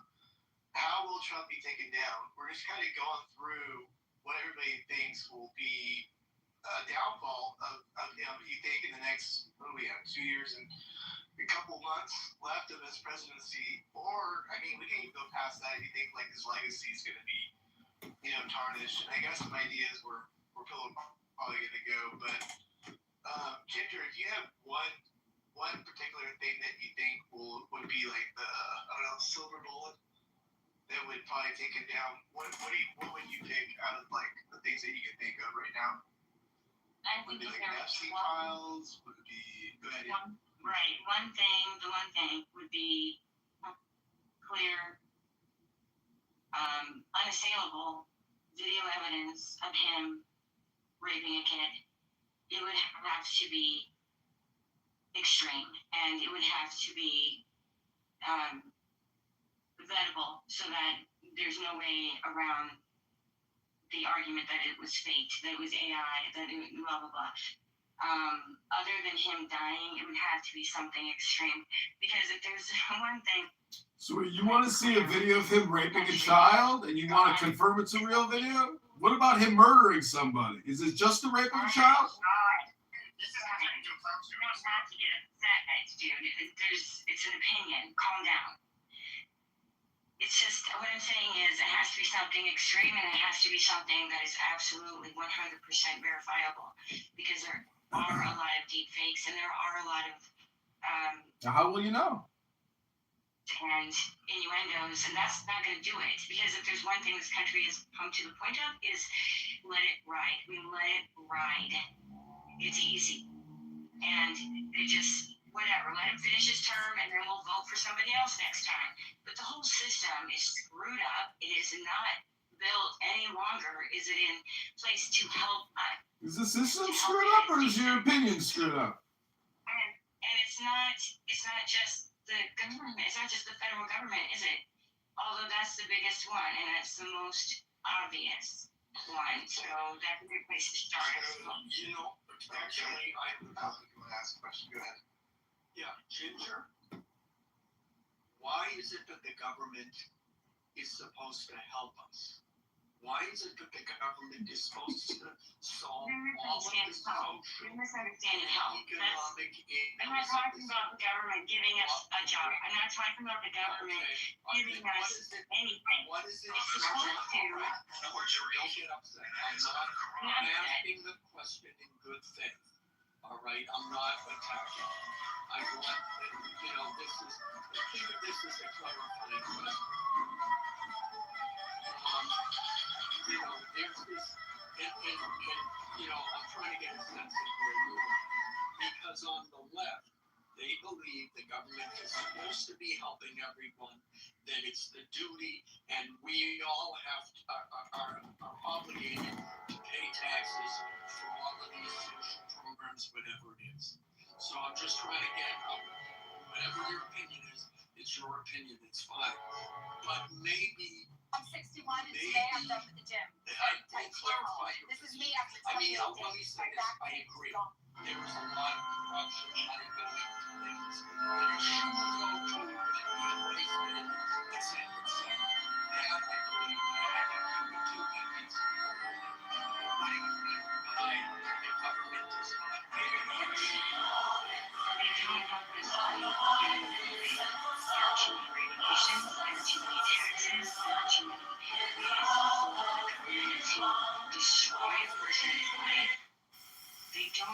to us in the moment. Surely it is the hour when, The United States government should be fiscally accounting of all that you endure and enter the United into, States, the sovereignty and protection for the badges of love, possible for for the every stars that single twinkle in your forehearts, as a citizen to do.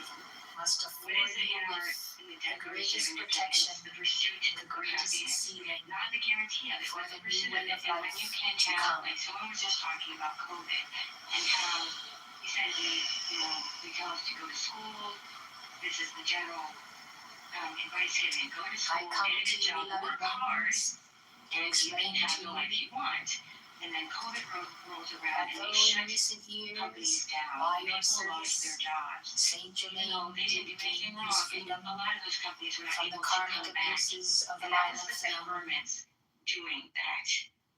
And they should not have had the power to do that because they are not restoring people after they have devastated them with their policies. And they just have.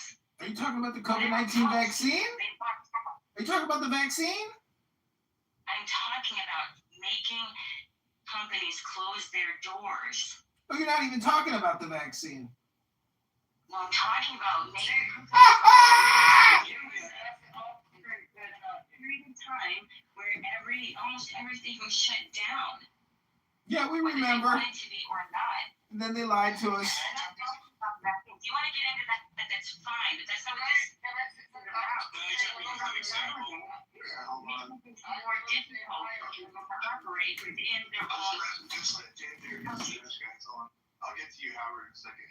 So, I don't want the government to hand out money. I don't want the government to make decisions for people. I don't want the government to tell people how to live. I don't want of the stars, the stones, and the very ritual drama of Do you know about the corona? it all. What was the reason of the corona? Corona was to teach It is God's will, the will of our Father, manifest in the Son, multiplied by the Holy Spirit, cherished in the heart of the Mother. That is most offensive, and above all vibrations of life, that which is opposed the most. If the will of God can be set aside in the children of the light, The example to me that comes then to mind, their power and it source isn't just a will left follow. issue, it's not just a right issue. We as taxpayers, as long as we are paying our taxes, there should be a law that the government never ever shuts down. It never shuts down. It's getting our tax revenue to operate. Please understand that I'm just trying to get out of the way to appropriate money. Any elected federal official should not get paid until the government's operational. So I just wanted to share that. That's a great, to me, an example of the government not serving the people is when it's in a shutdown mode, but yet all the tax revenue is still inflowing. Matt, can I that's not a point that none issue that. You guys have time. Can anybody hear him or no? It sucks. Like your mic is obviously bad on it. Just let you know.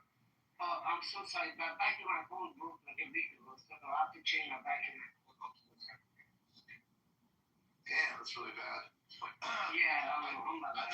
I thought Peter was bad. I'm sure Peter will show up here shortly. But No, it's so funny that people say that you guys from America, you don't have no internet. From Iran, they're calling me like, oh, our internet is way better than yours. I'm like, yeah, I'm bad. okay, again, the stage is open. I actually want to hear from my fellow MAGA / Republican / conservative / whatever. Do you feel, which part do you think Trump is most vulnerable in right now? Because obviously he's not running a perfect, presidency. So I don't know if any of the things that you can think of right now that have been mentioned on stage and in the past or in the news will maybe take him out. Does anybody here? I mean, I think you're ready to go. I'm sure. Go for it. I mean, I don't know if there's anything he's done so far, but so far I think he's a lying sack of shit, and he's a fucking traitor to his voter base. I personally, I mean, to actually take him out, it's possible he makes some really dumb, maybe even big blunders involving this war. I don't know. I mean, it's a fucking every president has had enough common sense not to buy into Israel's bullshit when they try to get us to talk when they try to talk us into invading Iran. But he did it. Let me ask you: do you think it's an impeachable offense? This actually probably could be an impeachable offense. I don't know. Wait. Let me just ask a question. If there's evidence that he is colluding with another I guess go forward with a war or on behalf of something else. I don't know yet what it is. And something else. According to all aerodynamic laws, the bumblebee cannot fly because its body weight is not in the right proportion to its wingspan. But ignoring these laws, the bee flies. I can't move on.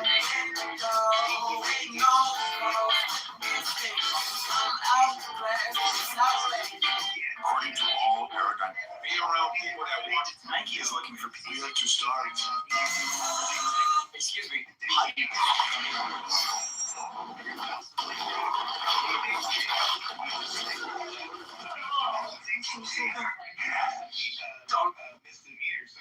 This is what he does. I lost my dad. I can't lose my sister.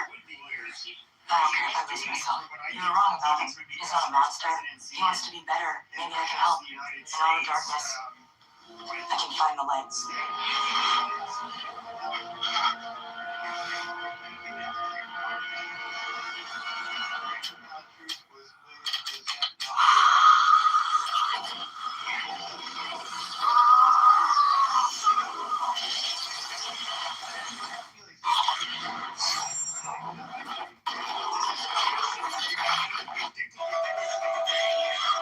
American life in particular,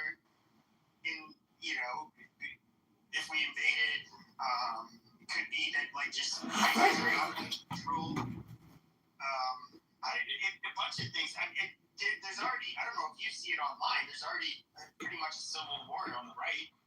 Like most of us have washed our hands with Trump. We think he's fucking worthless piece of shit, and but that doesn't he'll say anything to get elected.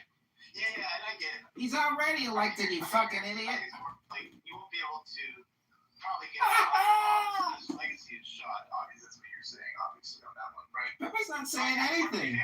He makes shit up, and everything Pepe says is a projection. We're happy that Trump is our president. We're glad that he's our president, and it's just Nazi fucks like Pepe who hate the Jews in Israel that hate Trump because he's supporting an ally. And Pepe's a low IQ little fucking rat.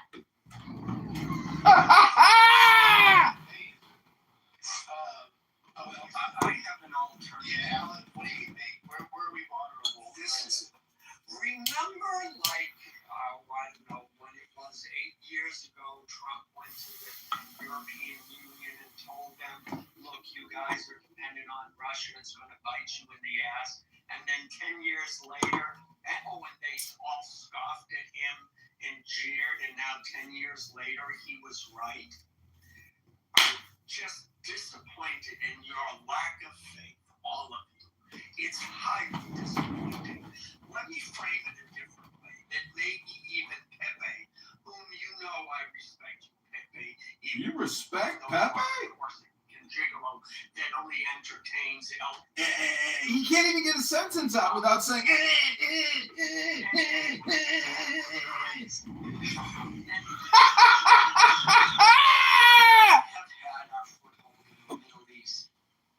For over 100 years. We have continued to have a foothold in the Middle East. Now we went to Afghanistan, and for 20 years, they were a more open society until we pulled out, and then the Taliban went back in. When we went to Iraq, there was discussions and rhetoric about, well, maybe we can make them a democracy.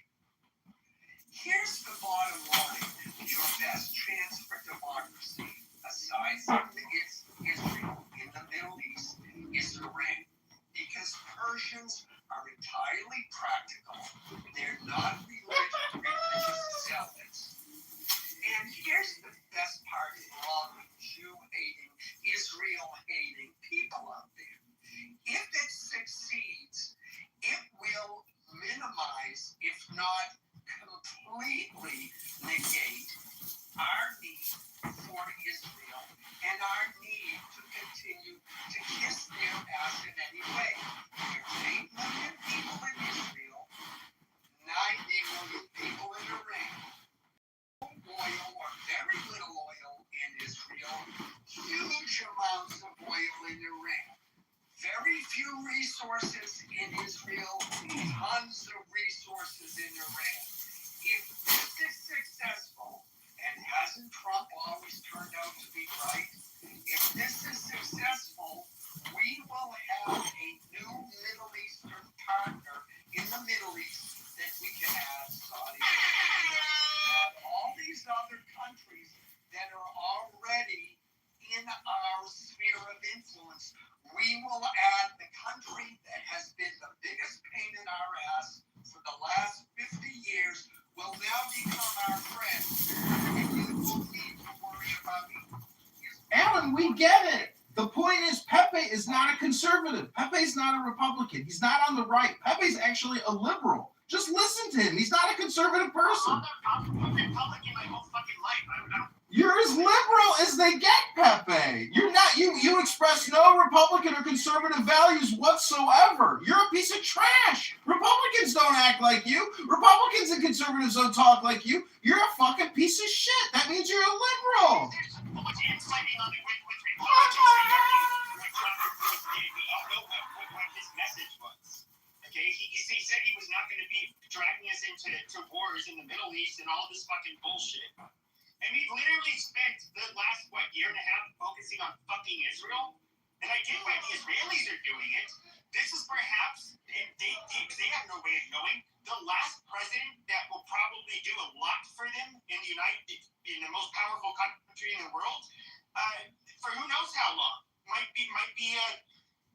happen next term. It could be that it will be, fucking 20 years from now or never. So what are they going to do? They're going to, especially before the midterms, they're going to, Netanyahu's a smart man. They're going to try to get Trump to do what they want. And Iran is obviously the biggest security threat to Israel, bar none. Hezbollah, Hamas, all of them. You can thank Iran for that, but sorry, you done yet? It's not necessarily in our best interest to just get ourselves involved in a fucking conflict in the Middle East for them. Just real quick, because I kind of heard this.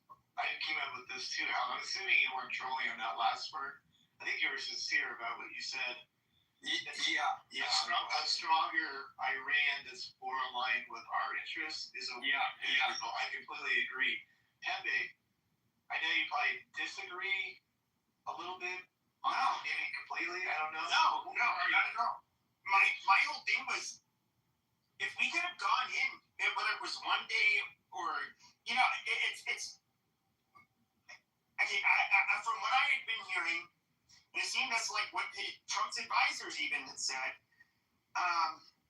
It's not going to be simple. To do a regime change. And okay, if we could do it simply, yeah, absolutely do it. I think the IRGC is horrible. They just cause instability all throughout the region, which reverberates through other parts of the world. And of course, it's also even for their own people.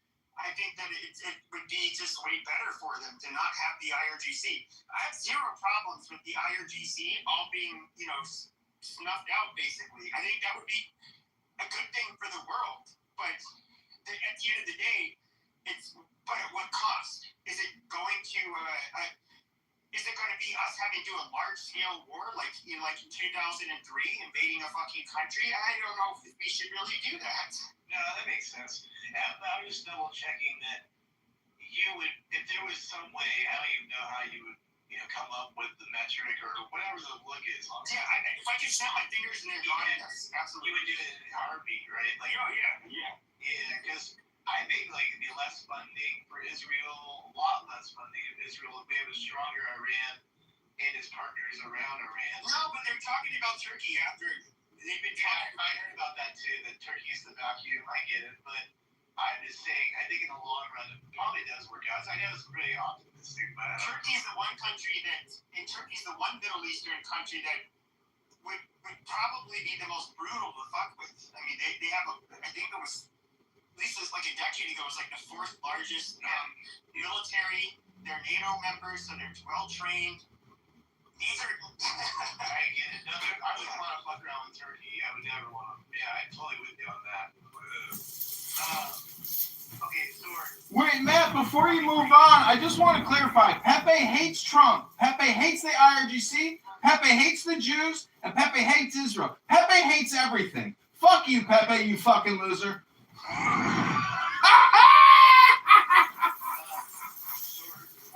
Where do you see, is there any weakness, do you see any vulnerability for Trump? Where do you see his most weakest point that might take him down? The only thing I can see would be his weakness is if he doesn't compete digitally with the propaganda. Because to me, there's a decision that wants to be made. So, for example, even with the birthright citizenship thing,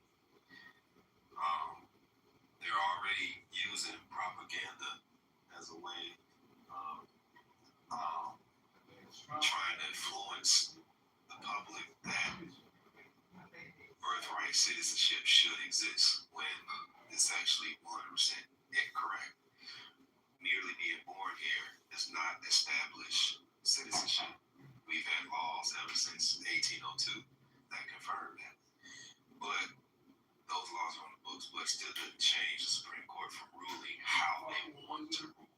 So if they want to rule a certain way in June, they're going to engineer and influence people to believe what they want them to believe by putting cuts and,